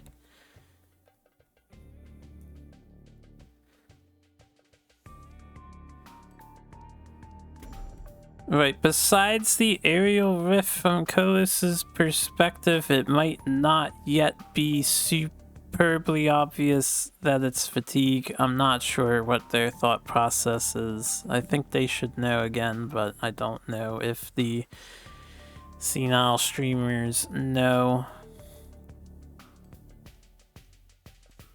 Just realized there is a Sunbloom in this deck. Sunbloom would be pretty alright here too.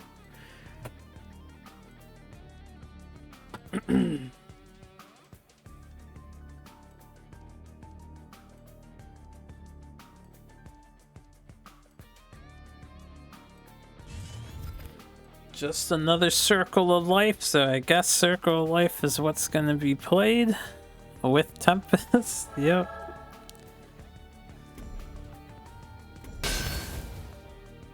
Just moving two to the left, cycling their Tempest back. No, cycling Circle of Life, never mind. They cycled the Circle of Life back. Circle of Life will cleanly kill any Revenant that comes after you, so makes sense to cycle it. There's the Vorpal Reaver. Duelyst can just drop that and walk two to the right, play a Jaxi on the other side. Makes sense to me.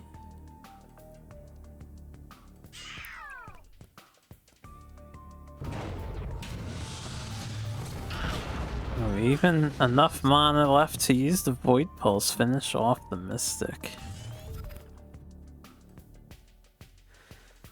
Sinbred doesn't have a clean solution for Vorpal Reaver, one of the more awkward minions to deal with during this fatigue thing, unless you have Martyr Tempest.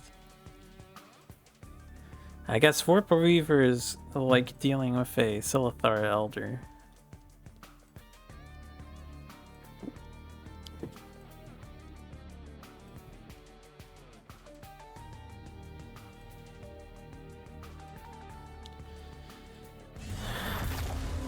I don't know what spell we were fishing for there. Statistically, I think Aerial Rift and Tempest were played twice. So they were the most likely. There's one Martyr and a Circle of Life. I think a potion? Was there a Sundrop played or no? Just the one in hand? It's really hard to keep track of everything that's happening with the fatigue deck. Very big brain list. Going double Regalia. Not a bad exchange from Kodo's perspective. That's pretty smart, maybe.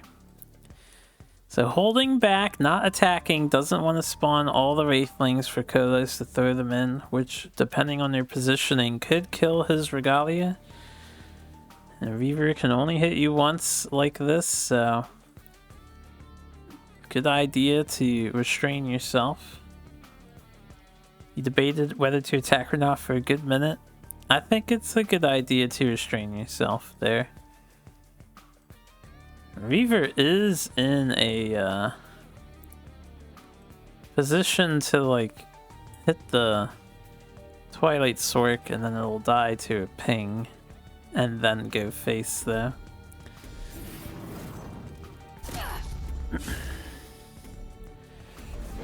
And we can see Kolos capitalizing on that right now. Fun fact, you get older twice as fast playing a fatigue deck.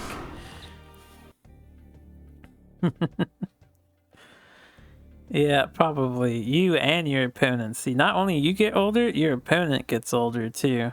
If you're going to take yourself out, you may as well take someone down with you. That's simply the way of humanity right there. And a pretty good turn from Kolos. This is looking a little dicey for Sinbred. Still no dispels for all of the creep tiles. Kolos only needs one more. He'll have lethal.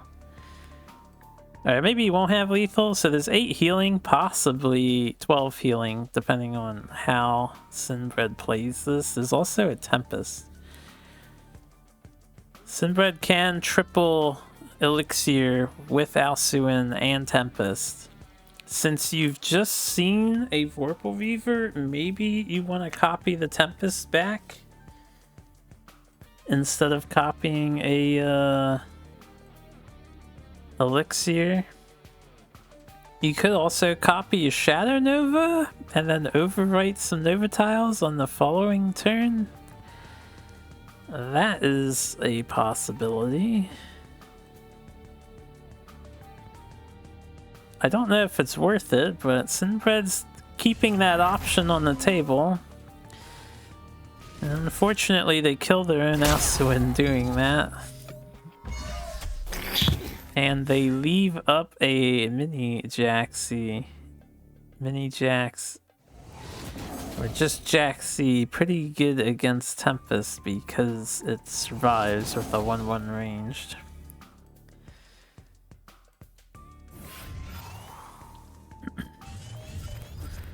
Alright, back up to 20 HP. Just playing a casual 5 cards and staying at 4.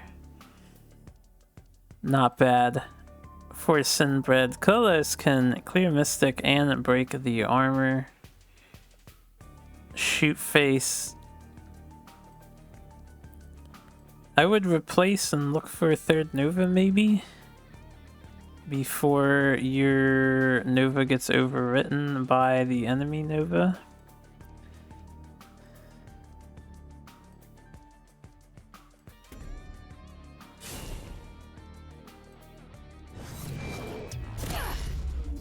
Shooting armor first makes sense. You get 1 extra damage at the end of the day because Revenant will hit for 4 instead of 2. Whereas doing it the other way, you would hit for 2 and then 1 for Jaxi.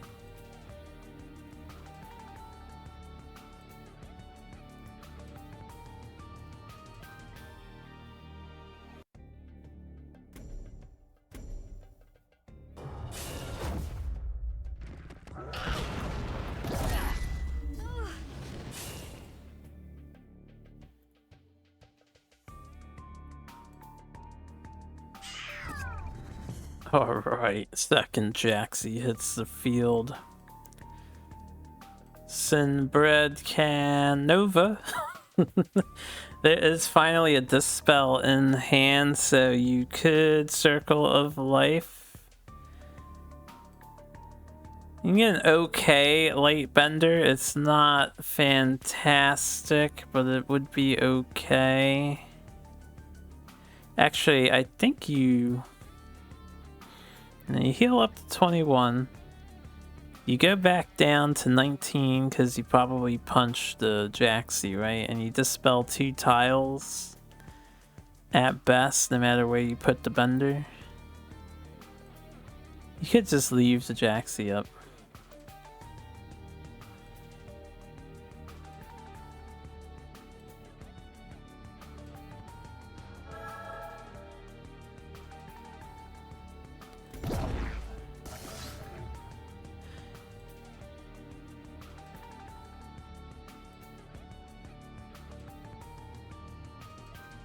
Hang in there, fatigue liner. Kolos is almost out of high power steam, right? We do see this Lightbender play I was thinking of. So a Nova right now would be 11 damage, 12 with the mini Jaxi. Kolos doesn't get it though.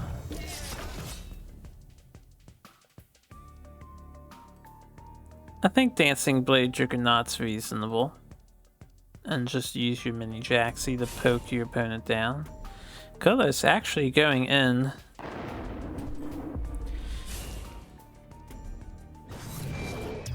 Still respecting the potential Holy Immolation. I respect it.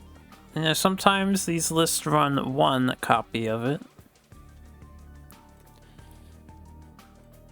Might have been a good idea to keep the Juggernaut really aggressive there, but this works too. The Juggernaut's actually a huge problem for Sinbred right now. They replace their guy. I'm surprised. They could have got back a guaranteed Circle of Life. That was the last card on the stack, last spell. So, not going to use that. This is a pretty good dispel, to be fair. So maybe we just see this and Rejuvenator. It could be Twilight Sork. 18 HP should be okay against the Abyssian things. Although with Demonic Lure in hand, Revenant and Dancing Blade could hit for 10. You should be okay.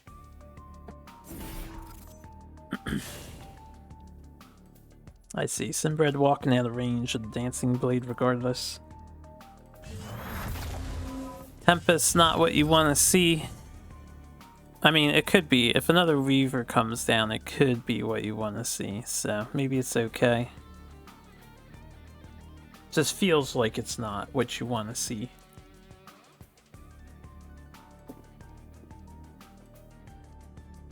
I think this is Kolos' last Revenant, right? It's either the second or the third.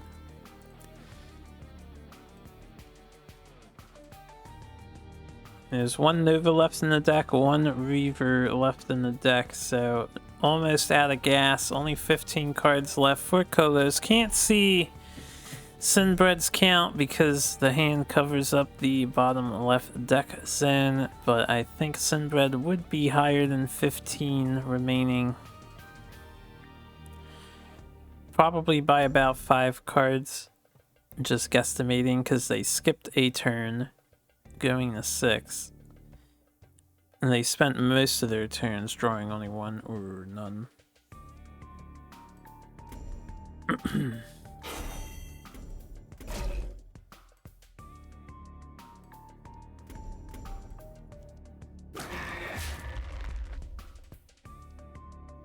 Interesting. Lure goes down just to get that out of the way. I think we're seeing Smork. Yep.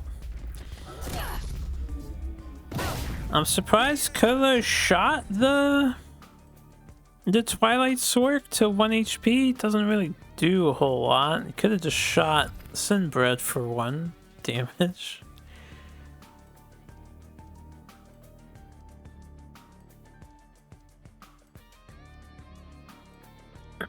Now, unless you plan on killing Twilight Sork over the next turn, but isn't your goal to kill your opponent over the next turn, right?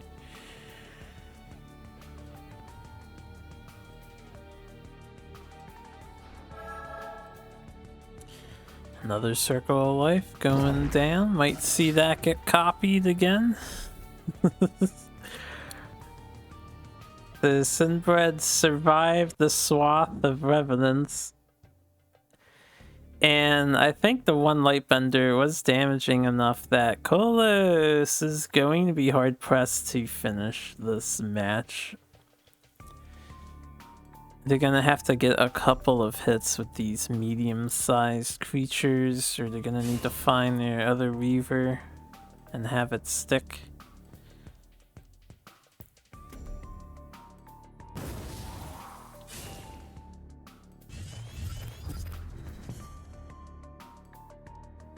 Sinbred has the answer to a Vorpal Reaver though. Kolos' hand a little scrawny.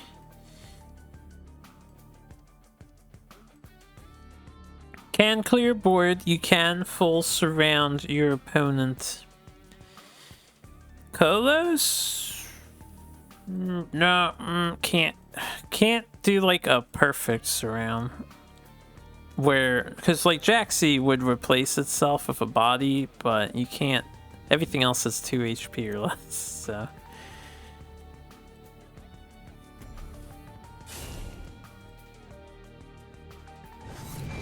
Yeah, I was thinking about this, Night Sorrow on Rejuve, and then you can do 4 face.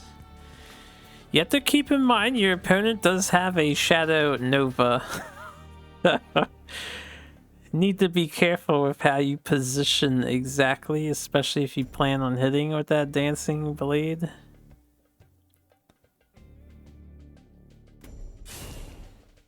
Oh. Yeah, wait. I'm just realizing now, Sinbad can aerial rift their own Shadow Nova that they stole. It would be really funny if Sinbad wins with Shadow Novas. That would be so fucking funny. To Nova the Nova deck.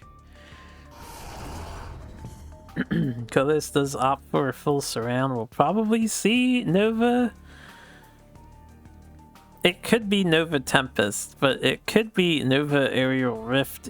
17 HP is plenty. Oh wait, it's not lethal.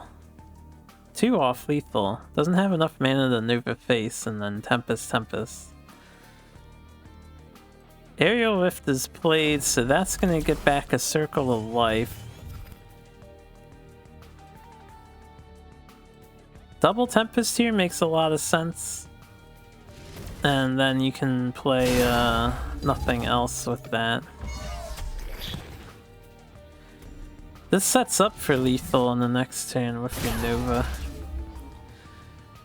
Not as exciting as copying your Nova, but this is probably the smarter way of going about the rest of the game. Kolos does not have any Healing Mystics or any Rejuvenators in their deck. They've already played 2 Void Pulses. The only way Kolos survives is replacing into the 3rd Void Pulse.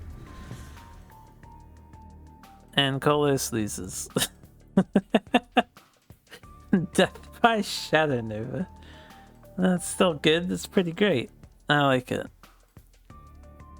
Hopefully the next match isn't this lengthy. We're pushing a half hour here. But I don't know.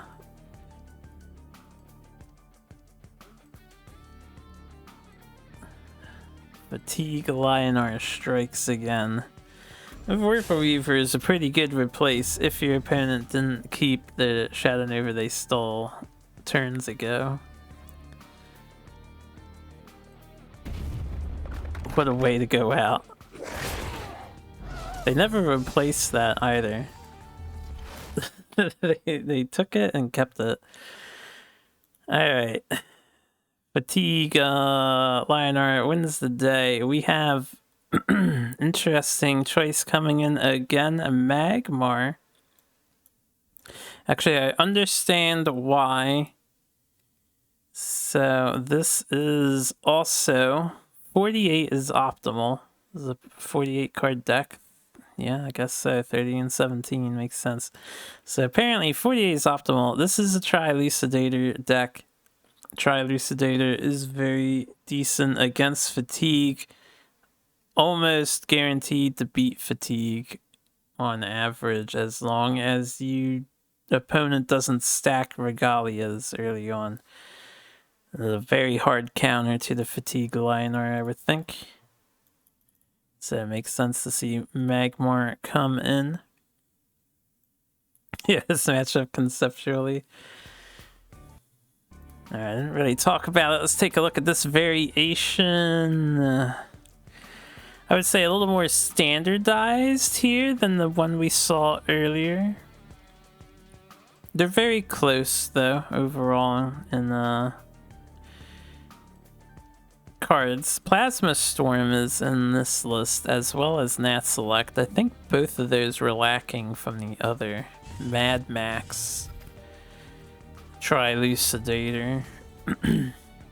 48 card combo deck though. Running combo with more than 40 cards? They're just making it harder on yourself to pull Exodia, but hey, we'll see how optimal it is. See if Cosmic can pull it off. Cosmic coming in, yeah, Cosmic, alright. Let's see what kind of Trilucidator skills you're packing. Sinbred roping on Mulligan, as every fatigue list should.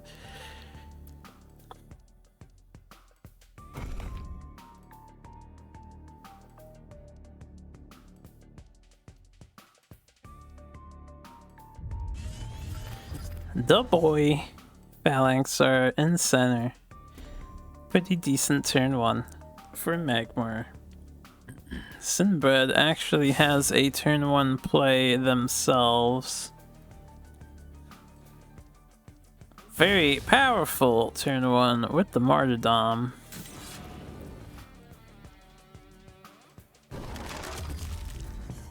Cosmic probably fine with that. Happy to just throw out Nat Select and pass. Take center too. Yep. Already 2 pieces of combo in hand for Cosmic, so we'll have to keep track on that. Sinbred at a full 25 HP. Also very important to not dying to Trilucidator is to be at 25 HP exactly, or to bring your opponent down to 8 before they get to 8 mana. It's very demanding when you're fighting against Trilucidator. I still think Trilucidator is a little ridiculous. Personally, 24 damage is kind of annoying to deal with out of hand.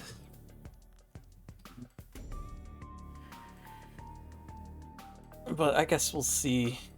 If we bring that one card that stops rush minions, Night Watcher or whatever it was called, it's probably okay as long as there's more counterplay to it. Can we not have Okos in your Duely 2? Unfortunately, no. We've already seen evidence from Nangert and other Songhai players. Songhai capable of doing 23 damage on 6 mana fairly consistently, and if that never gets nerfed, then no. You cannot not have Okos. Sinbred copies natural selection. Cosmic probably doesn't care. You can just play your Harvester. You could even, no, you don't want to flash. You're a combo deck. You probably just play Harvester and pass. Like, if it gets flashed, it gets flashed. Yeah, who gives a fuck? Or not flashed. If it gets natted, it gets natted. Harvester's gonna die to something or other, right? Is Fatigue Linar? They have 3 answers for this thing.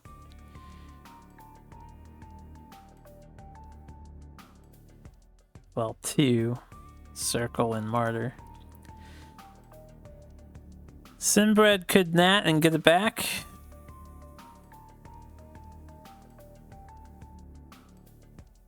Could Aerial...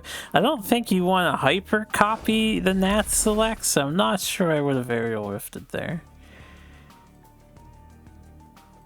Wait, how does Aerial Rift work? Is it only copy the last spell you played or the last one on the stack, right? Because that's a Martyrdom then. That's copied. That's better than copying that select. Sinbred's just gonna go back and pass. They're gonna leave Harvester up thinking it's fucking Cosmic more than him, but Cosmic's just gonna like pass until 8 mana. No, they're actually about to copy Aerial Rift. And then we're copying Aerial Rift again to draw a card. This just seems like a waste. I don't know if that was the play, honestly.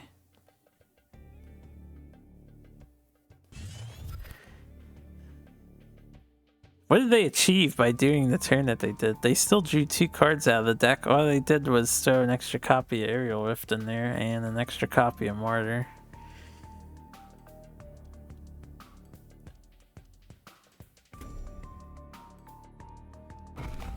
Sacrifice an Alcuin. Not sure why Cosmic felt the need to punch that down, but alright. Man-moded Alcuin. Is this so we can maximize our healing with Healing Mystic? Sometimes it's the principle of things that matter, right? Oh, okay. We're dispelling our Spirit Harvester. That's cute. You wanted the value. Excellent. I like it. Yeah, Simba likes it too.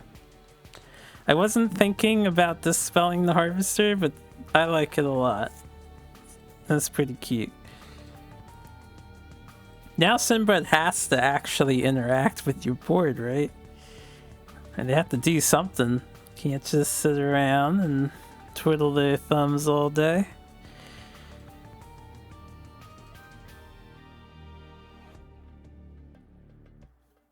It's an okay Nat Select still.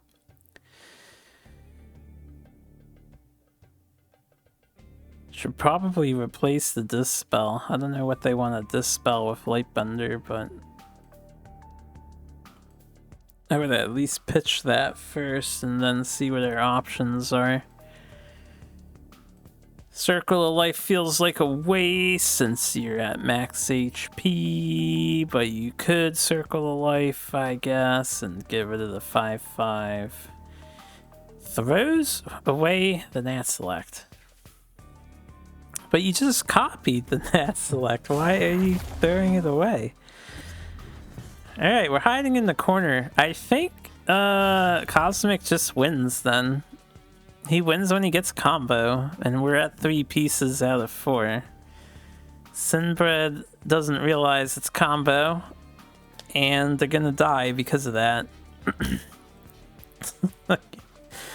Cosmic can just hang out where he's hanging out, send the minions forward, throw a Mercantor in the face, because why not? You need at least 1 damage on your opponent to combo them to death.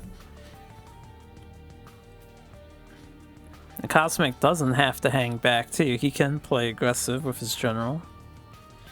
You're at full HP, you'll probably stay at full HP when you get martyred.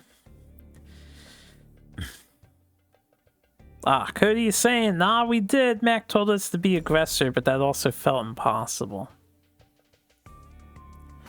Your hand is very reactive. That's just a natural consequence of the deck construction, right? That's what fatigue does. But yeah. It is what it is.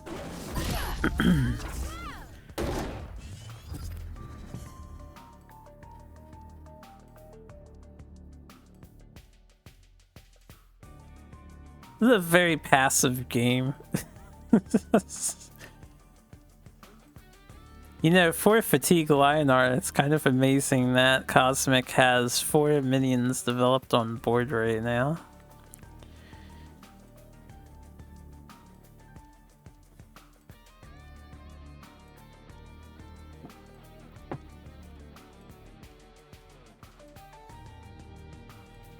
I just think this Lionar list with the spell recursion and whatnot, I don't know why you chose to hold back.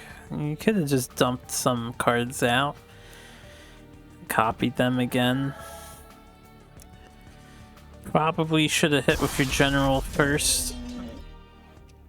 If you realize you're dealing with a Trilucidator combo, hitting the enemy general is a pretty good way to stop the combo.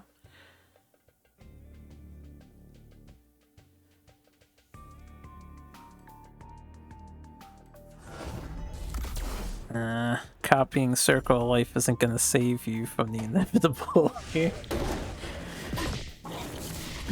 There's no Provoke in this list too. Silverguard has been dropped, or is not in this particular Fatigue list.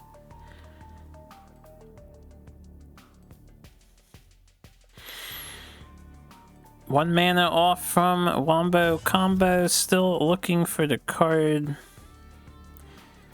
If I was Cosmic, I know that Arclight Regalia is a concern, but it could be worth it to just play Lady Lock and dump your hand out.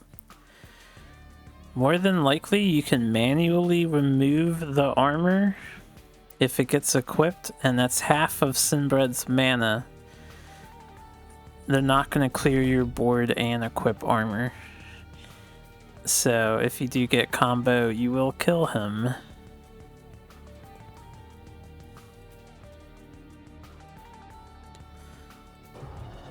You can also hold back on the Rust Crawler and just draw the 2 cards. That's fine too.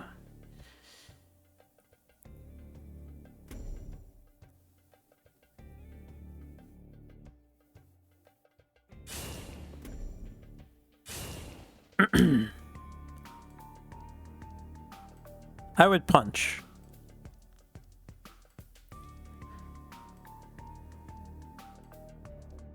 I see Cosmic is thinking on my line. Just throw out the Rust Crawler. Chose not to hit here. There's really no reason not to hit. You probably get healed back to full, honestly. You may as well hit Sinbred down. 10-1, they probably heal back to full too, I guess. Could be the line of thought. Cosmic has drawn combo, so realistically, I'm gonna think hard on this. We can double Tempest, but then you die to combo. I think Sinbred just dies to combo.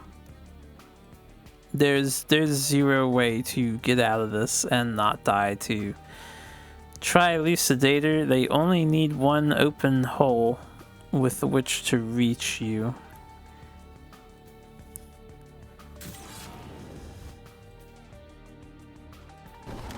So there's a Martyr. Might see armor get equipped here.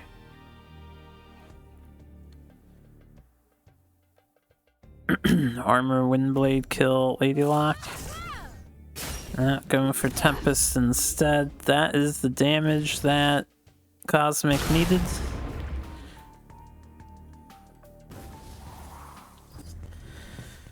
They do heal back to full, but you know, you're just a general punch away. 24 unpreventable out of hand damage. Sinbred knows it's coming. Gives the kissy face. I think this... It's like cute, yeah, but I do think Duelyst is maybe pushing things a bit. I don't even know how you would fix this combo. Just more cards in the card pool. I think. You need something that can hard counter it. Besides killing your opponent before they're able to do it. But hey, that's 1. 48's looking pretty optimal. Let's see if we can combo the next nerd. Vanar coming in against Magmar. Kind of a weird choice, considering Magmar tends to destroy Vanar no matter what iteration of Magmar it is. This is a pretty unique Vanar deck, though. I want your cards! Vanar, Shanghai Squarepants, bringing in the Astral Crusader debut. I think the first time we've seen it in Team Wars. Week 9, only here. Mind Warper, Ether Master. So point of the deck is to steal your opponent's cards. Honestly, you know what? Okay, I get it. They want to take the combo pieces out of the deck. Could work, maybe. Why is there's like a one of Bright Moss going? I guess they just needed a 5-mana minion, but why a Bright Moss Golem? What's the logic behind that? Aren't there other 5-mana minions that do something?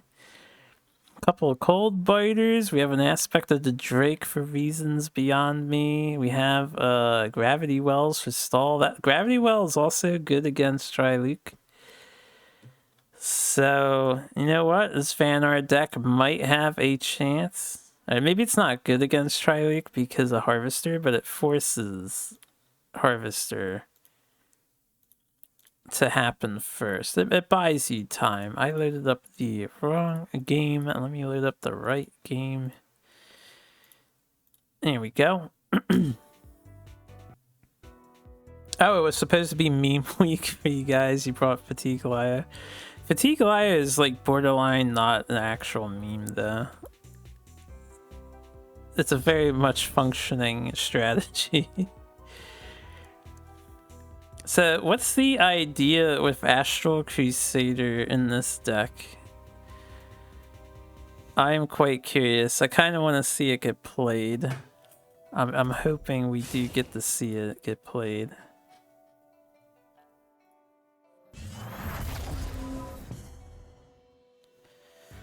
Ether Master coming down. Didn't pay attention to whether or not its replace effect was used or just left out.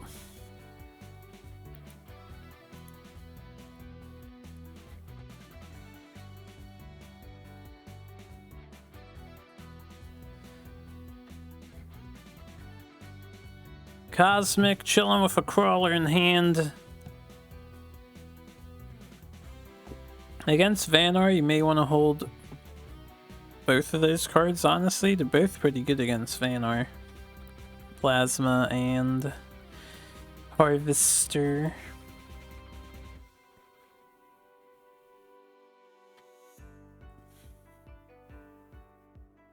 Maybe the Senile streamers are having an internal debate about what this Ether Master means for this match. Prismatic Crawler is a go-go. Well, Cody can do it. You could even do it really harshly and play Ether Master Mind Warper, steal 3 cards. Cosmic already has 2 combo pieces, so maybe if you nick all 3 Elucidators right now, you win the game. I don't know. But if you're dedicated to the memes, you may as well try it, I think. And if only we could tell what gets taken out of the deck. Alright, so Mind Warper, for those who don't know, exchanges cards. That means Cosmic has a Hearth Sister. Cosmic has a Prophet of the White Palm. We can see that a Plasma Storm was taken. They also gave Cosmic a... They gave Cosmic a Lady Lock, and I think they may have just gotten their fucking Hearth Sister back. It'll be so funny if that's not from their deck, but from It has to be from Cosmic's deck, right? Yeah, that has to be from Cosmic's deck with the Mind Warper effect. They stole 2 cards, took 1 back. Yeah, our luck. Havoc asking, what deck or faction would I suggest for a new player? You suppose starting sort of budget but can be upgraded and be fairly good in the meta as you go. Alright, what's up, Havoc? Welcome to the Duelyst community. Can someone in chat hook Havoc up? So I'm a little focused on casting tournament play at the moment. There's a lot of people that would be happy to help you out. I personally am of the mindset to start with and stick with the faction you think looks the coolest, because you're probably going to play them the most. Every faction is very viable. Some are more expensive to craft for than others. If you're looking for really cheap to get a competitive deck, Lionar or Magmar might be the way to go. Abyssian and Songhai tends to be more expensive. Their good cards are of the higher rarity. Anyway. But yeah, feel free to If you're not a part of the Duelyst Discord, I recommend joining the general Discord as well. Lots of people love to help out new players, so feel free to be sociable.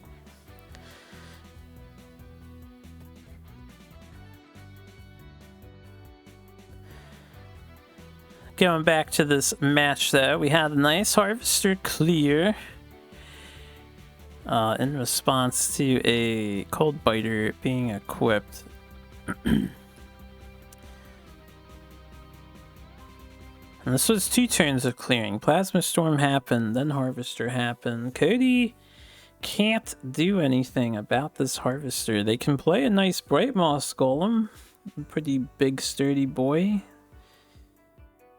I'm noticing Cosmic has 3 combo pieces already, so unfortunately the Mind Warper shenanigans did not thwart combo.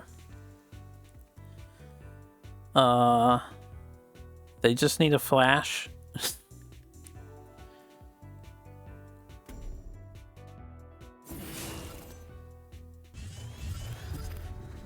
We do see Bright Moss Golem come down, playing around McIntyre Warbeast Frenzy. It's not select though. I feel a little bad for Cody here. We're getting control of Magmar at the moment. Even a Rust Crawler to top it off and get rid of the Cold Biter with a Phalanxar as well. This is a juicy turn for Cosmic. Feels pretty good to dump all over a Vanar like that. And taking center here makes a lot of sense. You don't need to push any more damage. You're just looking for flash, so you have 24 damage out of hand in 2 turns. So, no reason to hit anymore. Getting perfectly controlled despite 3 cards in hand being a combo piece turn 2. Yeah, sorry, Cody. Cosmic seems like they have a pretty good start to this game plan. You're gonna need to dodge flash for quite a while. Harvester helping out just a little bit since it damages these minions coming into play. Cody can do Aspect of the Fox with Plasma Storm and then punch this Phalanxar. You get a full board clear. Costs you your turn to do that though.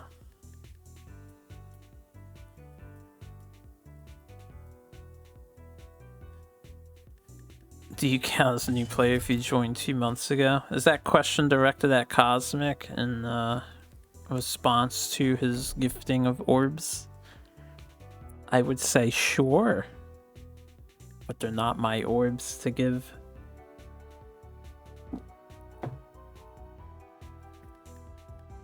But yeah, since I have a downtime moment, I forgot to update the title. I tend to do that. You know, soloing is a lot of work. What do we got? Songhai Squarepants versus the Senile Streamers. There we go. Need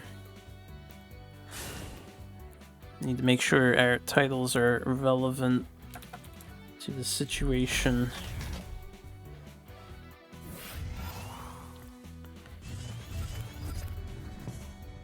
Okay, instead of a full clear, we backed off a bit. Could have walked back 2 tiles instead, right? If you didn't want Phalanxar to bop you. I don't know about the positioning on Cody's part. Phalanxar gets a favorable trade.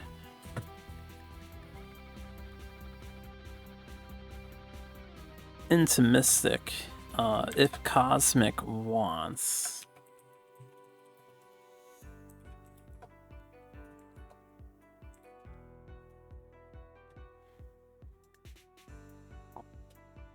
Alright, next turn is where it's going to be do or die for Cody. Actually, this draw step right here is going to be do or die for Cody. They're going to need some seriously good stalling. There is a Gravity Well in hand, so maybe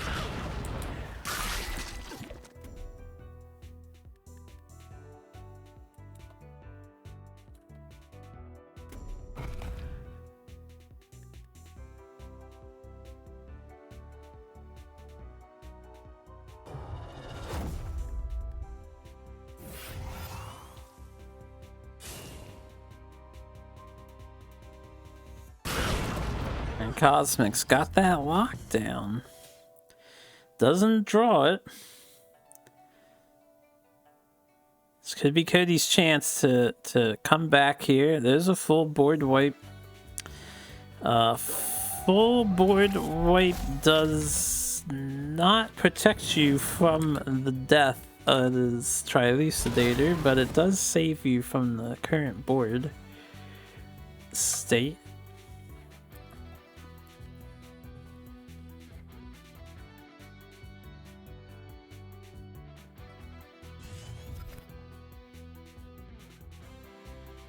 Hey, it's Astral Crusader.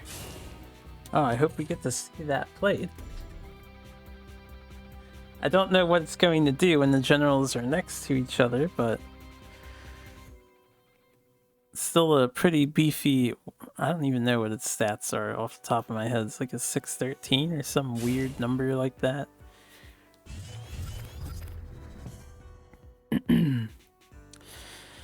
Alright. Survived a turn. Oh yeah, I don't mind. Let me just make sure you can be heard by the world. I have it split at the moment. Alright, come on in. Welcome. Give us the deets, Cosmic. How are you feeling? Not bad, man. Pretty good. This set of games was really fun. The next coming plays here is pretty important. That's why I want to jump in, because it's there's an interesting sequence here that I think I want to see if anybody in chat catches it. Oh, excellent. Yeah, once that comes up, it's quiz time, chat. Hope you're ready. Yeah, it's a good thing you just hopped in. I can't respond to Discord super easily. Yeah, I figured you were sort of full screen or something like that. I've just got windows upon windows, and I'm a single monitor warrior. I don't even know how I pull this off, truthfully. Even more credit to you for that, then.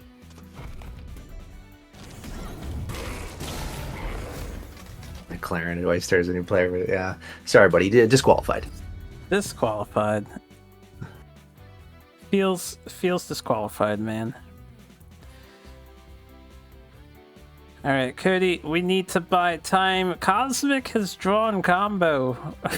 It is live. Depending on what Cody does, could mean life, could mean death. Turns out 48 cards, you can draw a combo on curve every time. Yeah, so far, I'm pretty impressed, actually. 48 cards, drawing combo 2 games in a row.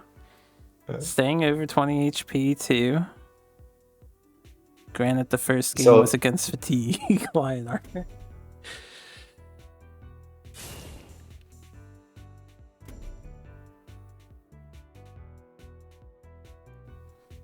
Oh, Solo Bruiser. Yeah, we just played against each other. I think you beat me with... didn't you just play a Kage deck against me, I feel like? We just played each other on ladder. Yeah, buddy, I'll hook you up, man. Don't worry about it. So, back to the match here. So, so Gravity Wells has to be played here to try and survive, but I'm wondering if there's a way that it can be done where we can't hit him with the combo. Okay.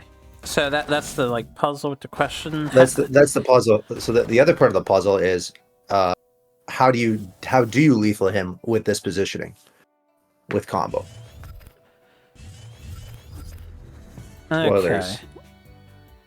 I don't figure it out. But it's there. It's here. It is with there. This positioning. This positioning, you can lethal him with combo. They're at 16, so only 2 elucidators need to hit. This means you can hit the bottom tile with your general, you can clear the right tile with one, and the other 2 can be on the bottom right and hit. Exactly. Exactly. Yep. So by the time we figured it out, well, I shouldn't say that. I think Grincher saw it, but I didn't. We were talking it out, and I couldn't execute it in time. Oh, jeez. So I don't know what you end up going with here.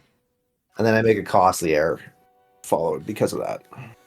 As for the opposite scenario, I think they can perfect protect if the gravity wells were The top one was one to the left, and the one on their right was below the one below them. It's kind of like a line of gravity wells. Okay, Because yeah. you can't really get through it all.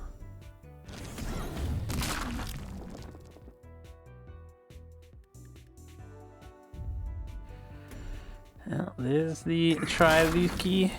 Well, the Solo Luki. Mono Luke. Oh, and a pass. I bet Cody feels pretty good about that. They have time. They even have a pretty nice avalanche. This is a 6 damage avalanche we're looking at. Unfortunately, that means that the fucking Astral Crusader probably doesn't get played here.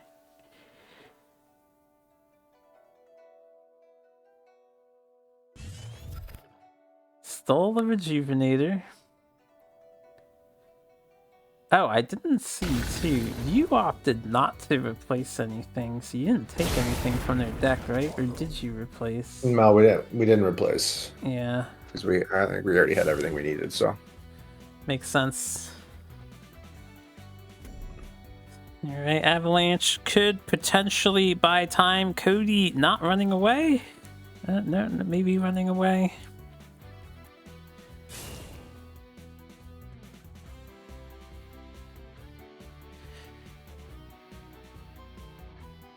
I would strongly consider putting that Rejuvenator to your bottom left. Actually, I don't know if that even saves them.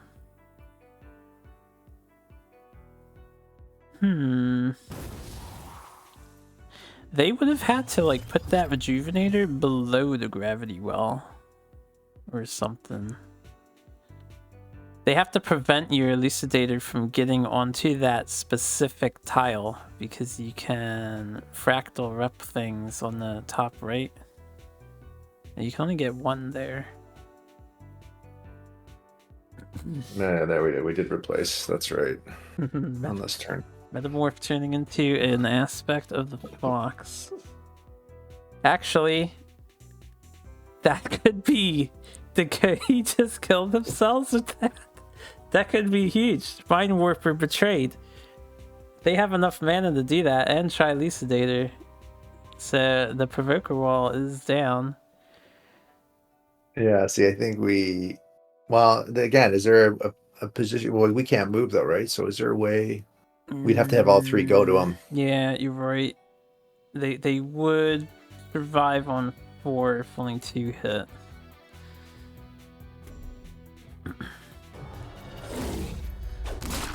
Provoke, stalling another round for Cody.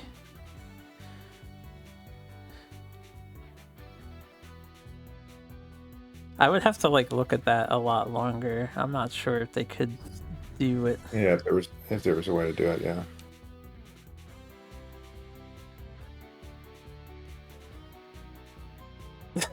Like these, if that's not a tell how fucked you might be when they do 1 card pass 2 turns in a row. Makes you think what the Magmar player has in hand right at the moment. They stole a Vindicator. That could be scary. A Vindicator Razorback's pretty funny.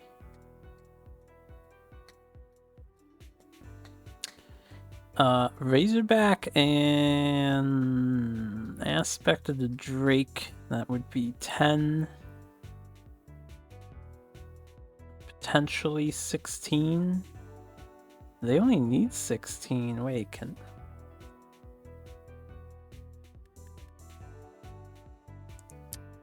They need like a 1 mana minion, unfortunately, to do it. Yeah.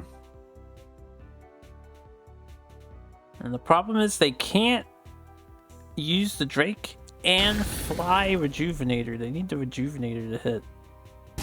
To hit. Yeah. Yeah, I think we see the Avalanche here. Cody, no, your safety. Don't do it, Cody.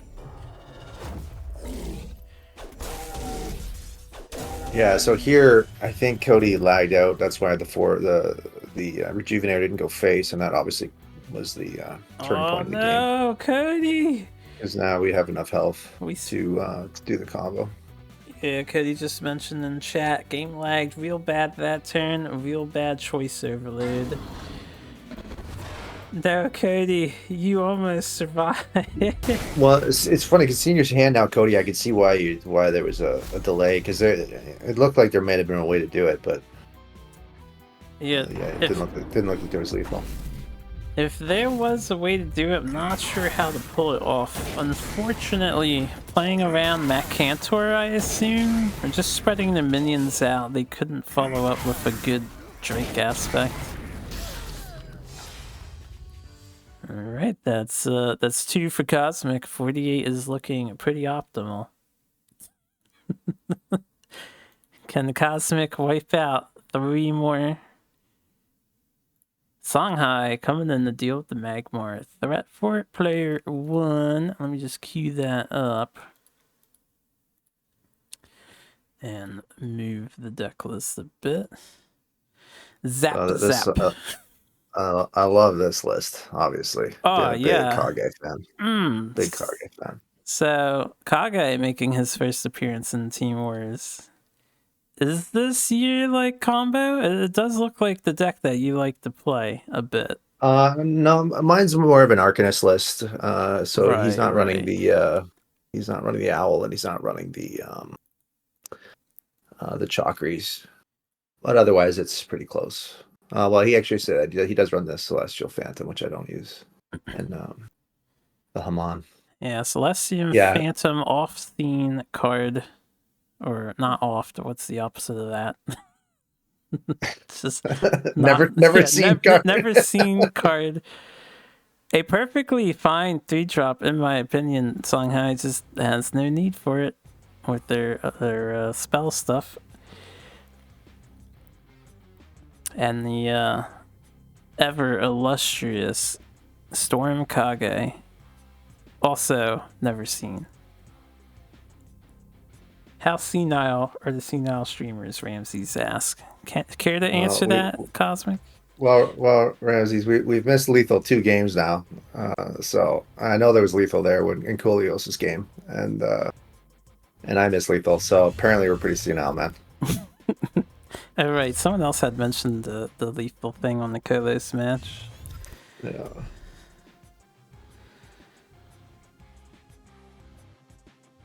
Alright, solid opener from Cosmic. Since you are a Tri-Luke deck, I don't know, I'm actually a little surprised. You don't really need to ramp in the force, so I was wondering if Phalanxar would show up.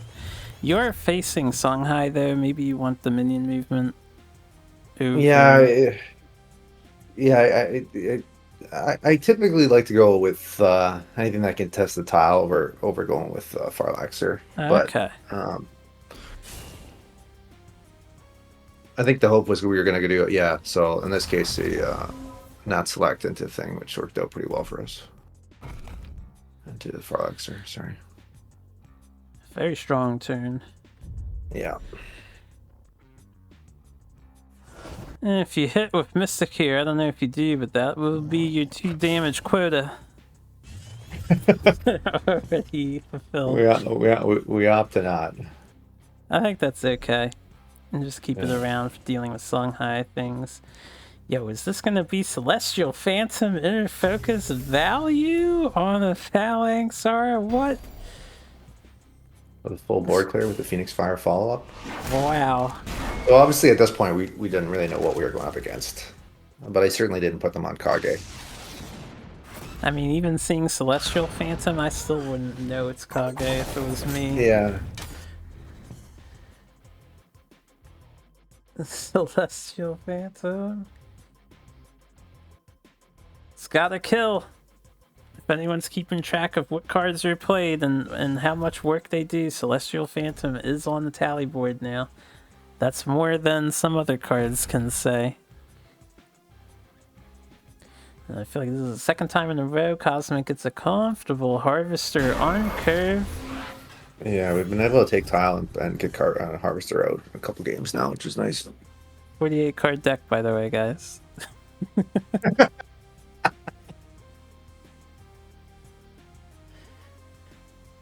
Illis could gamble Hammond and hope that you don't have the meta. We see that you do have the meta.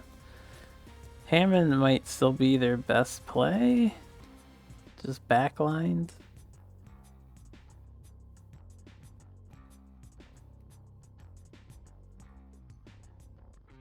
If you want to fish for cards, so we're playing Kage.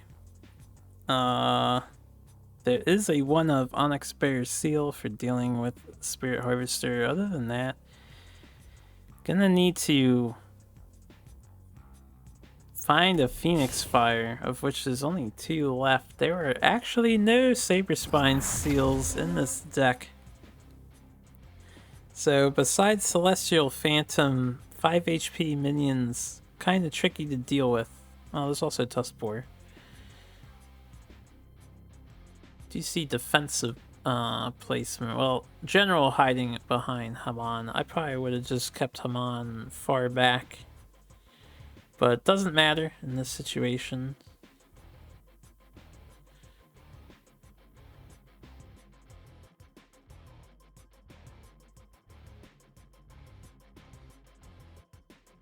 It seems like you guys are just considering some other possibilities, maybe.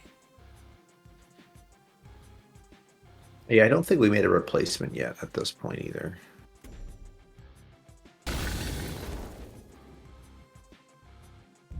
You didn't replace into the Rejuve? Oh, we replaced into the Rejuve. That's right. I can't remember what that card was that we switched out. Maybe I'm crazy. I was looking away for a moment. Yeah. Well, whatever the case. Yeah, pretty straightforward play there. I don't think there's any line. It would make sense to deal with the 8/8. Oh no, you don't want to take 8. Yeah. Illis can ramp, but Harvester is looking here to stay.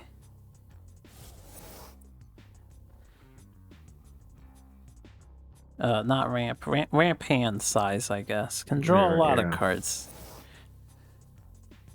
I'm gonna see if I'm a good Magmar player. We'll try to replace it into Commentator. No Commentator, unfortunately. If you replace into Commentator, that would be pretty nutty. I do like how you have all of your healing for the Songhai matchup in hand, though. Yeah, Also right. pretty funny. It's not a bad Plasma Storm, too. Yeah. Cosmic just needs to chill, really. Opting to use a general HP point instead of Spirit Harvester, which is totally fine. Yeah, particularly because we've got so much heal in hand.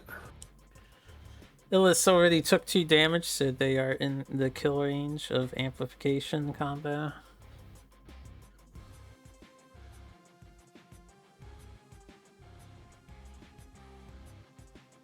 I think we were just discussing whether or not we were trying to play around General getting Saberspine Seal to clear the 5/5.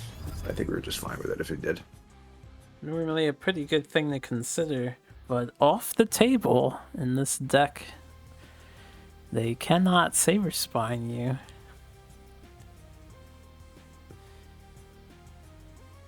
You know, I'm looking at this Songhai deck, and it's really quite a little greedy.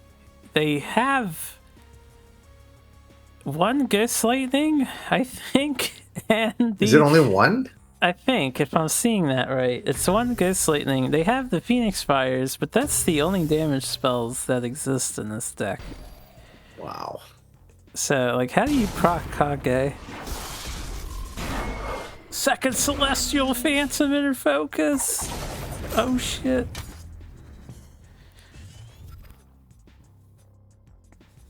Still no Commentator. Fortunately, I've been notorious for not drawing Mechantors though, so. Yeah, no Commentator. Can't draw it all in a 48 card deck apparently. Only the finest of Magmar players can draw it all on a 48 card deck. This is still an alright turn. You get some healing. They're not spell high, so that 4 wins is honestly infinitely less terrifying than it normally is. We They do see the combo in hand in terms of yeah, well, it's the engine started up. they have the Kage and the lightning. They just need a discounter for infinite lightning. Cantor more like can't draw. Well done, Zohan. Well done, buddy. I liked it too. You're welcome to stay, Zohan. We need the punters like yourself in the community.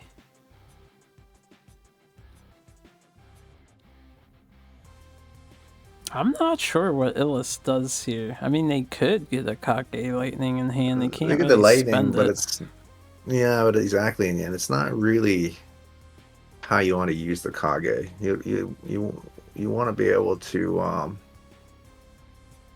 Well, the thing is, they get either a full board clear if they do that, because they can throw 4 winds away and they can hit the Lady that's Lock. right. Yeah, correct. But I think you're wasting the value, and you're only running 2 Kage, so. Alright, but in this specific circumstance, they know your combo deck, so really, Yeah. like, what are they gonna Kage? Yeah, that's true. But now, there we go. They've drawn the ultimate combo. Yes, they do have the full 9 mana Wombo combo. You've also gained 1 piece towards your combo. Exodia almost built in hand yet again. Just need, it's always Flash that's last, I've noticed. Yeah, which is weird because it's usually one of the most popular cards you'd be holding or finding. Or common cards, I have a better way to put it.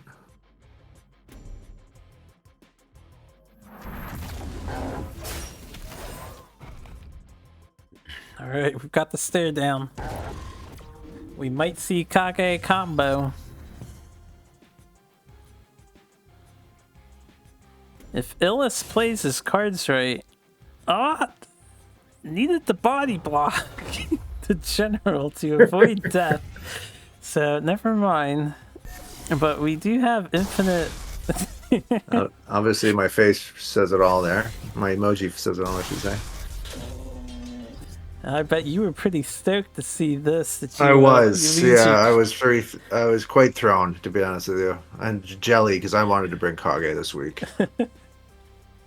Did the senile streamers turn that idea down? Well, yeah, we didn't really discuss much, so I was just like, whatever you guys want to do, we do. So we knew we had to get rid of the Mana Forger, but I actually thought we were in pretty bad shape here because we don't have the combo, and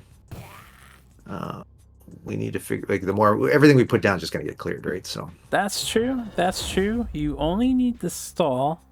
My question is, do you walk forward and hit here because you kind of have to get that correct, damage on? And that was the mistake. I did not do that. Oh, And now we have the combo. Combos in hand, damage not dealt. So the only way there's a way that they can survive here, and there's a way that they can lethal. Oh, I can themselves. already see it right now. Have on. Yep, it's highlighted. This is a mistake. Duelyst, don't play it. Don't drop heaven. So, Right, to be fair, Duelyst could have protected themselves a bit better. No, I don't think they could have escaped it. Yeah, because I was looking at that, thinking if there's a way for them to change the positioning here, but they would have needed to be in the corner. Yeah. So I mean, it's one of those things where, because I didn't punch there, this could have been absolutely devastating. Grinch chiming in. Yeah.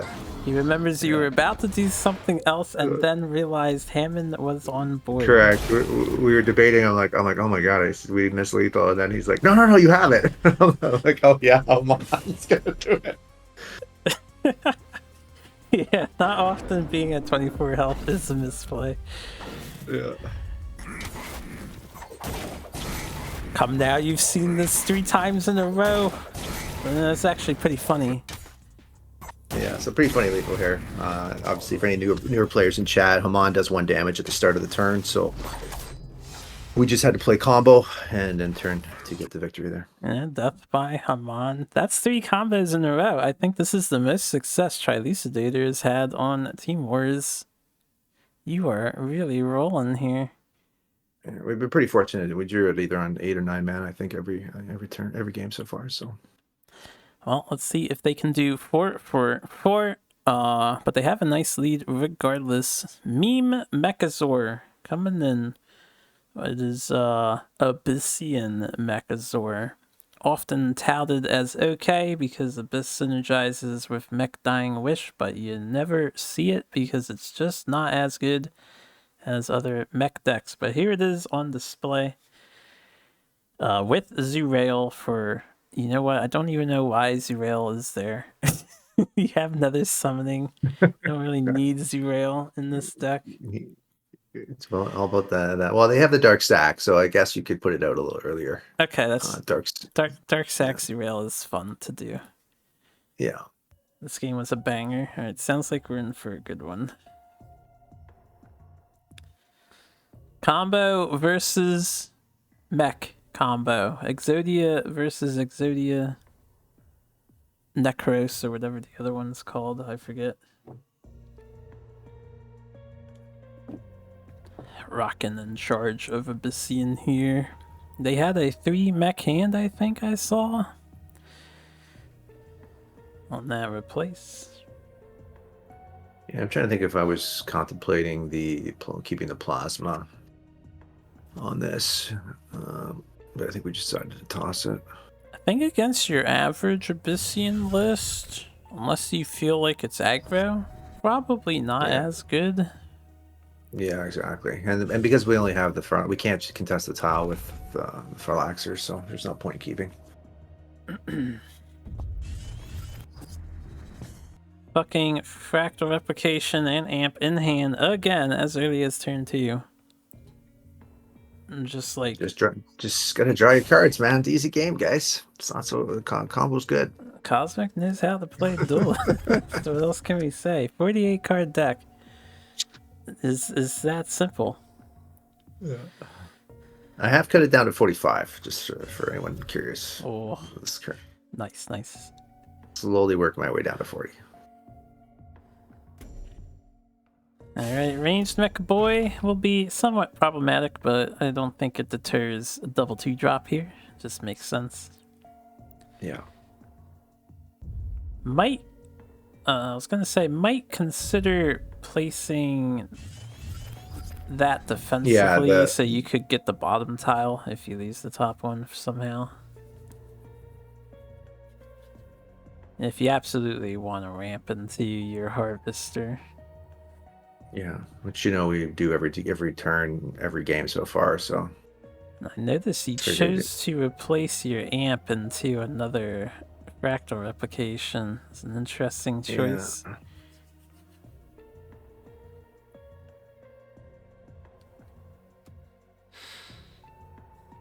Rockin' actually has a fairly awkward turn. Can't clear the Silithar egg. Can't really protect their Mechazor since Phalanxar will bop this. I guess they have to stay there and do this, yeah. Yeah, to keep the trade on the keep the 4/4 from happening. Keep the cannon alive doing this. Yeah.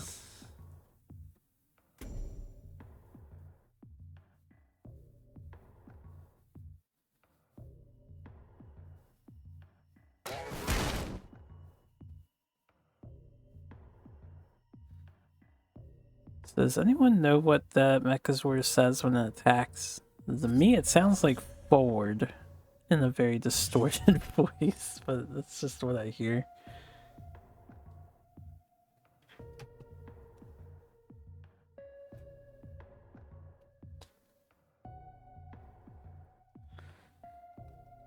They all say die. Is that what they say? Oh, is that what it is? Like, unironically?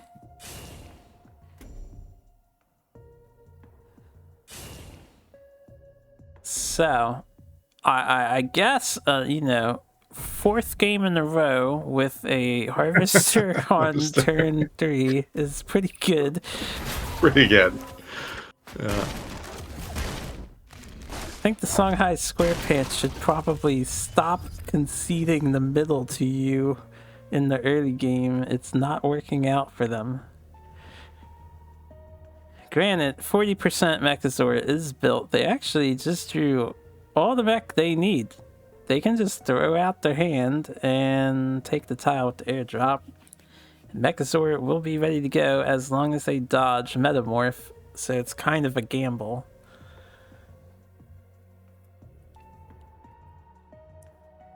I've recently been playing some Abyssamech, and I know this matchup is just pretty aggravating because of that combo.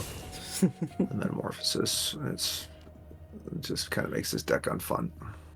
It's gotta be something that hard counters mech, right? And of course, exactly. It's gotta be a Magmar card. Yeah. Oh, they dodged the meta.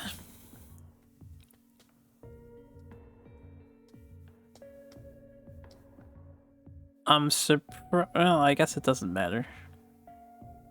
No Dispel. I would have been impressed to see a second Dispel and Harvester just to delay the inevitable. The Dispel turn is not here, unfortunately.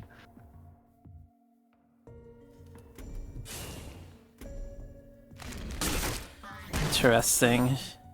You actually traded into Wings, so it looks like you're just gonna let this happen. Maybe do a Lady Lock on them. You could try to rush them down here, I guess, if you just charge in forward.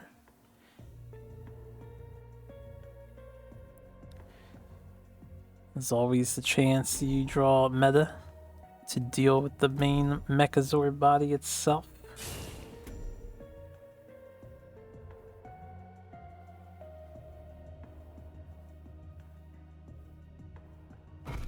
Yeah, because either way, he's going to get it next turn, right? He just moves the Wings up and trades in, I guess. Yeah. We couldn't body block anyway. Yeah, I was going to say, is there a way we could have maybe bought? No, it doesn't matter because it's going to be at 2 health either way. Doesn't matter what happens there. I don't think little Phalanxar could have gotten out of range. Yeah. Unless you somehow did damage to it.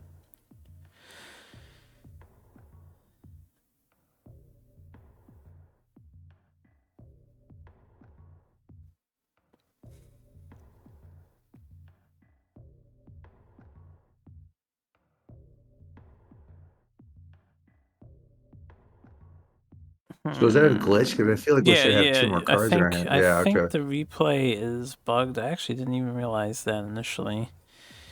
I don't know if that's gonna fix later or not. So it might be. We all get to be surprised then. Let's see what happens. Yeah. Well, no spoilers here. So the DT and then Mechazord. Dark Transform Mechazord.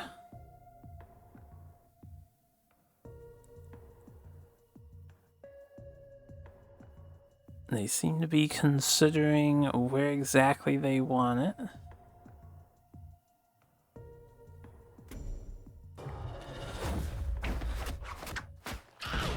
Well, that's gonna put Cosmic on the clock a little bit.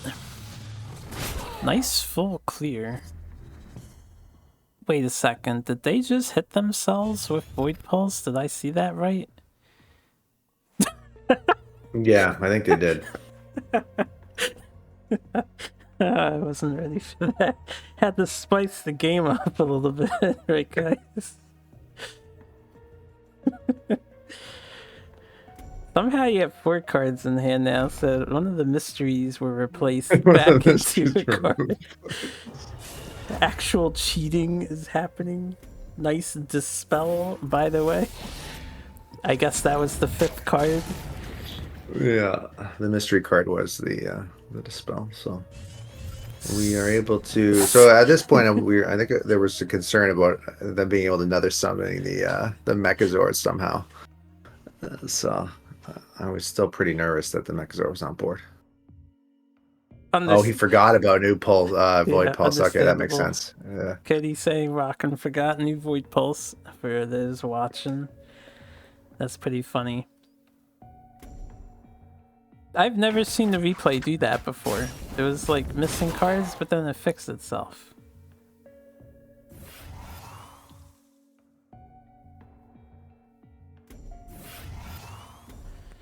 So we have a game on our hands still. Mechasaur has to now walk back to battle. Oh, this deck has Shadow Reflect too. That's greedy, yo. Shadow Reflect on Sword of Mechasaur though, pretty spicy. If you can get a frenzy with it. Thank God Abyss can't move their minions usually. Hashtag rest in peace, old Ghost Links.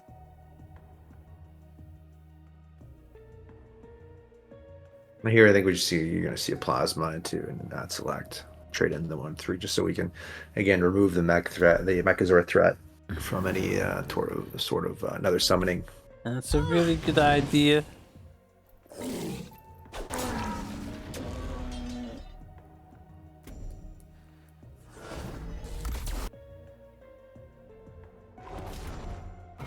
So, mech has been dealt with. Now it's time to draw combo pieces, right? Ah, actually did not. Yeah. A little It's surprised. the first game.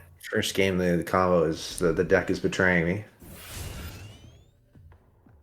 Well, it managed to stave off an entire mech.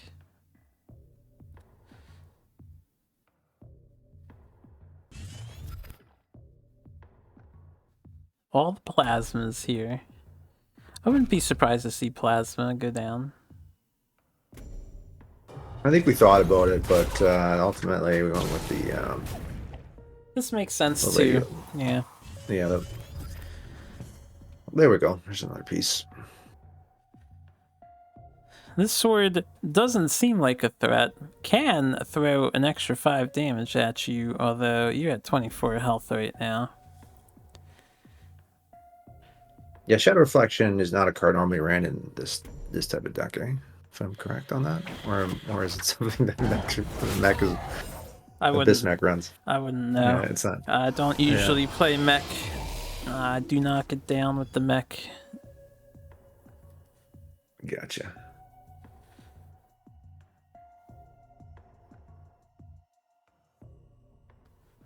I appreciate tribal decks, I really do, but I don't know, I don't care about Mechazor.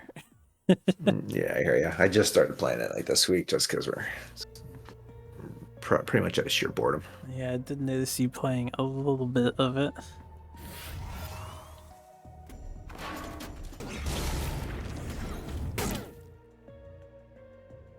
So we're getting a Rejuvenator back, I think. Not the best nether summoning. Nice surround on Cosmic though, I suppose.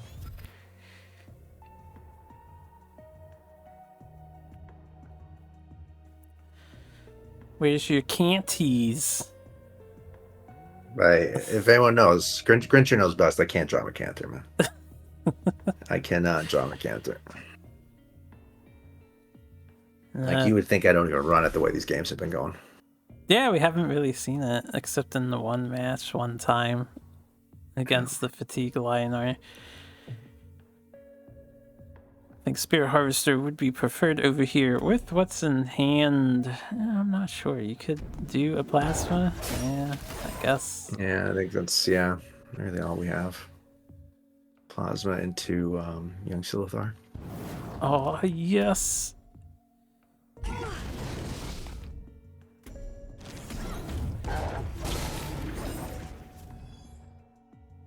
Ooh, keeping the young Silithar safe, unaware of the potential danger.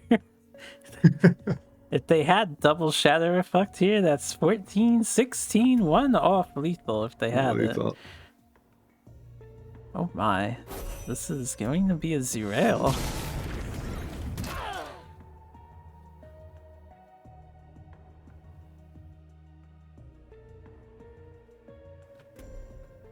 A very decent Zerail. There's a lot of stuff coming back. Don't know where they're going to be positioned at the end.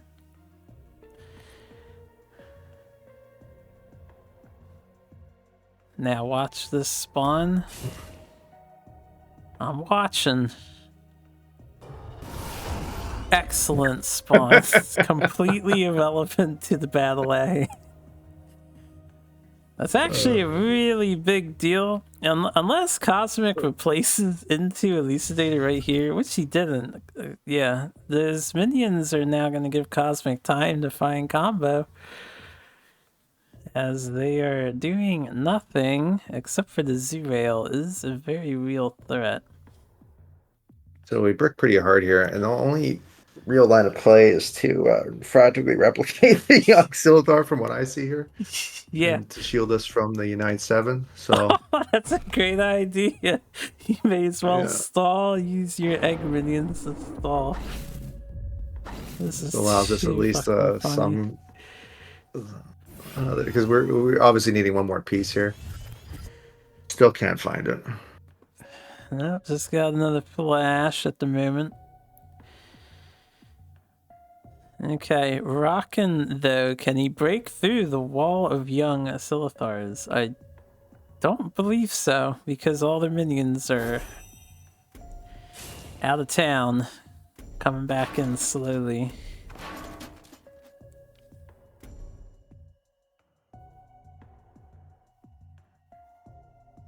Yeah, what do? You just hit the healing mystic and walk 2 to the left?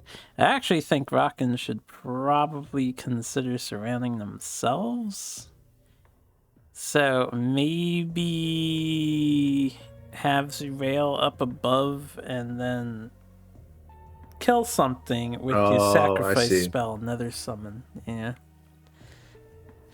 I don't know if they're gonna Nether Summon, but I would consider Nether Summoning on this turn. Looks like they're not going to do that. I think that's a major mistake.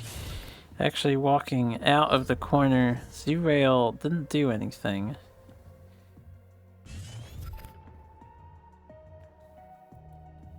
I suppose Zerail is being viewed as a sort of check on you because they have Shadow Reflect. You don't know that, but they know that. Oh, that's right. That's right. Yeah, so we did not see the Shadow Reflection. And I was obviously not expecting that card. Solid Nat Select. I think we're at 40% on the second Mechazor right now.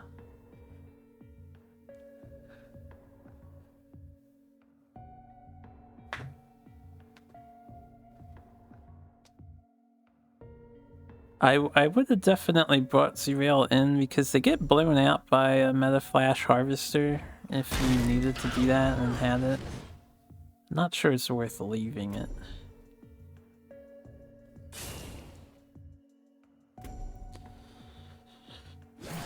Oh. Cosmic's feeling confident. He's sticking his head out. It's only 14 damage. 2 of them will be 19 damage, so Cosmic's not actually in immediate danger. I do like leaving the one Silithar to protect you though, just in case. It's a good idea. If Rockin' wants to... And they can't kill all their stuff.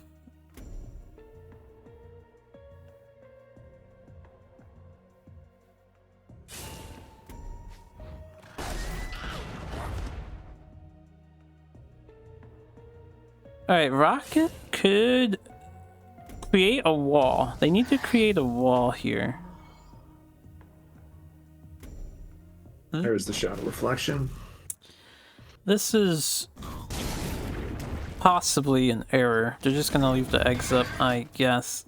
They're still okay if they just no, never mind. They had to put both of these Mechazord pieces under the Nightstar Assassin to make a wall. Make a wall, right? Yeah, because now Elucidator... Oh, nice replace. Elucidator can reach... All he has to do is kill the... Well, you can just use the egg, yeah. And of course, we just have enough health to pull it off. You do have amp, so if 2 of them could have hit...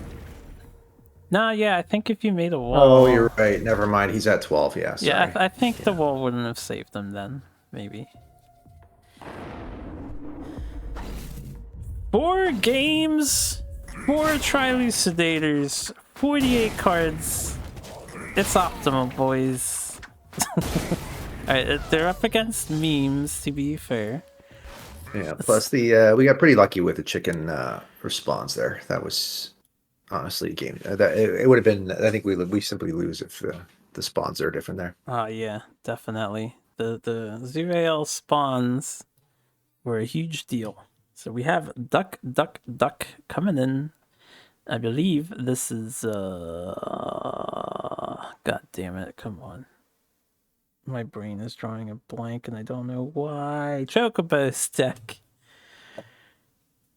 One of his older decks, I think it is kind of like a mid-rangey list. We do have, I don't know, Chocobo played with Repulsor Beasts. So we do have Repulsors with the Entropic Decay. Yeah, that's a popular combo now.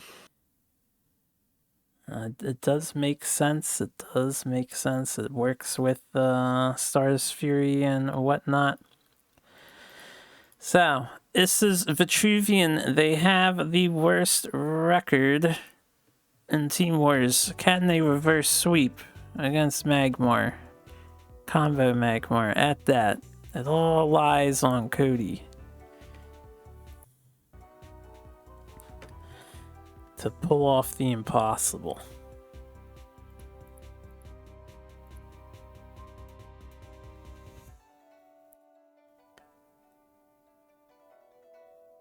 Timmy wasn't here. We were scrambling to figure out what to do. Everyone was playing different factions because half the team came in late for the call. Well, you guys have done pretty well, all things considered. They've been very enjoyable games to watch, at the very least. I have to admit, this series was pretty. This set of games was really entertaining.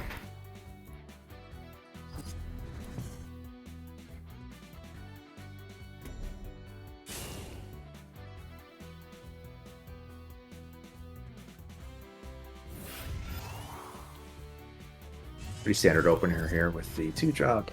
Nothing really. We kind of brick our opener, but nice replace. It's been my forte this whole set.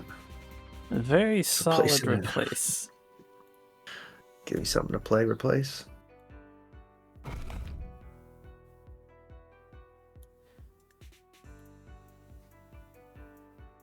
The only thing you want to see, just something. Something to do, something to help you reach your game plan goals. Yeah. We did finally hit a Mecanter, and I decided that I'm never replacing it ever again. Cosmic's getting a Mecanter withdrawal because he hasn't seen any. I need a Mecanter body pillow, as everybody loves to say. Yeah, right. The body pillows, they've seemed to have faded away. I haven't noticed them around, or they name changed, yeah. I guess. I might need to bring it back because I got Mecanter withdrawals. I did notice your account name change. It cracked me up a little bit. It's just cosmetic. I gotta give credit to Ramsey Ray for that one. He was making. We brought that joke up a couple times during Team Wars, and I had to run with it. I like it a lot. Cody's saying hasn't played Vet in like 3 months. Well, I mean, they have changed rather significantly within that time frame, I suppose. At the same time, they haven't really changed that much in that time frame. If you know what I'm saying. Cody's playing around Plasma Storm here pretty well, which obviously is something that all players sort of have to do now. Plasma's back, baby. Yeah. We missed Positioning matters. We missed it dearly, and now it's back.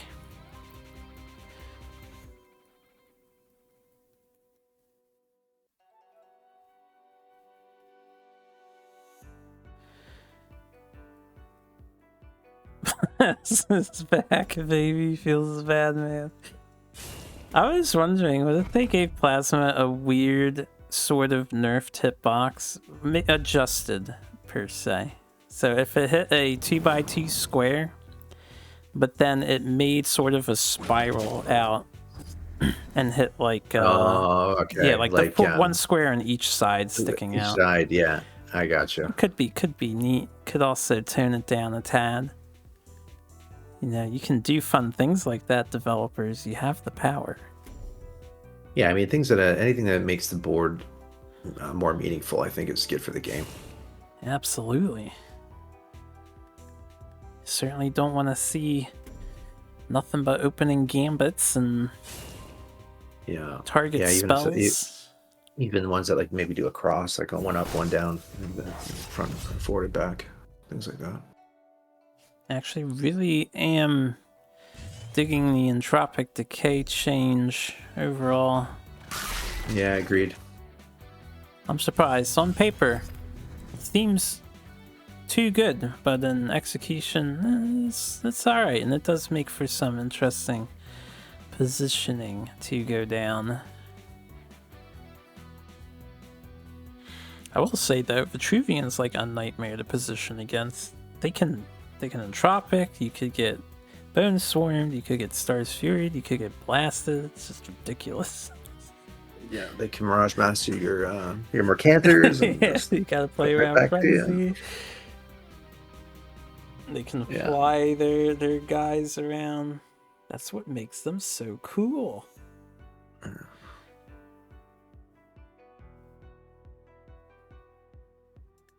Alright, so I haven't really done a lot of commentating here. We got a Dancing Blade developed, a nice clear with it. Cosmic is just gonna throw out Phalanx or into Dancing Blade, I guess. Could go for a value trade instead if they want. Who's taking out the Dancing Blade, it seems. Yeah, I think we just wanted to get take out the bigger threats. Plus, we're finally gonna be able to play Mercantor next turn, hopefully, unless Cody plays around it. Oh, you know, you want to play this Mercantor so bad, but I see the Mirage Master in hand, and I'm wondering if you get punished for playing this Mercantor that you want so bad. It's happened to me on ladder enough times that to the point where I just trade in the Mercantor on the 4 attack units versus trying to keep it on the board. I do it all the time against Vet, and when I do it against newer players and they throw out the question mark face at me, like I'm the weird. Trust me, you'll know one day. You'll know one day. Like, I promise, I know what I'm doing. You don't, but I know what I'm doing. Yeah. There's an instance that's happened to me once. It was very funny. Obviously, I'm not a vet main, but I don't see why Mirage Master wouldn't be like almost an auto include in pretty much every deck. I like it personally. I think Mirage Master has a lot of versatility, but he just doesn't squeeze in everywhere. Yeah, definitely think it's got to be one of their more versatile cards. That's for sure. The Mirage, even the Amara into the Mirage Master combo, I think is awesome. If Amara doesn't get cleared. That can be pretty nice. I like Mirage Master because, well, I currently run like a Dervish list, and when you copy your 5 to 6 attack Rasha's Curse Dervish, it's a lot of damage. A lot of burst for 4 mana. Yeah, so it's a good finisher.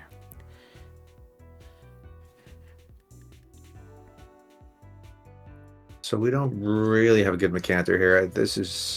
But we do have a good 2-drop, 4-drop player. We can play on curve pretty nicely. I do like 2-drop, 4-drop here. You force Cody into the corner a little harder, probably, which means you can get a really juicy Mercantor on the following turn, possibly. You can also hit for 2 because you need to get your 2 points in. Gotta pay the due to finish with the combo. No combo pieces in hand yet, though.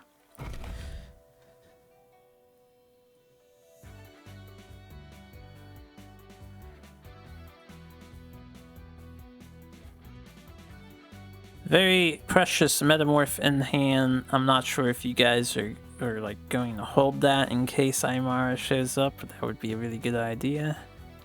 Yeah, my feeling on meta here was I can't remember if I said it in this chat or if it was in stream, but yeah, I basically said we had because of Amara. I'm not going to replace it. Actually choosing to hold back here.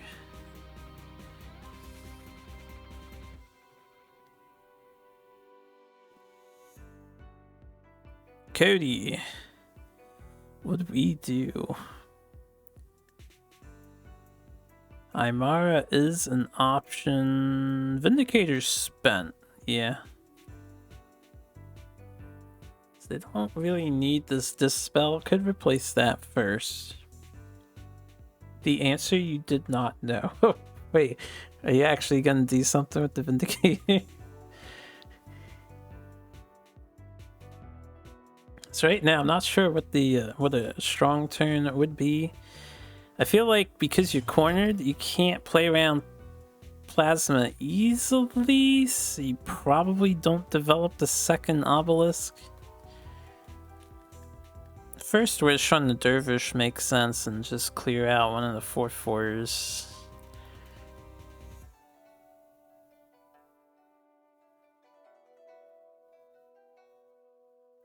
Entropic is awkward to play in this situation because your Dervish will die to it.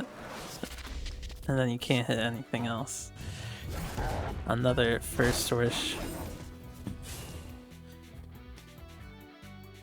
Grinch says you were playing around Tropic every turn and Star's Fury. Well, that's definitely good things to play around. This is an okay commentator. Yeah, this one we do take. Finally, I get my get your fix. Canter down. Yeah, I get my Canter fix. That's a good fix. It's too bad that Phalanxer can't move 2 tiles, otherwise he could have a full surround here too, but that is not possible.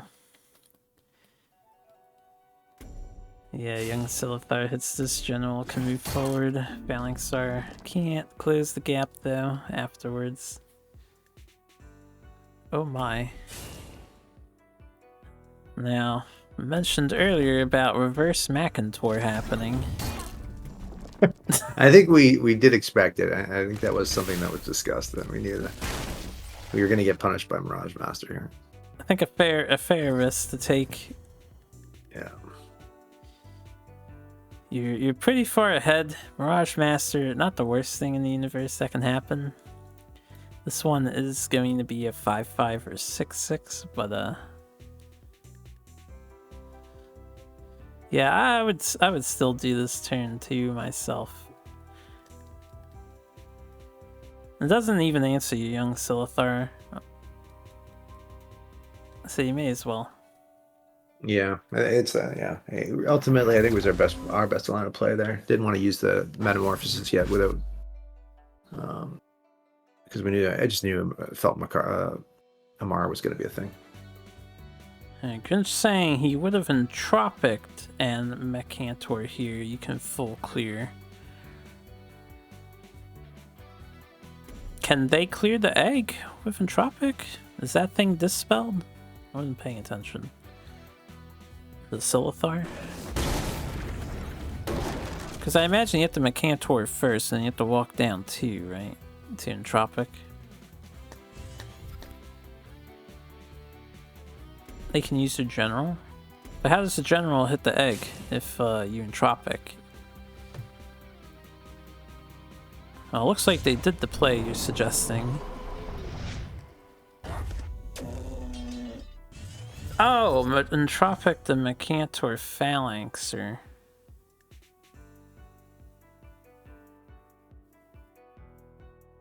How did they entropic those two? Weren't they in the line?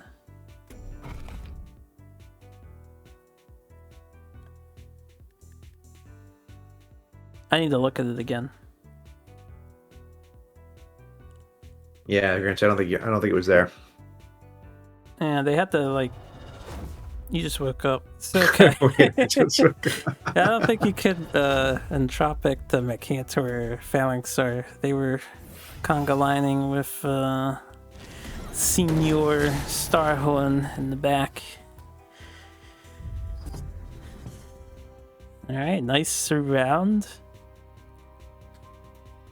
In a pretty dominating position here, Cosmic. I might be a little sad if we don't see a full 5-for-5 Elucidator combo, because you can probably just kill them. It seems like we could either draw one or the other, either Mechanters or the combo. So I don't think we're gonna get either. I don't think we're gonna get both this game. And as far as Cody, that is about the best turn they had access to. Maybe they just drew the repulsor, right? Didn't have that.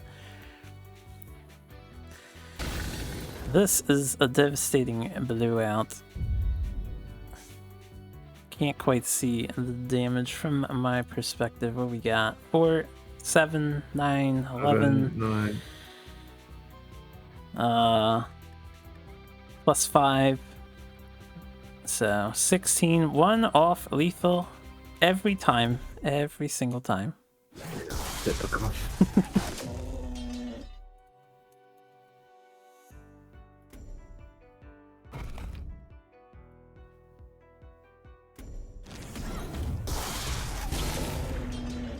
Of course we're 1 off. I'm on this team. That's just how it be. We all have our passive superpowers, Grinch. I'm a believer of this. And yours is the always 1 off lethal. Alright, well, taking down the 1, Cody can hit the menu, hit the concede. They are Vitruvian. There's literally, they would need like double Bone Swarm and Rejuvenator to get out of this scenario. Yeah. Yeah, it's pretty bleak for the Vitruvian player.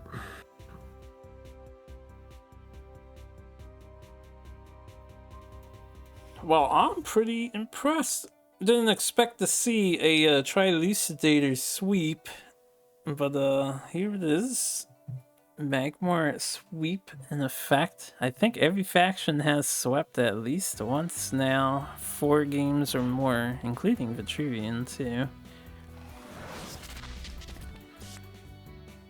Cody with the value stars fury there. That is some good stars furying.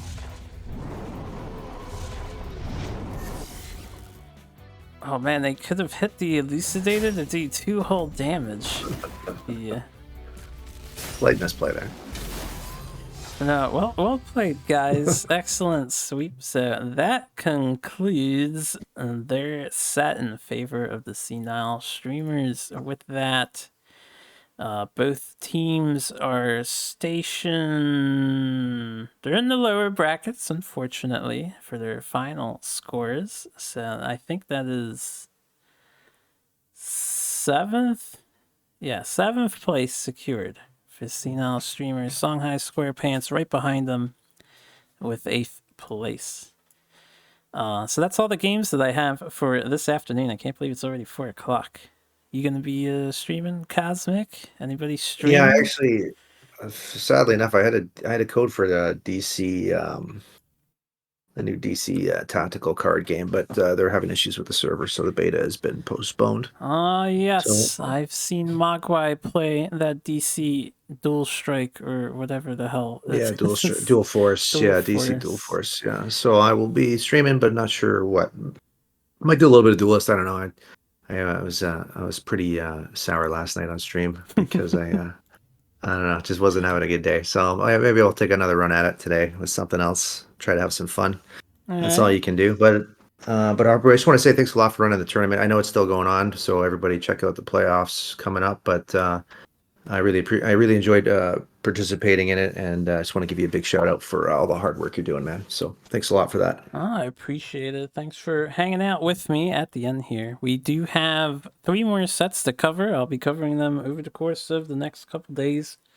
So look forward to that. I don't have a set time, probably my more usual time of 6 p.m. Eastern-ish, 6:30, maybe, we'll see.